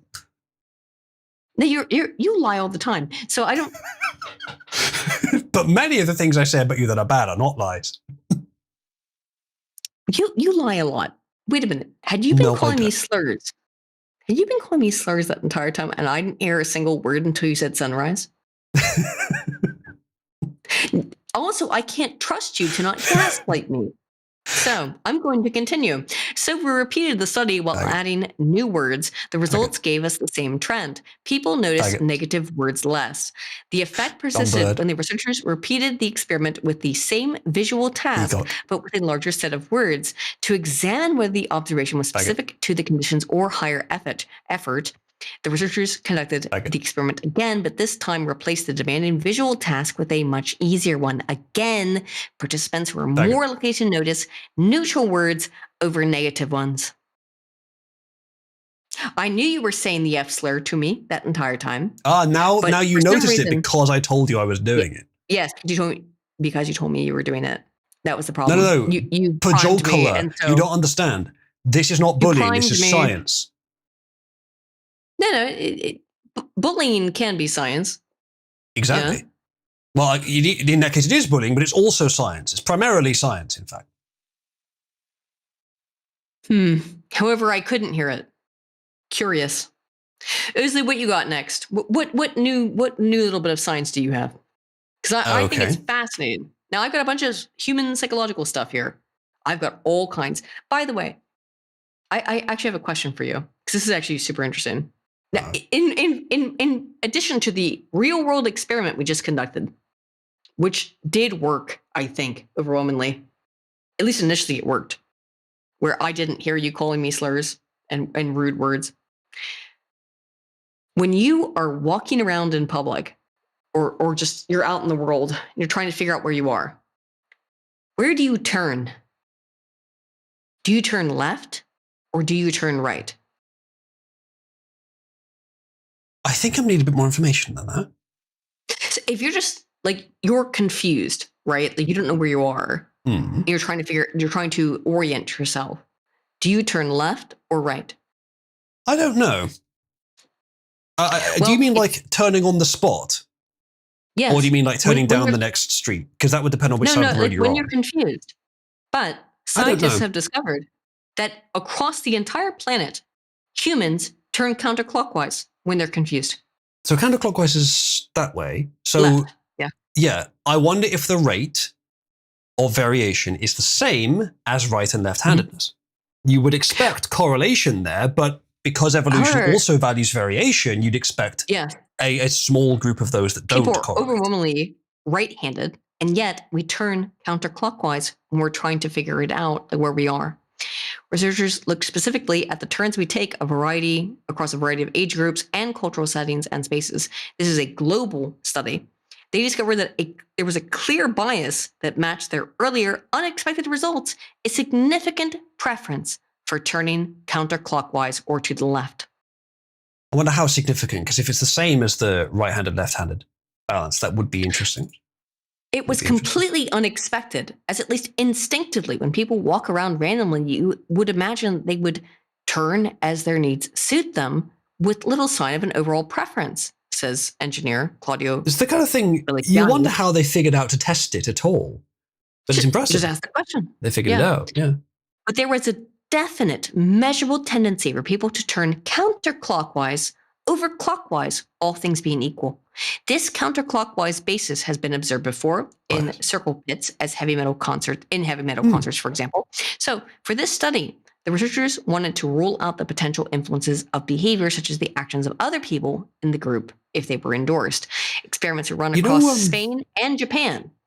You know that Very different countries. Yeah, that's a good point. Yeah. You know that's somewhat. It's not as much of a European showing genetically, but whatever. You know the idea that you can, if you want to get the way out of a maze, the safest way to do it is just hug the left wall, which doesn't work on all mazes, by the way, but it works on many. But that idea is, how often have you heard it left wall versus right wall? I've only heard left wall. And that is the direction you would turn if you're going counterclockwise. Yes, it's counterclockwise. It's left, yes. Is always hug the left wall. I wonder if that, this is the kind of thing where I'd expect there to be a strong correlation, because it makes sense for most people to do it the same way, but that there'd be some, because evolution also values random variation, some that don't do it that way. So I'd guess 80-20.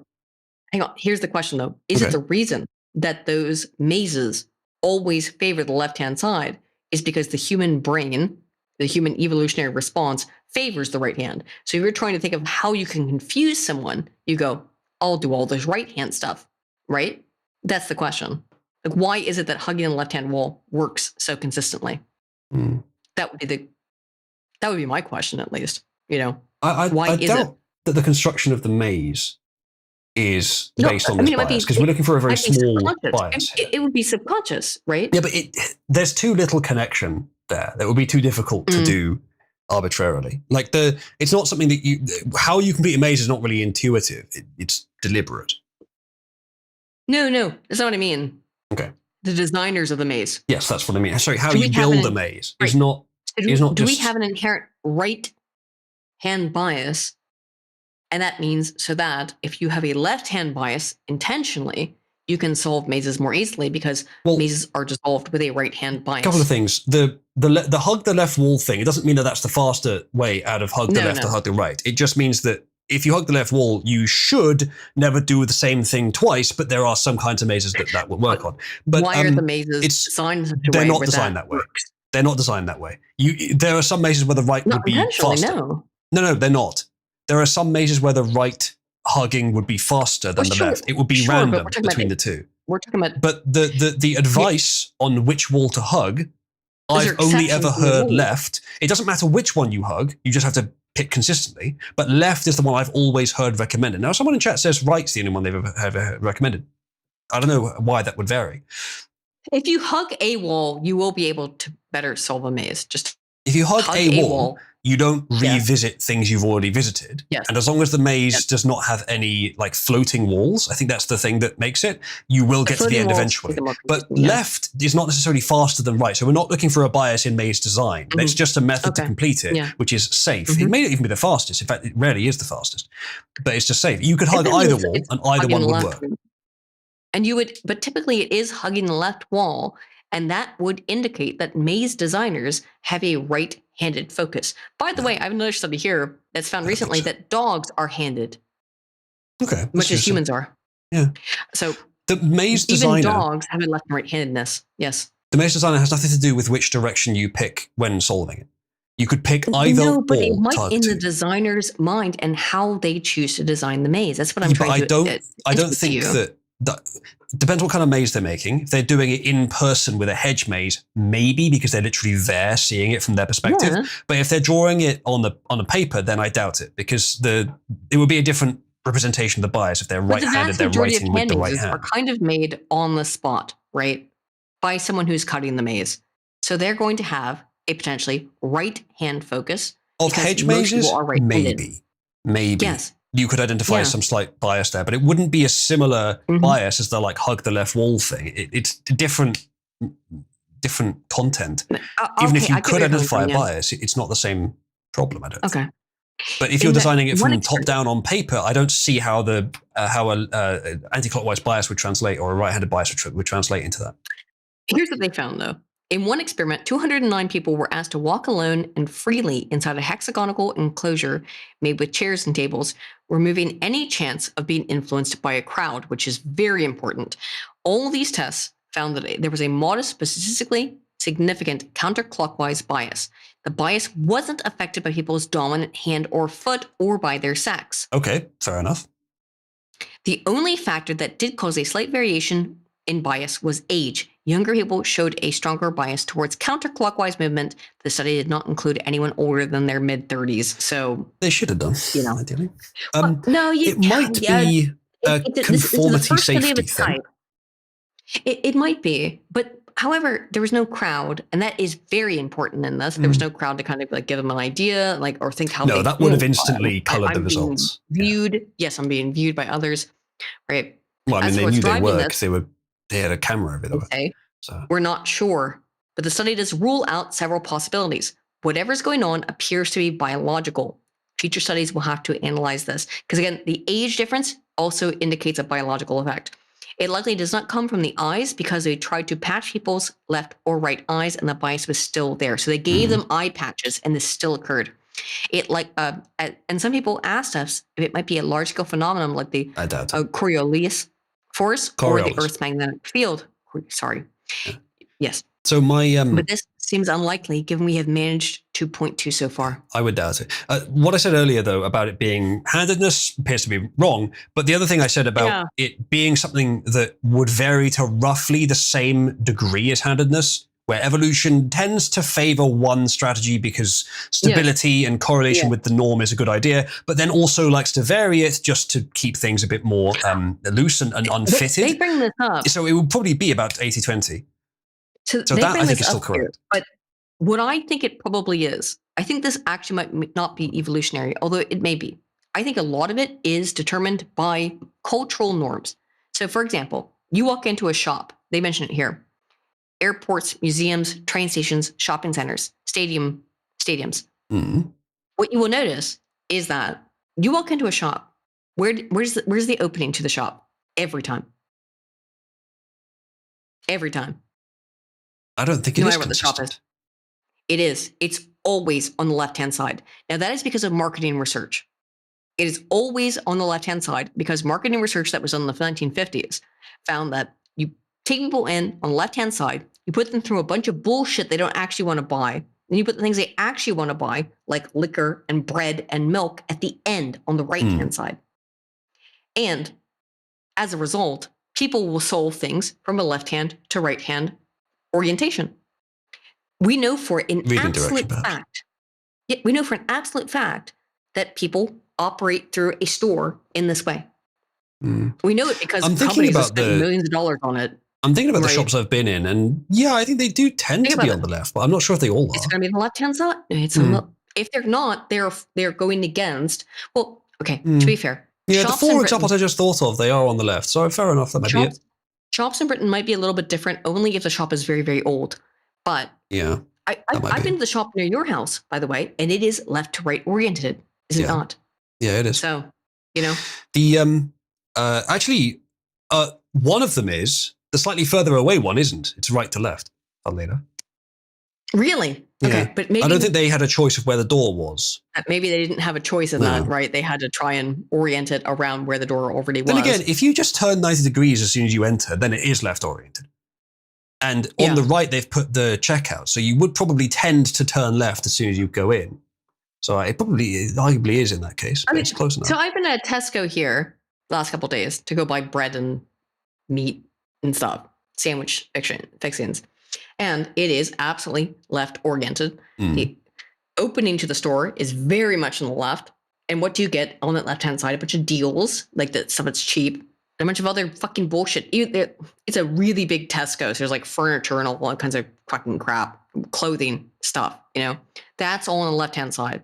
The right-hand, as far, you have to go literally all the way to the far right-hand side of the shop to get to bread.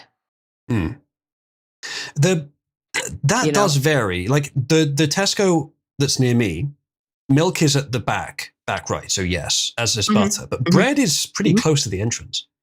So it does vary, and eggs are pretty close to the entrance as well. So it does vary a lot, I think. The bread and eggs in this Tesco are all the way far right. Yeah.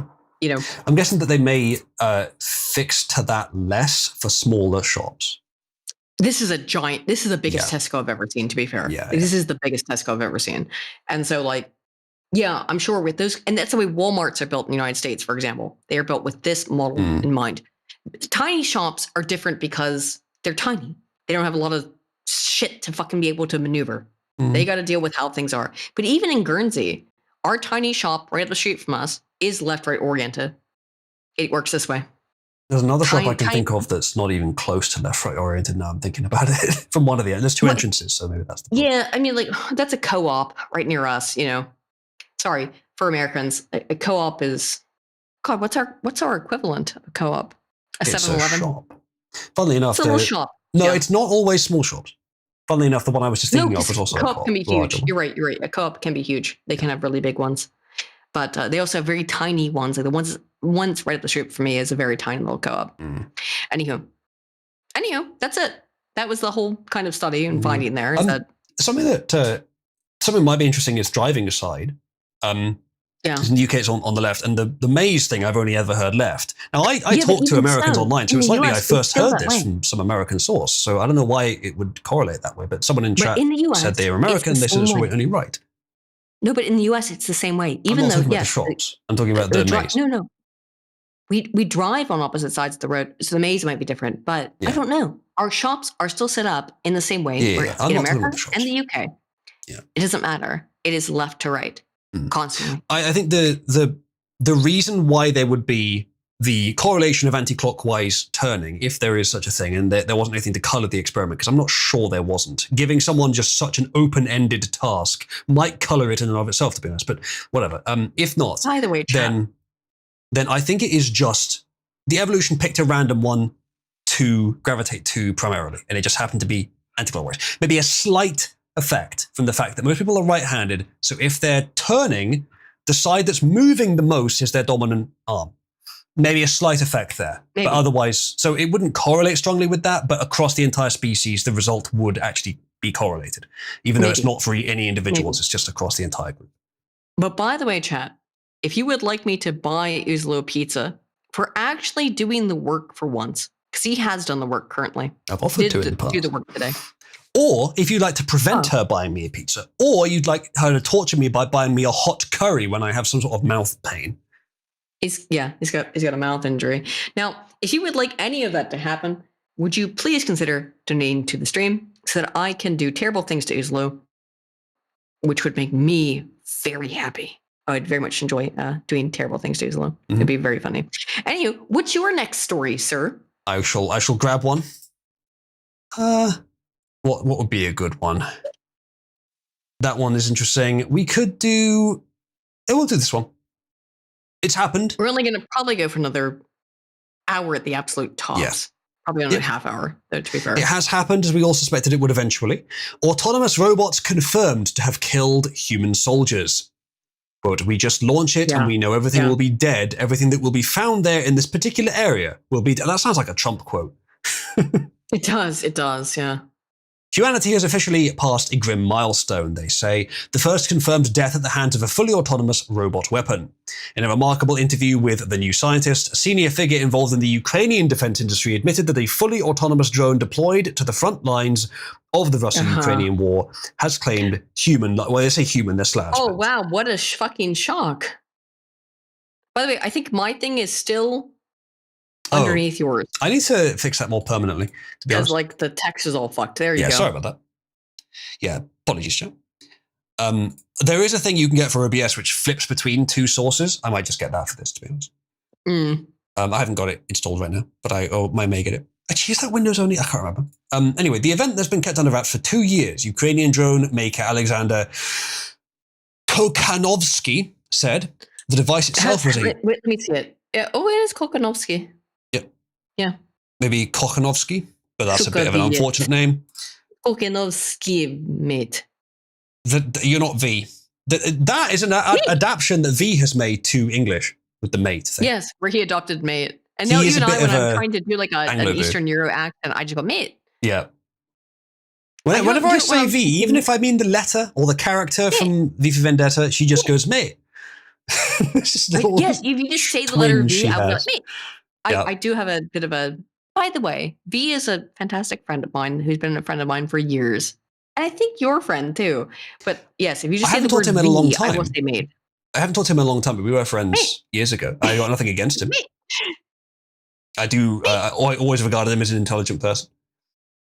He's a good guy. I love V. I love him. He's a good dude. I wouldn't mind talking to him again. I always wish him and his I don't mind. big-titted goth wife the best. He won, lads. He did it. He won. He got the big titty goth lady. Aw, got her. Just like Gru. I mean, she wasn't a big-titted goth lady, but if you see what I mean. What? From Despicable Me? Is that what you're talking about? That Gru? Okay. Yeah. Yeah. Big titty goth lady. Yeah, there wasn't a big titty goth lady in the Despicable Me movies. He won. He got a big titty goth bish. Okay? He won. As far as I know, he did do well there. Anyway, let's continue. The device itself was a quadcopter drone designed to zip to the front line, loiter around a perimeter for roughly 10 minutes, then launch into Terminator mode. They're actually calling it Terminator mode. I gotta do this. No, it's Achtung, Wako. You gotta go into Terminator mode. Apparently. Achtung? Achtung, Wako. It's an accent. He doesn't actually speak German. Is a fucking German. You know, he's Austrian, and he doesn't actually speak any German. He just has an accent. Yeah, he does. Do you know what the Austrians speak? Yeah, Schnell, Mach Schnell, okay? Mm-hmm. This mode, the Ukrainian drone expert explained, involves the use of an unidentified AI model to automatically seek out and attack human targets. Inevitably, it will not be one you've heard of. It will be specialized. They're not using a fucking LLM text generation model for this. They're using a specialized military AI model. Military AI. Yeah, which won't output text. It'll output direction and your weapon choice. Much fewer output parameters. It's much more efficient. I read it today, which is that overwhelmingly it's like more than 75% of all articles in scientific papers, scientific articles published are military applications for AI. Interesting. Like 75%. Wow. Yeah. Mm-hmm.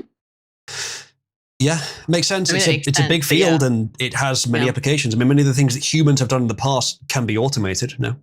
Yep. To be clear, it wasn't that the article was made to be military applicable. Okay. It was that they were articles that were things that became militarily applicable, right? So it wasn't like directly that way. But I can tell you also this from the back end, which I think is always the probably most interesting stuff, is that what gets us paid as scientists? Like, right, we're doing a job as anyone else is to a certain extent. So, for instance, my advisor, she was given a contract from the US government to study PTSD and how to reduce PTSD symptoms using AI and not AI, using VR. And she found she had incredible results with it. Because, for example, she found that, and not just her, but people in her whole field, like it was a big field that the US military was studying, was if you have someone who has been burned very, very severely, they've got burn damage, that person will tell you forever they still feel like they're on fire. By the way, they will feel it even way after the burns have healed. They will still feel like they are on fire. You put them in a VR environment in the ice and cold, and they will tell you overwhelmingly, not all of them, but many will tell you that their burn feels less intense when they are just in a VR environment. And that's what my advisor was doing, was trying to figure out how to heal these men and make that so that they would be in less pain, right? And just that psychological stuff of feeling like you're in an icy cold environment had a physiological effect. That's Jamie Banks. You can go look up her research. I can't remember what it's from. It might have been from Sherlock, but there's something where, I think it's from House actually, where they've got like the mirror set up with this guy's lost an arm and he feels like the hand is clenching and it has been for years. So he puts an arm down and then clenches it and then releases it, and that apparently helps. So, yes. And in phantom limb syndrome, yes, sometimes what you can do to mitigate it is have a mirror so you can just see it. That's a cool idea. Our brains are incredibly complex, but they're also very simple because they're based on these very, very simple kind of They're building quite specialized to premises. And once the premise is broken, it doesn't unpredictable behavior. But the building blocks are the same building blocks that they are in amphibians, that they are in fish, as we talked about fish earlier. It's the same building blocks of your psychic state. And therefore, you can trick the brain into doing all kinds of very silly stuff. There's a wire in the body, or good stuff, which roots back up into the body and then around another wire. I'm using wire generically here. I don't know what kind of wire it is, and then back out of the body. It loops back around completely pointlessly when it could be like a 1-inch trip. It takes like a 10-inch loop, and that's purely because of the way DNA encodes where it should go. Now, I'm not sure that the longer route is pointless, but it seems like it. It seems like vestigial. In fish, it's not a long route. If you convert the human to fish in proportions, it's just an almost direct route. But in humans, because of our physiology being different, it's a circuitous around and back again route. So there's lots of things like that that are just leftovers. Yes, and it is look. Although I am a very staunch Christian, I think that there is nothing about evolution that is contradictory with the Christian origin myth, if you want to call it that. I think it's actually shouldn't say incredibly. I'm using that for a purpose. I don't think there's Story would anything not about imply that it's false. Myth would.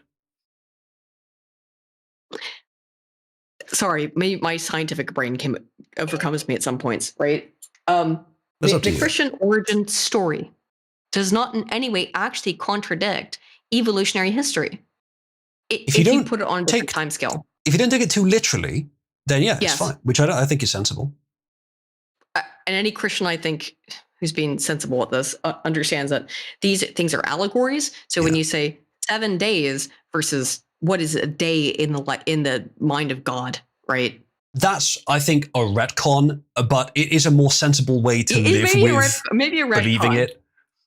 The people that wrote those stories or came up with those stories initially believed to explain it to people who have no understanding of science. Yes, they have no comprehension of science whatsoever. They don't understand any of this. You're trying to make it make sense to them. And you're saying, okay, well, these are the things that happened. You wouldn't First, say God days. says, let there be lies. Let there be lies. Let there be light. Let there be lies. God damn it. You can tell she's an atheist, chat. Oh my God. No, I'm trying to overcome that fucking false belief. Yes. What, to become an atheist again? I was an atheist for years. I know. I was a little bit of a militant atheist for years. I still am. You are. You still are. Yes, you're a militant atheist. I'm not a militant atheist, but I have unique perspectives that people need to hear. But no, I don't think days were intended by God to mean billions of years. I think you should not. That's still too literal. It's a story that reflects a broad pattern, which I don't believe it's true in any sense. I believe it was written by people, and thus the fact that it aligns even generously, even vaguely with reality is a bit of a coincidence. But it doesn't align that well at all. But a little bit. You could interpret that it does. But you can't take it literally. It absolutely does. It really matches up so. I don't want to get into this. However, the Bible matches up so serendipitously, if you will use that word, with the actual evolutionary history of the human species. It does. It's not even close. You fucking silly It's left out all the important details, but what's left is, you can kind of fit it. It's not even close. This is why it's vaguely fun. Close. This is why it's fun, is that I am a Christian and a scientist, and you are not. You are an atheist and interested in science, Yes. So though I am not a militant atheist. If someone is saying something that is not true, it doesn't matter what the topic is, I will disagree with them. What? But to be fair, you are not a complete piece of shit about it, because some people would just be like, "You believe in God." I am. You might find this surprising, chat. I am a pro-Christian Gnostic atheist. No, a pro-Christian Gnostic atheist, meaning that I know there is no God, and yet I am pro-Christian. But Gnostic implies that kind of implies In this that you context, don't know. no, it means the opposite. In this context, agnostic means that you don't claim to know. Gnostic means you claim to know. At least that's the definition that I'm using, right? So Gnostic atheist, I claim to know there is no God, as far as any of the religions I'm familiar with. And pro-Christian, meaning that I believe that people believing in the religions, specifically Christianity, is actually beneficial overall. And find me someone else that is like that. There are going to be some people who are like that, but not many. There's a benefit to Christianity. Yes. And that's why we're friends. Yes. Because if you couldn't admit that, I don't know if we could be friends. The benefits to Christianity have nothing to do with truth. My friendship with Uzla would be ended, you know. My mother, by the way, she says that she totally agrees. With which part? I'm curious. I guess about the Bible. I don't know. Well, she certainly doesn't agree with you because my mother doesn't like you at all. She would never talk to you or get on a phone call with you or ever do anything like that. No. Someone at the beginning of the stream says something along the lines of, we're in stepfather's care today. Yeah. Yes, you are. Good Lord. But no, the book and the ideology tricks you into doing things which are good on aggregate, even if they're bad in some cases. Okay. No, overwhelmingly, it's just a way of which to organize and align yourself. And by the way, overwhelmingly, it helps for low IQ Basically, people. Okay? Yes. Are there a lot of people who and non-empathetic? Understand why they should do things that they otherwise wouldn't do. Like, be fair. Yes. Be good. It's not even about like instructing them on what is right. It's just about an incentive structure. No. If you don't do this, you will you're going to suffer forever. You're going to burn. There are two things. There are two things that cause people to act well. Yes. One is the judgment of their peers, justice, for example. Two is empathy. Now, if someone does not have empathy, the only force is judgment of their peers, which means if they're not being observed, then they'll just do whatever the hell if they're a psychopath, or sociopath, they'll just do whatever the hell they want. So that's just one. Now, with religion, if you can convince someone that it's true, you've got 3 factors with most people and 2 for psychopaths because the God viewing them. It's basically a what do I call it? A monopticon, where you've got one person viewing everyone. The opposite the opposite of a panopticon. Monopticon. I guess it's actually the same number, but different layout. Monopticon mean that there is one supreme being that is just staring at you. Well, panopticon is what they're viewing, so it is actually a panopticon, but it's not the exact use case for the original philosophical theory, I don't think. Anyway, it's similar. You've got someone watching everyone, so everyone feels like they're being watched. So if a psychopath really does believe in a judging moral God, then that's 2 factors. So they're much less likely to do bad things. So if even just for it would be good enough. Again, Todd Howard, it just works. It works does for low generally, IQs. On aggregate, works for high it's better. IQs in a different way. It works for low IQs and high IQs in different ways. High IQs need it less. Mid IQs need it. But then they detach to anything authority tells them is correct or right anyway. So, but if the authority that they're attaching to is something ancient that has roots deep in evolutionary history that correlates well with successful societies, then the authority they're attaching themselves to is not going to be too like trendy and modern and you get kind of a weird mix with high IQs. Forces midwits to care about tradition. Tricks them into doing it, basically. With high IQs are the most interesting group because they are the most sort of diverse in this sense. Like midwits and low IQs, it's one or the other. Like midwits, they just follow the crowd. So the crowd says atheism is based, follow my other religion, they will do that. And by that I mean like my political religion, right? They'll follow that. They still do that. High IQs are the kind of where you get the mixed bag. Some of us obviously understand, as you have expressed, that there is a sociological benefit to religion. On aggregate. Not on every individual case. Yeah. Many cases, religion is the wrong answer, but on aggregate, it is slightly better. In aggregate, it's a good thing. And then you also have high IQs who, 1, recognize that, and 2, say that means it's true. Which I think is a step too far. I don't think that's a rational answer. But maybe it's the answer that helps them get through life. And fair enough. I'm not going to tell them they can't. I mean, that's where I'm at, where I understand it is the aggregation of it, yes, and that is correct, is that it helps people overwhelmingly. But I also absolutely believe that it's true. I absolutely believe that God exists. And I think that it's the evidence of God existing is in the universe. And I Everything that we disagree, find around but us, and it's I'm not going to try perfectness. to convince you otherwise because I think it might be better No, that you and do we can't go believe. through that, and you won't be able to. But the perfectness of the universe, I come to my belief in the existence of God entirely through a scientific belief. Entirely because Right. you're stubborn. What? It's You because have a of the single fucking place stereotype to of speak Reddit from there. atheist, and The you're like, I want to stubbornness- be as far away from that as possible. The It's most entirely stubborn political. person I've ever met, the most stubborn person I've ever fucking encountered, try to tell me I'm stubborn. You are. Holy I didn't say God. I'm not, but you are. I am stubborn. I am very stubborn. And that, however, that being said, I believe that the perfectness of the universe, which it is perfect, is evidence of God. I think that mathematics. I'd ask you to More define importantly- perfect, but I know you can't. I will. I will do it right now.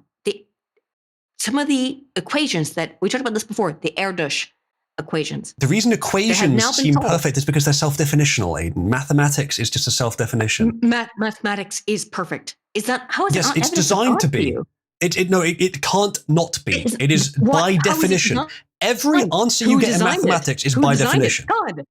No, one, God no. designed mathematics. God One, designed mathematics. no. Two, it's Yes. self-definitional. It's like Mhm. saying A equals A. Wow, it's being very perfect. Yeah, you silly. defined it as it. It is just All right, self-definitional. All right, let me ask this question. This is the mathematics question. Is mathematics divine? Because this is what this is a genuine question I have all the time. That is going to bias the poll. Firstly, most of the audience probably And then are how should I religious. explain it?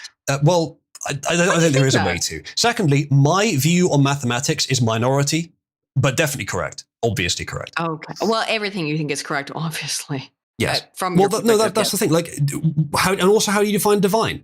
For a given definition of divine, sure, it can be. By Like the way, you get outputs that poll feel is like they it's were very meant to be polarized. there. But the reason for that is because it's self-definitional. Never The whole mind. thing is a hypothesis. It's self-definitional. Like you define initially. Okay, so I would say at first it was a little bit split, but now the poll is overwhelmingly: is mathematics divine? Is 80% to 20% yes? Yeah, and I would say arguably yes, depending on your definition of divine. This is why I think the poll is bad. But I think it's the greatest proof of God is math. If you're asking by definition, did God write it? No, we can find sources of humans writing it. However, does quantity originate from the universe? Yes. Mhm. However, does mathematics? No. Mathematics is our arbitrary hypothesis to explain quantity or to elaborate But quantity. then who created the universe and made it to work in such an No one. incredibly organized As far as fashion, I'm right? concerned, it doesn't require a creator, much as Oh, God himself doesn't in your The hypothesis. chat, the voting on this has changed a lot. We are very close to now an equal percentage, 56 versus 44. If you're asking Yes, but no. specifically, did God make it? No. Yeah, But I if you're think God asking, made math. does it have God made numerous physics, qualities? God made the universe. Yes. God made order. Mathematics can have numerous qualities, but I tell you, that is because it is self-definitional. Whenever you find that something is, wow, that it's like it's meant to be there, it's because it's defined that way. It's just elaborated. Like 1 + 1 = 2. Wow, it's like Yes, it's we are meant to getting be there. Pythagorean It's just a here. less Yes. elaborate version of what you'd find at the really incredible high-end mathematics. Maybe I am using circular logic, Buckroin. I don't know, Buck Rockroin. So I don't have a strong answer we on are is now mathematics by- divine. It depends what you mean by we are divine. at perfect symmetry. Oh, and now the atheists have overtaken it. Mathematics not divine, 54% over 46. It just depends what you mean by 57%. divine. I would have worded the poll differently. Maybe I think that governing dynamics is to me proof of God. Governing dynamics that There are no not just governing organize everything. dynamics. There are tendencies. There are. Governing dynamic. Excuse me. What do you mean by Governing that? dynamic is a term that was coined by oh come on, brain. I don't mind who coined it. Just tell me what it is. It's from Dr. Nash, who is one of the most incredibly recognized Just what is it? physicists. It is that everything works. Everything from the organization of how pigeons pick up little bits of fucking food on the ground to how humans interact is overwhelmingly guided by mathematical formulae. No, it's not. That's, Velstad, neither then for well, God. unfortunately, there's significant evidence for that. No, From Aidan, Robert Nash. the question is malformed. It's not guided by it, but it's explicable by it. Everything can have maths Then why applied does to it. everything If work- you then reduce why it, does if you, everything work in a governing fashion in a it doesn't. in a way that you Aidan, can this is just a calculate perspective mathematically. difference. You can explain this in different ways. Firstly, if you can quantize Okay. anything in the universe and make it applicable to mathematics. It just depends how you quantize it, which is subjective, I'm afraid to say, ultimately. Is an but that's atom what- that's what one, or Nash is it did. more than one That's because what it's Nash did. quarks? Well, That's you what- can do that that's with what anything. Nash A did. child can do that. A child can count flowers, but they I can don't count think petals. I don't Yes, think a you're child can assigning. calculate the exact You're fucking defining. No, Aidan. circadian, the That's not what I'm talking about. That's just an golden ratio of elaboration. how every human fucking being That's just an operates and elaboration on the works. basis, Aidan. You know, That's just an elaboration we on the base operate. We just read hypothesis. a study about this.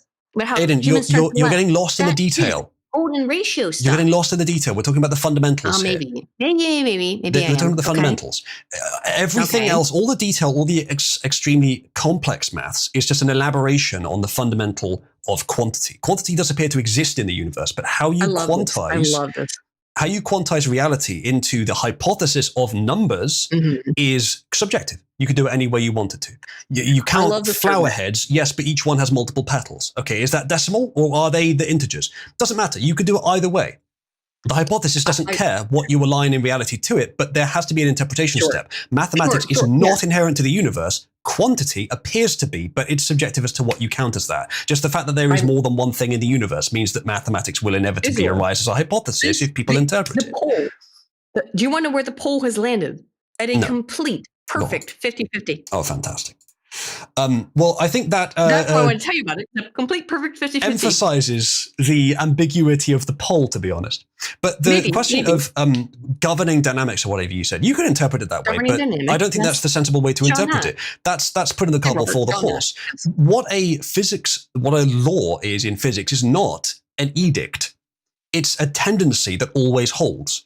There's nothing mandating it. It's our interpretation of what happens Nash. where certain John boundaries Nash just happen was never to a be was a violated. pure And usually there's an explanation for why. John Nash was not a physicist. He was a pure It mathematician. doesn't matter if he was a physicist, Aidan. I My know, point I know, stands I know. regardless. When I am judging these things, I'm judging I myself, although I am a social scientist, what I am predominantly, overwhelmingly, almost completely, is a statistician. I'm a mathematician.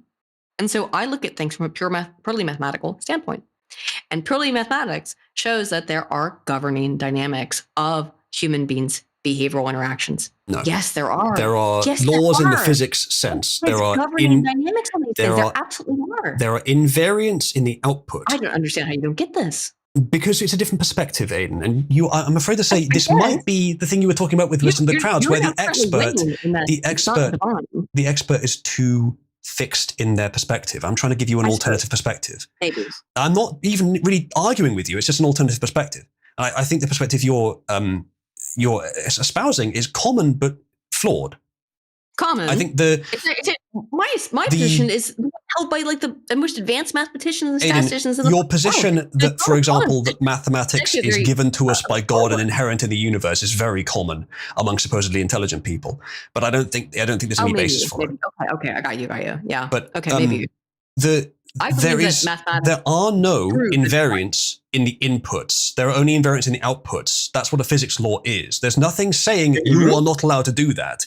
It's just that doesn't happen because of the natural order of the things. It just doesn't happen because that's just not something that would happen. So that's what a physical law is, and that's what you observe in the universe. When things happen in a certain way, it is just an elaboration on those basic laws in the physics sense, output invariance. Similarly, you and I talked about this before, the fact that the universe seems to have had this conversation, yes. a positivity bias. And there's different ways you could put this. This is very much up for interpretation as well. But the fact that... You think I have a positivity bias? No, I think the universe does. No, you misheard me. You and I talked about this before, the fact the universe seems to have a positivity bias. And again, I'll be clear on what I mean by that, because you could interpret that many different ways. And some of those interpretations are valid, some are not. Whenever you've got energy in a place, it creates complexity that seems to have function. It is hard to explain because you get down to like what is life at some point, but life appears to arise when there's spare energy, and life is complex. It seems to do things. It uses up entropy for what purpose? I'm not exactly sure, but it happens. And during this process, much like evolution and much like any an analogy of evolution on any scale, it tends towards patterns that are effective. Because it has to, because those are the ones that survive. But that is the bias that you could imagine you could conceive of a universe that doesn't have that bias, where evolution wouldn't work. You'd have to, logic itself would have to go out the window for that to happen. But we happen to live in the universe where if there's time and energy, you get elaboration, complexification towards function, whatever that means exactly. And that, to me, is probably what you mean by it. It's not input invariance, it's just output invariance. It's a tendency that holds every time. Let me ask you this question. So, I presumably, sorry, we're going off into the weeds here. I've got, by the way, this is philosophy. This is like stuff I like. Yeah, I've got like 30 additional articles, but I like this as well. So let me ask you a question. All right, about this. Okay, we know that life exists. Obviously, it sprung up on the planet Earth. We also know via the Fermi paradox. It is, as we discussed earlier, it's incalculably likely that there is life otherwhere in the universe. Very likely, it's not just, we're not alone in the universe. That would be in an very infinite likely. universe. Yeah, it would be very difficult. The Fermi paradox is just, why hasn't it contacted us? We know these things are true. In an infinite universe, which we exist in, there must be life elsewhere outside of humans. It's very likely, though, statistically, right? So the question is, what about anything from the Big Bang onwards precludes God? Did I say it's precluded? Well, but that is the question. So I mean, why would you have an issue with people who believe that God did it? That God is that there was the acting force that created the universe and sparked the Big Bang and made all of it happen. I know you're not gonna. There is some inciting force that caused the Big Bang, and by the way, physicists can't figure it out. They've been studying it for 50 years and cannot figure out I disagree with you. Big Bang. I disagree with that. But that's what every physicist would tell you. The Big Bang is a fairly well understood phenomenon. It is the leading theory for what originated the universe. Physicists do not know everything about it, but they figured out a lot about it. They certainly know more about it than they have ever found evidencing God. I did not say that God was precluded, but it's also not supported by any of the evidence, much as the teapot, Russell's teapot, isn't. I know you'll love that example because it's one of the atheist staples, but it's valid here because what you're bringing up is one of the creationist staples, Aidan, which is arguably worse. Just the idea that, well, you can't disprove him, so he's responsible for everything. That's complete nonsense. As to the originating argument, the idea that the universe had to be created, you can't make something out of nothing. Well, the same argument goes for God, special pleading. So already we're on an equal footing. But actually, I think you can make a universe out of nothing. Because I think, I think you might be able to. This is a hypothesis, not a claim, just a hypothesis. Time appears to be an attribute of the universe. If it is, then causality is only within the universe and does not exist without it. Now, you could also make that pleading for God. Fine. But we know the universe exists. We don't know God exists. I have a perfect article to relay into this. Right? Okay. So you'll bring up my stream here. Scientists have created a mini universe. Do you know why they did it? It's for this it almost sounds like the stupidest reason ever. It's to better be able to calculate time. Cool. Because in a micro universe, you wouldn't be able to calculate time with a clock in the same way you could. So they have created mini universes. Now, does this make us gods? Because they have essentially created a universe that exists for a fraction of a second. Right? This is going to be heavy finger quotes on universe. It's going to be an interpretation. Yes. So at the University of Birmingham, not too far from me, they have built a mini universe that takes a step towards answering one of science's biggest questions. What is time? So time, that is a big question because most of us, the general conception of time is that it is the fourth dimension, right? Is that we live in three dimensions, but we intersect. In many cases, that's the perception, yeah. I know it's not in every case, the perception. Well, the best way I can explain this hypothesis, and it is not known to be 100% a fact, but it is the hypothesis, which is that we exist in 3 dimensions, but we intersect with the 4th dimension, which is time. And the best way to explain this is via Flatlanders. Flatland is a great little book. It's literally designed to be read by children, and that makes it very easy to understand. So Flatlanders are 2-dimensional beings. Is there any justice system in Flatland? Because I've heard something about flat. I've read the book. It's been years. She doesn't get it. Press 1 in chat if you got it. Oh, okay. So I got it. I do not agree with that premise, by the way, that statement that many people do. So in Flatland, by the way, in the book, nobility, what paradox? Sorry, Aiden, continue. So this is a good way to explain dimensionality to people, right? That's why I use the Flatland as a example. When I was taking advanced mathematics, this is how they explain it to us to try and get us into it. And I think it's the best way to explain it. Maybe not the best, but it's a really good one. Try to imagine that you are a square or a circle, and you exist on a 2D plane. There's no 3 dimensions. You come into contact. You're a circle, okay? You come into contact with a square. What are you going to see? As you come into your field of view as a circle, nothing. And then, there's a big line, right? It's a line that is what you would see as a square if it's coming to you at a not a cornered angle, right? It's coming at you directly. You would see only just a line, right? In 3 dimensions.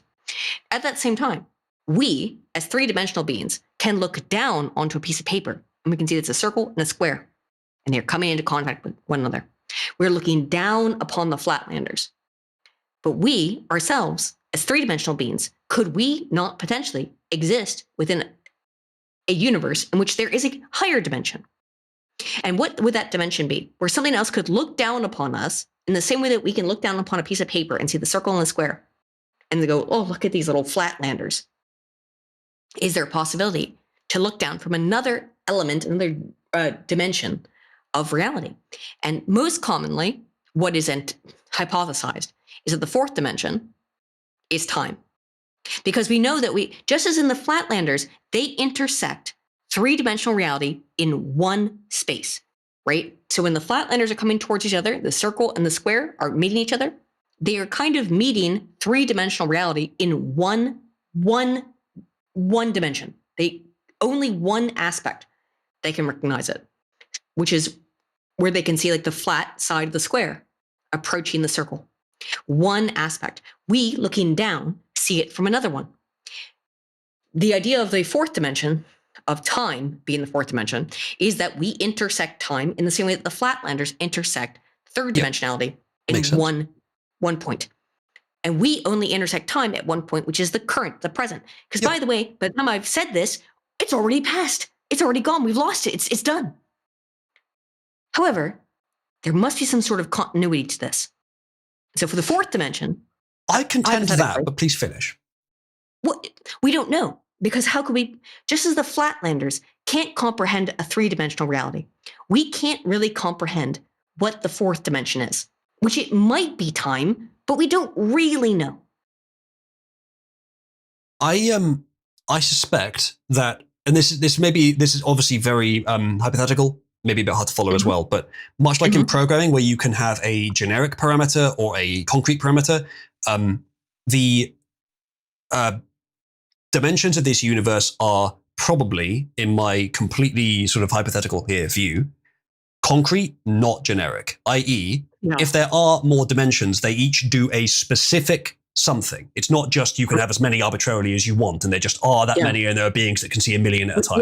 I suspect that they are specially purposed dimensions in this universe that each do a particular thing. Now, if time is the 4th dimension, which is it's a very useful way of thinking of it. I do like obviously I've heard it before, the idea that you just stated, but I know that there are some contexts in which people say that's not applicable. I'm not sure exactly what they are, but it's very useful to think of it that way. You look up 4D toy or something, chat. There's programming stuff where people have done 4D objects, and you can kind of see, yes, you're intersecting it in a particular time, but you can shift that time. Picture of a hypercube, shall I? Hypercube, exactly. A tesseract, I think. Tesseract. Yes, not in the Marvel Universe thing, but yes, this is a hypercube. Go to Wikipedia here, because you shouldn't be able to understand this. Like this should give you a bit of a mind fuck. I think this is a GIF, isn't it? It's nobility, not. that Fuck is you. called the I need universe. Yes, I need a GIF of it because you wouldn't be able to understand this because it will be, from our perspective, constantly modulating like this, right? Oh, great. It's back to the Wikipedia thing. There it is. Okay. This is the best way of representing, in our three-dimensional understanding, a hypercube, a four-dimensional object, right? It would look like it's constantly moving, only from our perspective as three-dimensional objects. But from a fourth dimension, it wouldn't appear so. Just in the same way that if I were to put my pencil down into flatland, it would look like, oh, what the hell? What's happening? There's a big sphere that's penetrating the world. And then as I put my pencil down, and then it removes itself, it would appear to be constantly changing. If you were to, for example, ride a sphere through flatland, to take a sphere and move it through flatland, what would look like a really small line, and then a bigger line, and a bigger line, and then a smaller line again as the sphere moves through flatland. You wouldn't be able to understand it in the typical way. If you're in flatland, you would probably see in one dimension, whereas in 3D land, we see in two. Not certainly, but could be. It's kind of, is it a perfect way of explaining this stuff? No, but it's I think it's a good one of trying to explain this stuff, of what fourth dimensionality would be like. We wouldn't be able to understand it because it would only intersect with our dimension in one space. Just as if I were to put a pencil down or onto flatland, or if I were to move a sphere through it, we would only intersect with it at one direction. And what is the one thing that we intersect with in the third dimension at one place at all times? And that is time. It is time itself, right? So we are only in time at one point. So that's why the hypothesis is that the fourth dimension is time, and that's up from us. And that, if you can access fourth dimensionality, you'd be able to, all things in all time would be equal, essentially. Just like you'd be able to see it from a different perspective, at least. Just as you can see all the characters, the squares and circles in flatland from our perspective in the third dimension. Is this helping, or is it making it worse? I don't know. My description of this stuff. Well, I already understand the I know you do dimension stuff. Maybe for chat. I love this stuff. I think it's fascinating. Well, I don't even know, how did we get into this? Philosophy. Oh yeah, we got into the philosophy debate. Do you have anything else you want to show tonight? I do have some other things that I can show. Sure. I got plenty of. I have so much. Oh, you cut out. Oh, maybe her hotel internet needs to be reset. Sorry. Oh no, there she is. No, I muted myself. I have so much stuff to show. Well, I think we don't have much more than about 30 more minutes. So, do you have anything you find? You know what? I got some funny stuff.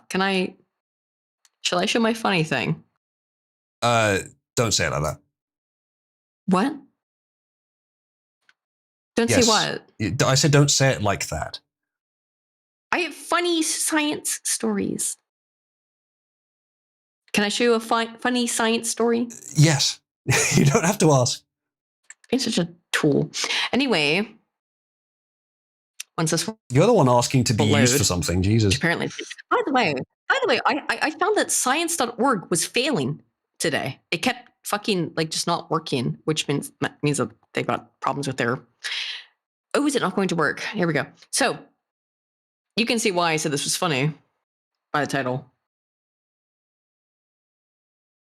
Would you like to read the title? I don't know. Would you? No, not really. But I'll tell you what it is.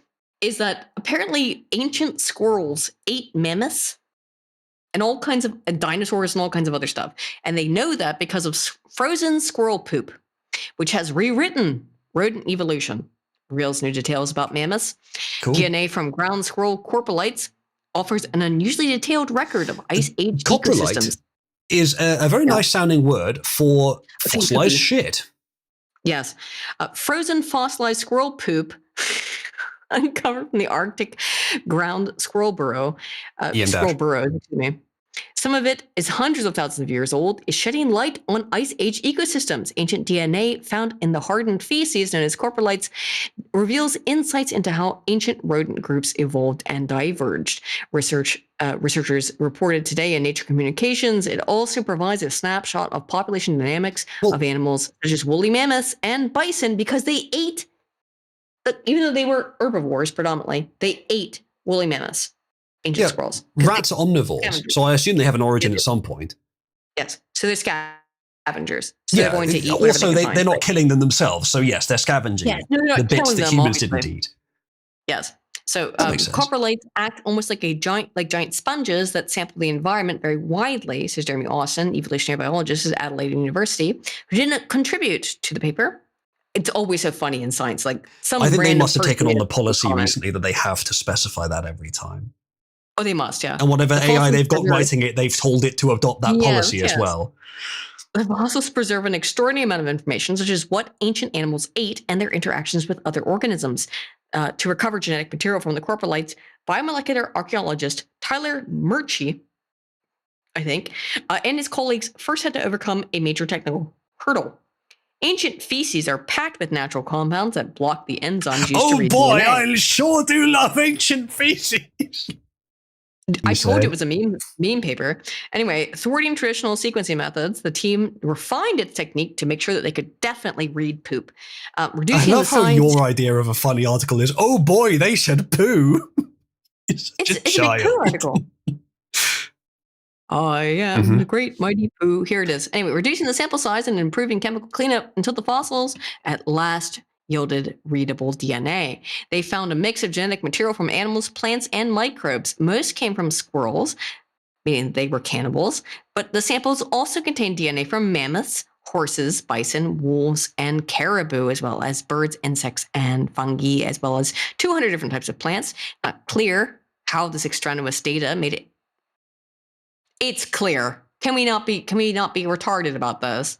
Can we be fucking serious? They're chorophages. Okay, they ate dead flesh. They ate dead animals. That's how you ended up with mammoth and horse and bison and wolf and caribou DNA in the squirrel poo. That'd be my assumption. But they're trying to be like, we don't understand. Well, I don't know. Maybe they're just playing it safe, which you should do in science most of the time. Maybe, but you can name your suspicion. You can name your leading theory. I would support that. Anyway, this was the major finding of the week, by the way, across all the different scientific literature. This one and the fungi thing were the two major big, oh my God, we have to report on these things. Ancient squirrels from 7,000 years ago ate 700,000. 700,000 years ago, yes. Ate the decaying and dying bodies of mammoths, horses, bison. Wolves, you think that's a funny story? Get a load of this. What do you got, homie? Yeah? What the fuck is that? Good question. SpaceX's Grok makes AI child thing. I won't say the next word. Yeah. In that I would contend off the bat, so would GPT if you asked it to with the right prompting. They both try to prevent it, but you can skip it through. So this is just something that was visually hilarious that I apparently is up in New York. I expect it was an attempt to try to make the IPO. I don't know much about economics, chat. Apologies. The IPO. That I think that means it becomes a publicly traded company of SpaceX, to try and tank it. Yes. Because that happened recently. So I have a few things on that, but I guess I'm not an economist, so that's not the thing to look at. However, remember last time we talked about El Nino? Yes. Oh, so El Nino this year's El Nino is apparently supposed to be like the most effective of all time. It's interesting you brought this up and I already knew this stuff, but yes, this year's El Nino is apparently supposed to be the most extreme since like 1950.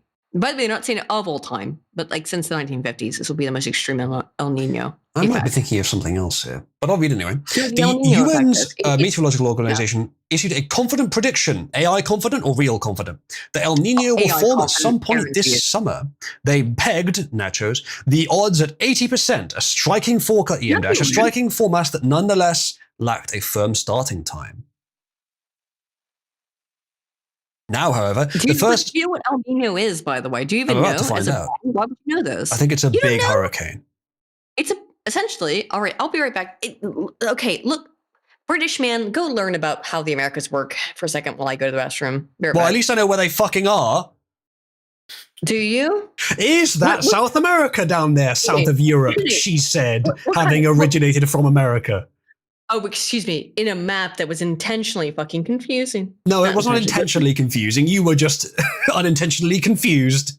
I'll confuse you, dude. All right, continue on with your article. You regularly confuse me, Aiden, with how you've managed to get this far. I know. I will. Trust me, I'm going to confuse you some more, homie. All right, continue with your fucking article. Where's my fucking pizza? Now, however, the first major weather organization. I haven't got enough money to buy you your pizza. If the chat would like me to buy you a pizza that will rupture your anus, then I can do that. However, I've not been paid enough money to do that yet, in which case I won't do it. So be right back. Chat, there's a button down there by the chat entry area. If anyone does feel kind enough to donate to this show and show YouTube that we matter, we're worth it, I would appreciate if you click it. Every little helps. Even a small amount would be helpful. And we will read your message for any amount as well. It would have to be a lot more coming in for us to start stopping reading them. And yeah, I do agree that you should always try to read all of them, but I understand if someone doesn't want to make the entire show about that if they've got hundreds coming in. It continues now, however, the first major weather organization has officially called it. According to a statement translated by Gizmodo, the Japanese Meteorological Agency has declared that El Nino is actively upon us. A day after the JMA issued its statement, the US National Oceanic and Atmospheric Administration released its own El Nino advisory, declaring that El Nino has developed in the tropical Pacific. There have been many predictions that El Nino conditions, a naturally occurring climate pattern characterized by unusually warm ocean surface temperatures, will soon be upon us. But a growing number, they've put those two words together, a growing number of weather agencies are now affirming El Nino is here. And as a consensus emerges around the development of El Nino, warnings about its potential strength are growing even more stark. Nice Freewind reference. The NOAA, for example, issued a prediction that El Nino will intensify to a moderate or strong level this autumn, with a 63% chance of sea surface temperatures exceeding 3.6 degrees Fahrenheit in certain parts of the Pacific. If this occurs, it would break records, beating the worst El Nino season ever observed in 1877. No anus rupturing while you're away, I'm afraid, Aiden, no. Oh, no. Okay. I didn't know if there had been some major updates in the chat that would contribute to rupturing your anus. Not as yet. A very, very spicy pizza. But then again, they would also feed you, in which case, you know, it's a positive and negative sort of valence there. We wouldn't want to make sure that we feed Uzulu. I'm going to have to feed myself at this rate. Good Jesus. What are you going to do? Yeah. I'm going to have to cook. Oh, no. That'd be terrible for you. I'm good at cooking. Okay? Look, as much as I want to say, no, you're not, you can make a pretty decent fry-up, okay? But it's not hard to make a fry-up. Anyone can make a fry-up. That was the first thing I learned, but I've learned other things too. All right. You can make a decent fry-up. It's not that impressive. I have served you things other than a fry-up, I believe, and you've liked them. No, I think you've mostly served me fry-ups. It was mostly fry-ups, because it was mostly breakfast. I'm the one who like made you biscuits from scratch and stuff. You not did cookies, make about 4 times as much food as either of us could eat, yeah. But that's what I do, because I'm a woman. I make way too much food. And you then I can't go, just lean on your gender for that one. That's not usual even for women.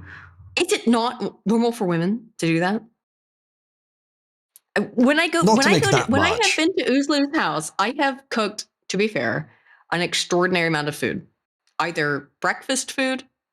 I think I made I did something really weird with those sausages. I think like bacon wrapped sausages, which is not normal or not abnormal, but then I put cheese inside of them. I made cheese stuffed bacon wrapped sausages. I ended up eating almost everything that you made. It just took ages. Yeah. Which I appreciate. Yeah, because I'm a good cook. Of food. Unfortunately, it's kind of hard to make like just a little bit.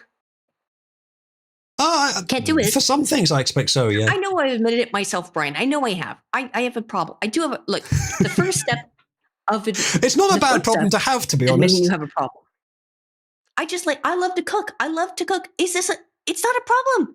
Maybe it is a problem. I love cooking. Chat, okay? Is she cooking? Or is she cooked? Okay, all right, I'll ask it. I understand. Only people will know this. But do I have an addiction to cooking? Okay. Do I have a cooking addiction? They don't really have much primary data to go No, on. they Just don't. your own reporting. I Well, can you assure go you, look at my Chad, Twitter. that whenever she starts, she can't bloody stop. You can look at my Twitter and you can see what I cook. So it is a problem. Now, Gotta get my hang fix. on. Get up the Let me see if I can saucepan. find the thing that I posted on Halloween, because my Halloween thing was by far the greatest example of the horrific things that I will do with cooking, with food. Mm-hmm. Anyway, continue.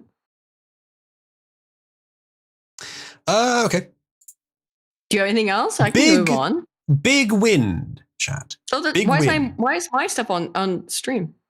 Because I had it ready for you to show what you were going to show. All right. No, that's fine. I couldn't find it. Okay, you're not going to find it? All right. For it. Big win. And by the way, no. Let me find something else. Okay. Well, no, I got one. Shut up. Meta employee laid off, immediately detained by ICE. No one cares about the Meta employee. It's just kind of based. I Just wanted to do some that before you ground. get to your Whatever. story. All right, I got a thing. Which is that? Have you ever been to Dogs. Doggerland? No, Doggerland. Well, Yeah. Doggerland was the land in between. She does know. Asia. In which case, you have probably been to Usually, why it. would you think I wouldn't know that? Oh, because there's been several other things today you've demonstrated a shocking lack of awareness on. Oh no, just because of your atheism. Anyway, so is your dog a lefty? In which case, you got to put him Mine down. sure To be wasn't. honest, like you gotta. My If you dog find was out your dog's a based. lefty, you gotta just Anyway, so new Doggenberg test captures paw preference. So as it turns out, dogs are, much as humans, left or right paw, in their case, oriented, right? Which is very cute. Oh, it Just doesn't like mean left or politically. right-handedness. Okay. No, what the fuck? Oh, you really bought that? You really? Well, I didn't believe know. I that? haven't read the article and not pre-read. There you go. So, much like left or right-handedness in humans, domestic dogs have a preference for their left or right paw, a trait known as laterality. This can vary depending on the tasks they perform, which has made it difficult to create standardized tests that captures a dog's natural paw bias. To solve the problem, researchers led by Marcello Siniscalici at the University of Bari in Italy. At the University of Bari in Italy, have designed a new master checklist or inventory. How the fuck would you pronounce that? Siniscalci. Or perhaps Siniscalci? Oh my god. Oh, he's a fucking Italian. There he is. He's got that's. No, I there's a different reason that I'm able to read that name. Do you know what it is? No. Because I'm literate. Why don't you go fucking bury your head in the fucking sand? You fucking Italioid. This is the problem. You've got too much Roman DNA. I might have a bit of Roman DNA, yeah. Your ancestors got raped by them, and that's why you are the way that you are. All my ancestors were the ones doing the raping. I can tell from the size of your nose who raped whom, and it was the Italians completely and utterly raped your family. If your ancestors have been raped look at your nose to produce offspring, they're also the ones doing the raping because the ancestors are on both sides.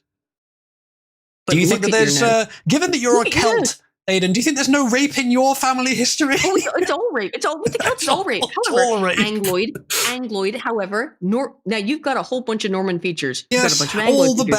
best conquerors in history contributed to the British genome. Look at the nose on this for Genghis Khan, which is perhaps for the best. This homie has the most Roman nose I've ever fucking seen, and he You has haven't that seen because Trig. I have seen Trig. I've literally met Trig, dude. Nah, you've never heard of him. Never heard of him. So I playing a game with him last night. You've got the most Roman nose imaginable because your ancestors got diddled by Romans. That's what happened. That's why you look like that, homie. But my ancestors were also the Romans doing the diddling. Your ancestors, however... Yes, your ancestors got diddled by Romans, which is why you have a massive fucking honker. But Aidan... Mm-hmm. But Aidan, do you understand how, like, human breeding involves two different people? Yeah, but you look the way that you do. That's what I'm trying to intimate this to you, is that you look the way that you do because your ancestors got diddled by Romans with big fucking honkers. And also were the ones doing the diddling. Well, yes, obviously, inherently, as a part Right. of the Well diddling done. process. I'm just proud that you understand this. What you were being? This is stupid. This is a stupid fucking argument. Yes, it is. So why are you doing it? Because I want to say that you were diddled, and that's why you have a massive fucking nose. Anyway, But no, your premise does not assume I was. Hey, look, chat. All right, we must answer this nose question. Oh my god. Examine. She loves these polls. Examine Uzlu's massive fucking honker. Okay, he's got a giant nose. The nose of a conqueror, of an emperor, of a Caesar. Yeah. Okay. Yeah. We could, maybe it's somebody else though. We don't know. Now I'm being polite by saying that I think it's romantic. It's not a Jewish nose. It's in Roman, and rather than a different type of nose that comes from a different people from the Levant, right? I don't believe it is a Levante nose. So I will There's any ask, other attributes does of it there. Uzlu have a massive fucking beak? You want the bird here, Aiden. Well, apparently that's the claim. However, which one of us has the bigger beak? And I think Depending it's on your you got a interpretation, big-ass beak. this poll supports me either way. Oh, If so they far say- it's a no. If they say no, then that means it's not a beak, it's a nose. If they say yes, it means I have You a have a big-ass big beak. nose, i.e. that of conquerors. So thank got a you, chat. big-ass Whatever you nose. pick, I win. Oh, look, he wins. Oh, so, in other words, pick anything other than me sending him a pizza. By the way, I think we're Aiden at this isn't point very in the good night. with the whole like interpretation layer thing, so that's where you got to get it. That's where you can beat it. What? Shut up. Yes, everywhere that's else. true. But be quiet. Anyway, what are we talking about? You read had your an article. article. You were trying to Go talk read about your article. dogs. Oh, I did. Oh, yes. I want to read my dog article. Here it is. Right? Doggenberg. Yes. So, one of the most common methods for determining whether a dog is left pawed or right pawed or ambilateral, using both paws equally, is the Kong test. Here, owners or researchers typically watch which paw the dog uses to hold a toy steady. The problem with this approach, though, is that a dog may use one paw to stabilize an object and another to perform a different action, such as taking first steps on a staircase. I So- have experienced this. I am Yes. left Yeah. foot dominant for many things, but not all, and right foot dominant for other things. And I right hand walk down dominant. the steps with my left foot first. Yeah. Even though Yeah, it varies well- for me, but with steps it probably is left. It varies, but yeah, it's not clear. I am For some ambidextrous. things, I remember it's very clearly that I would be left Ambidextrous. foot dominant. I am ambidextrous. I can write with both my left and right hand. However, I write much better with my left hand, or my right hand, excuse me. Aiden, Yeah. how did you manage to misspell my name? Did I misspell it? Maybe you did it deliberately because good. you've written Uzalol. Yeah, I probably did do it deliberately. No, that's a retcon. I'm not going to let you have that. How No, it did was I a fuck write up. it? Uzalul. We are Uzalul, right? I mean, does he have a sure, massive close enough. Uzalul has a massive fucking beak, and the overwhelming answer is yes.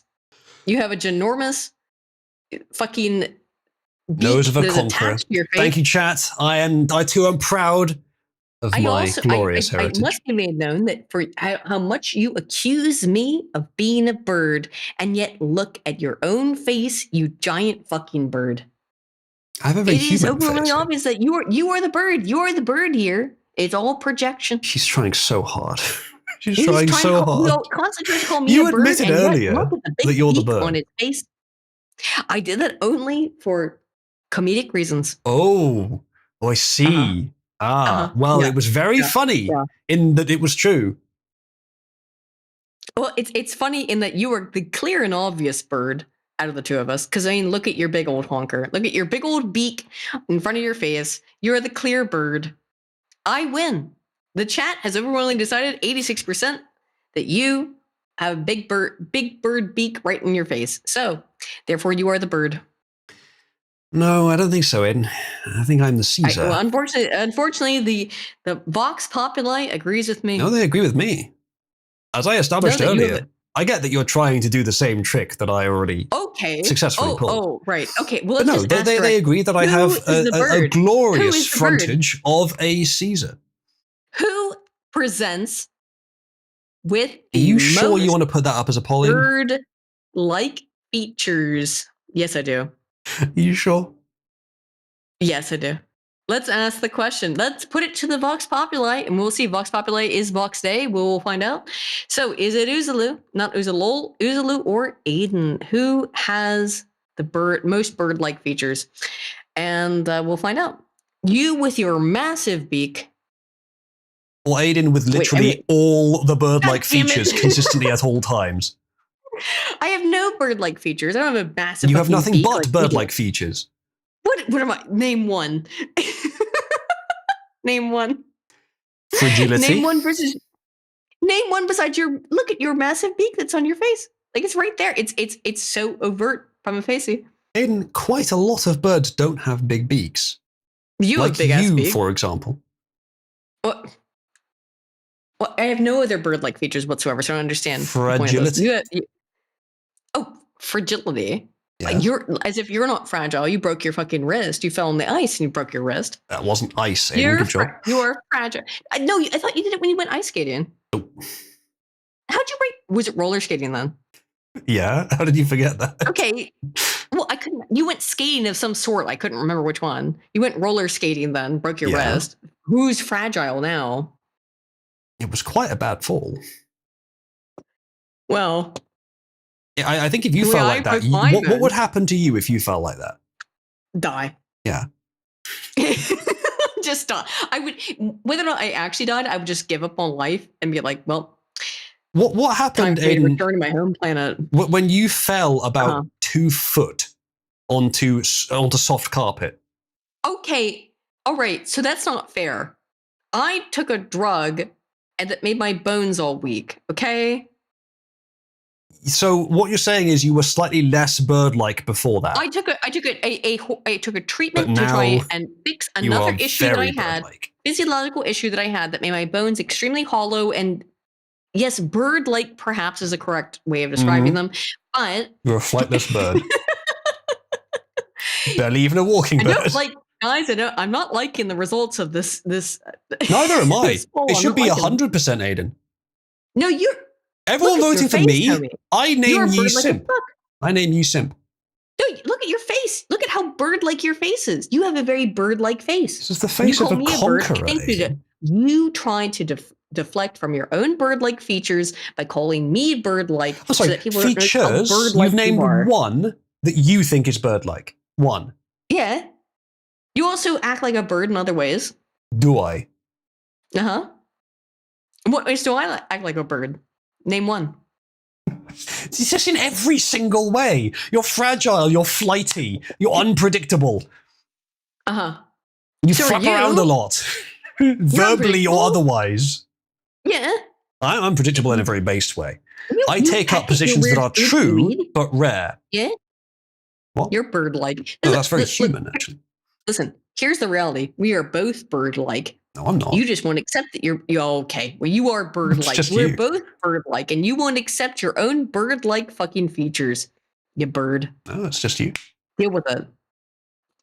How do I some of my flight feathers? I mean, like, that's just normal. Everyone's got those, you know? Everyone's got those flight feathers. What? Whoa. What? Discord just reset on me. Sorry. Okay. All right. The whole time. Unfortunately. All right. We're at midnight. Do you have anything else that you want to? I have other things I can show. I can't believe I literally got through like 1% of my fucking shit. Of all the stuff I had prepared for the stream. It's so much prepared. So I guess we'll just do it next week. I don't know. Sure. I'm okay with that. I guess I could do something else that's kind of funny. I could do that. Well, we could do that. What's your opinion on the Scots? What's your opinion on the Scottish? They are north of me. When they do something bad, they're Scottish. When they do something good, they're British. We could do another story, and I'm fine with that. But consider this is my last one. That the alternative, and what we can do anyway, is after stream we could continue with Christery. Some in chat might be interested in joining us. I do want to go watch Christery. We're on episode 13 of the Chris Chan documentary series of 85 parts. We've been watching through it in Cabal recently. It's been very funny. So come join Cabal. Call me a faggot, I do as wanna do Aiden that. instructed you to do last time. Yes, definitely come You over there can and come and call me a and faggot call in this part. person if you wish, Definitely and call I me a shall faggot. listen. However, I do want to state this because this story is really what, why were they doing this? Why would you do that? Why would you do any of that? 2,000 years ago in Scotland, people removed a corpse's brain and fashioned the arm bones into tools. So 2,000 years ago in Scotland, they were just pulling out brains and making bones into tools. 2,000 years ago is, I think it's safe to say, before Christianity arrived in Scotland. Yeah, unless it but not got that there long within ago. 26 It's not years. that long, but it's not that long ago. You know what I mean? True, but it's long enough ago that they didn't have Christian morality to guide them. So whatever pagan shit they were dealing with, the idea that it happened once or a few times in what we were talking about 30 is minutes completely ago. expectable. Say again, sorry?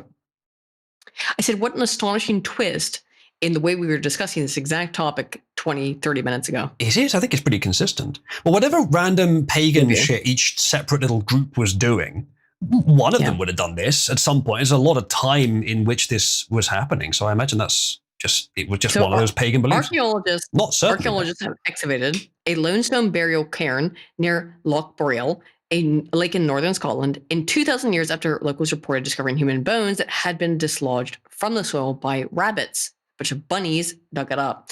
The rectangular cairn, or pile of stones, included a partial skeletons of an adult and a teenager, both of whom were buried between the 1st century BC and the 1st century AD. This is in 2000? Yes, Scroll back 2,000 years ago. No. Scroll back up. It says this is in 2000. Second line of that paragraph just above the video there. Oh, that's when they found this, yes. In 2000, okay. It's fine. Continue. But then the bones are from 2,000 years ago, yes.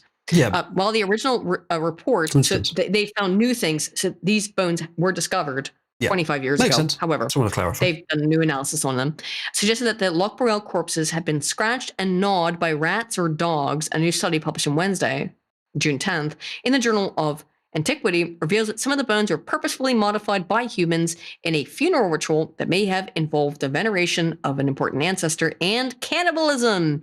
Researchers found that the adult skeleton named Individual 1 was from a woman who was over 30 years old when she died. The base of her skull had an unusual fracture, and the incisions were made by a sharp tool on her skull. What is the point of naming things?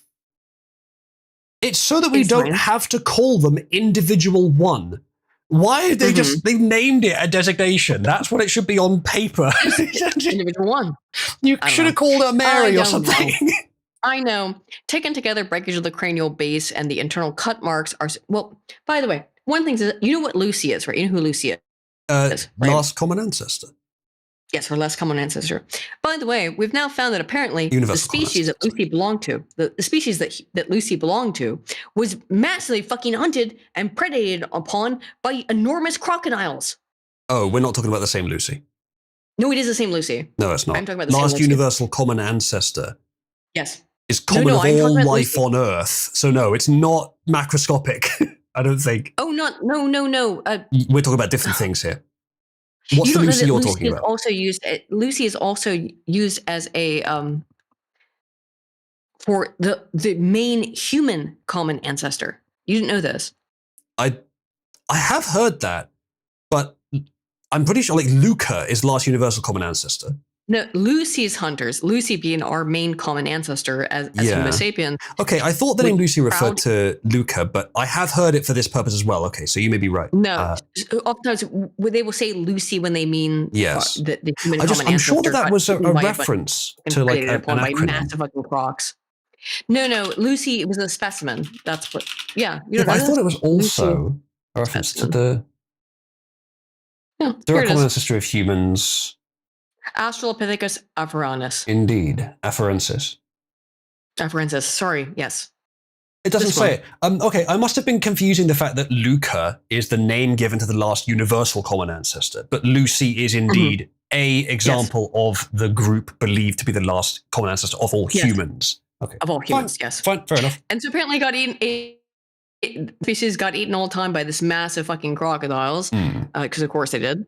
But that was relevant. What I want to talk about this, which is removal of the brain could relate to cannibalism or could have resulted from an attempt to clean and preserve the skull for display. They don't really know. Maybe Thank they weren't you trying to eat him. to Velstad, who has donated in a currency I didn't even recognize, who says, I really Thank enjoyed you, the show. Have some shekels, you nerds, derogatory. Thank you. It is appropriate Thank to be you, derogatory to Velstad. Aiden at all times. I appreciate that contribution.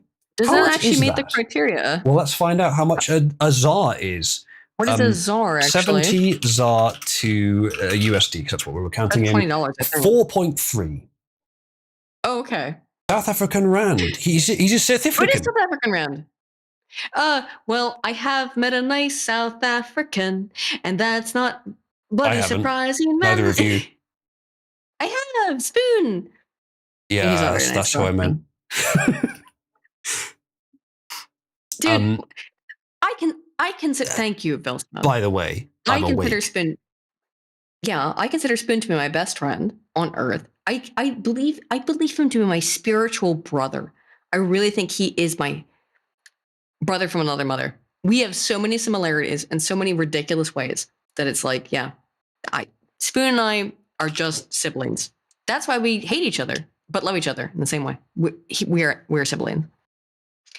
That's it. That's how it works. Anywho, apparently the etymology of Lucy is actually about the song, as I think you mentioned, that happened to be playing at the time. Lucy in the Skies with Diamonds? Traces back to Latin name Lucia, which is derived from lux, meaning light. So, Brian, was it? You appear to be completely wrong. Lucy in the sky with diamonds. Lucy Luca's also mentioned here. Which is LCD. There's also LSD, mitochondrial Eve, which is also a name used for a similar thing, I think. Yeah, so mitochondrial Eve is scientists are not entirely sure about. So Lucy is kind of a term for this general species of apes that existed. Apparently, Afarensis might not actually have been a common ancestor. We don't necessarily know that either, but this is the belief. Yeah. So archaeologists also know that 4 of the women's bones, 3 arm bones, and 1 leg bone were damaged but had not been scavenged on by animals. The bone's internal layers have been whittled, worked to with a sharp edge and a singular pointed end, the researchers wrote. Although the bones had clearly been modified after the woman's death, someone took care to put them back together in her grave in the correct anatomical positions. So the Scottish 2,000 years ago were taking out people's bones, carving them down, whittling them out, and then putting them back in the grave. I mean, the Scottish are always up to that kind of thing, to be fair. One small group of pagans with an aberrant belief system, probably, yeah. They're always up to that. This is why it's not surprising to me. The Scottish are always up to this sort of thing. No offense, but like you just, look, as someone who's about 25% Scottish, I should mention, by the way, because someone in chat said, and speaking of Celts, Di, who was on Broken Crown and butt blasted Spoon so bad he ended the stream, she's a good friend of mine. I've been friends with her for over 10 years. I don't. The problem is, right, as much as Di is very based, much as Di is very based and was inevitably correct if she was arguing with Spoon. I heard what she was arguing about. She was correct. No, she was correct. As much as she was, I expect the reason Spoon was annoyed is not because she was correct. It was because she was interrupting him, which I'm sure would annoy him. And because she's a woman, yes. And because probably that too, yeah. But probably most of the interruption because she was trying to say something, and so was he, and they both believed it was important they get their thing out first, and she will not back down and will shout louder than he does. So she is very based. But that is probably what happened there. Don't tell Spoon I said this, as I say in a very public fucking place. I think Spoon and Di are very well suited for one another, and I have been trying to make them kith for the last 2 years. I am skeptical of that, because the thing is that as much as it is an intellectual difference, Spoon's complete lack of interest in whether something is true or not would really piss off Di, because Di does care if things are true. Spoon is a... That's why they should kiss. That's why they should kiss. I don't know if that'll work. I don't think that's an area where opposites attract. They are both iroids. They're both iroids who need to kiss. I don't know if that would work. Okay? I think they need to kiss. Okay? I don't think it would work. By the way, I feel like what I just said is going to be more hurtful and offensive to Di than it would be to Spoon, and I know that. But Di, I think you and Spoon should kiss. Okay, under the Irish moon. You know what I mean? Like whatever. I don't think it's going to work in. when the Fae come out and it's a big fucking Begora, whatever, then you just, all right. Okay. I think they have more in common than they don't. That's what I'm saying. Anywho, that's all I really have for the evening. I'm done. I'm done with this. About that. We've gone on quite a bit longer than we normally would. You said the absolute latest will be midnight, and here we are 11 minutes later. And here we are. Well, the Scottish were killing people and grinding their bones up to do weird shit with them, as they always want to do. That's the Scottish. So that is it for the evening. Now, I would say we got quite a few donations this week. So next week, do I carry this over in order to make Uzlu eat a very spicy pizza? Well, my mouth will be better by then. Chat's missed their opportunities to torture me, to be fair. Well, chat, if you would, any amount of donation, even a pound, even a $1, would, for some sort of indication that I should torture Uzlu next week, I will take that money over and I'll make sure that I will torture Uzlu next week. And that way I can buy it before the stream starts, so that when it starts up, he has to sit there and eat a very spicy pizza and be very sad. So, as we end, does anyone want to give me $1 so I can do that? Because it would meet the criteria. If this is the kind of stream that you like and you want to see more of on YouTube, yes, best way to encourage it is kind generations. Generations. Also, the most important thing: who brought the better stories this week? That is important. Who had brought the better stories this week? Was it Aiden or Uzlu? Because I always think it's me. Uzlu always thinks it's him. Actually, I don't. Most of the time, a lot of the time we spent today talking was not about the stories, actually. No, we just had a good time, to be honest. The philosophy is something I'm much more interested in than science, but certainly than politics. Brian 1988 has donated $1 to go towards that, in which case, Uzlu, before we start the stream next week, I'm going to buy you a very spicy pizza. And Arthur Frayne for 5 says, organic blueberries is my thing these days. Enjoy. Thank you. So in service to Cabal, Brian 1988 has done that. Hopefully you'll come join us right afterwards. Overwhelmingly, out of 4 votes, it is me 100%. Uzlu, you have failed. I'd say it was you as well. I mean, the difference is that you look at this kind of thing for your job all week, so you do have an advantage. I don't. It is literally my job. I look at this stuff all the time as. But you like science too. Also, laboratory for €2. I don't look it up though. Just thank you, gave a fighting emoji. I think it's meant to be a fist bump. Fist bump. Oh, is it a fist bump? Yeah. Don't traumatize no one with that. He had to fist bump a black. One singular person is giving. There's one person trying to fight in your favor to say that you had better stories than I did. I think Clayton also tends to get more airtime for her stories. Well, Clayton for 2 says that he loves spicy pizzas and that hope that they also enjoy. Meaning you, Uzlu, I hope you enjoy. Uzlu, maybe I'll try to share with you some other really spicy hot sauce so you can truly be anally devastated by. Because by the way, it won't just be on the way in; it's on the way out as well. I know. Aiden, just so you know, there's not much point getting the spicy pizza for next week because my mouth will be better by then, and people are generously donating. So if you want to count this as enough to get one. Which I don't mind if you do. Okay. Then this, like today, is the only time that makes sense for that. All right. If you would like me to, no, it's past midnight. I can't buy you a pizza now. I don't know when they close. I would do it tonight. Well, we could. Hang on. I'll stream. I missed a few streams this week. Maybe I'll stream tomorrow. You could get one for me there. All right. I'll try to. I'll do something so that, no, I'd much rather do it on this stream because that's where it's been paid for. That's where it's been paid for. Okay, in that case, don't worry about the mouth pain. We'll just get me a spicy pizza anyway, and I'll slog through it. And watch you suffer. Yes, because the Anglo has no idea how to deal with spicy things. That's not true. I'm middling, but I can. He thinks he does. He doesn't. He thinks he does. He does not. I have a sly solution. You should know what it is. Which is you what? You should know what it is, Aiden. Milk. No, not on pizza. Monster Energy drink. No. That's acid. That wouldn't help. I'm asking, how are you dealing with a spicy pizza? You should know. What is it? You've been here while I've eaten pizza. So what are you going to do? I have been there, but I don't know what you're going to do. What did I do with the pizza before I ate it? Heated it up in the oven?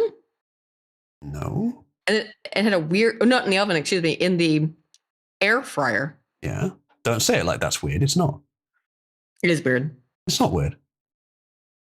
It's what weird. did I do with the pizza? Even the stuff that we ordered from takeaway places. I don't know what the fuck you're talking about, homie. You will remember as soon as I say it. What? Or Tell I me, won't say but it. I can't remember right now. I won't say it because it's a way for me to beat your challenge. So Just I won't say it. Say it, you fine. silly Billy. No, it's just all right. say it. It's By fine. the way, It's fine. overwhelmingly, the audience has voted that I brought the better stories this week. They're also Usually you have simps failed. as well.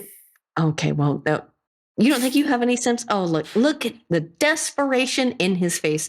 He is desperate. Anywho, we will be. Oh, sorry, I'm not dramatizing it Cabal. enough, am I? Okay, we will be going over to Cabal after this to go and hang out and chill out over there. So if you would like some more bullshit, nonsense, and tomfoolery, hang out over on Cabal. We will be headed over there right now. All right. Link is in the description. We shall tonight continue with the Chris Chan documentary, over which we are exchanging a little bit of commentary while we're watching it, so it's not just watching. Indeed. There is fun commentary. Aiden, I expect, will be there for a while as well. I don't know how much longer you're going to be there. Yes. Not too long because I'm a little bit sleepy, but yes, I will be there as well. All right. All right, guys. Thank you so much for hanging out. See you over there in Cabal to watch Christory. Cheers and bye-bye. I don't have a special outro for this, so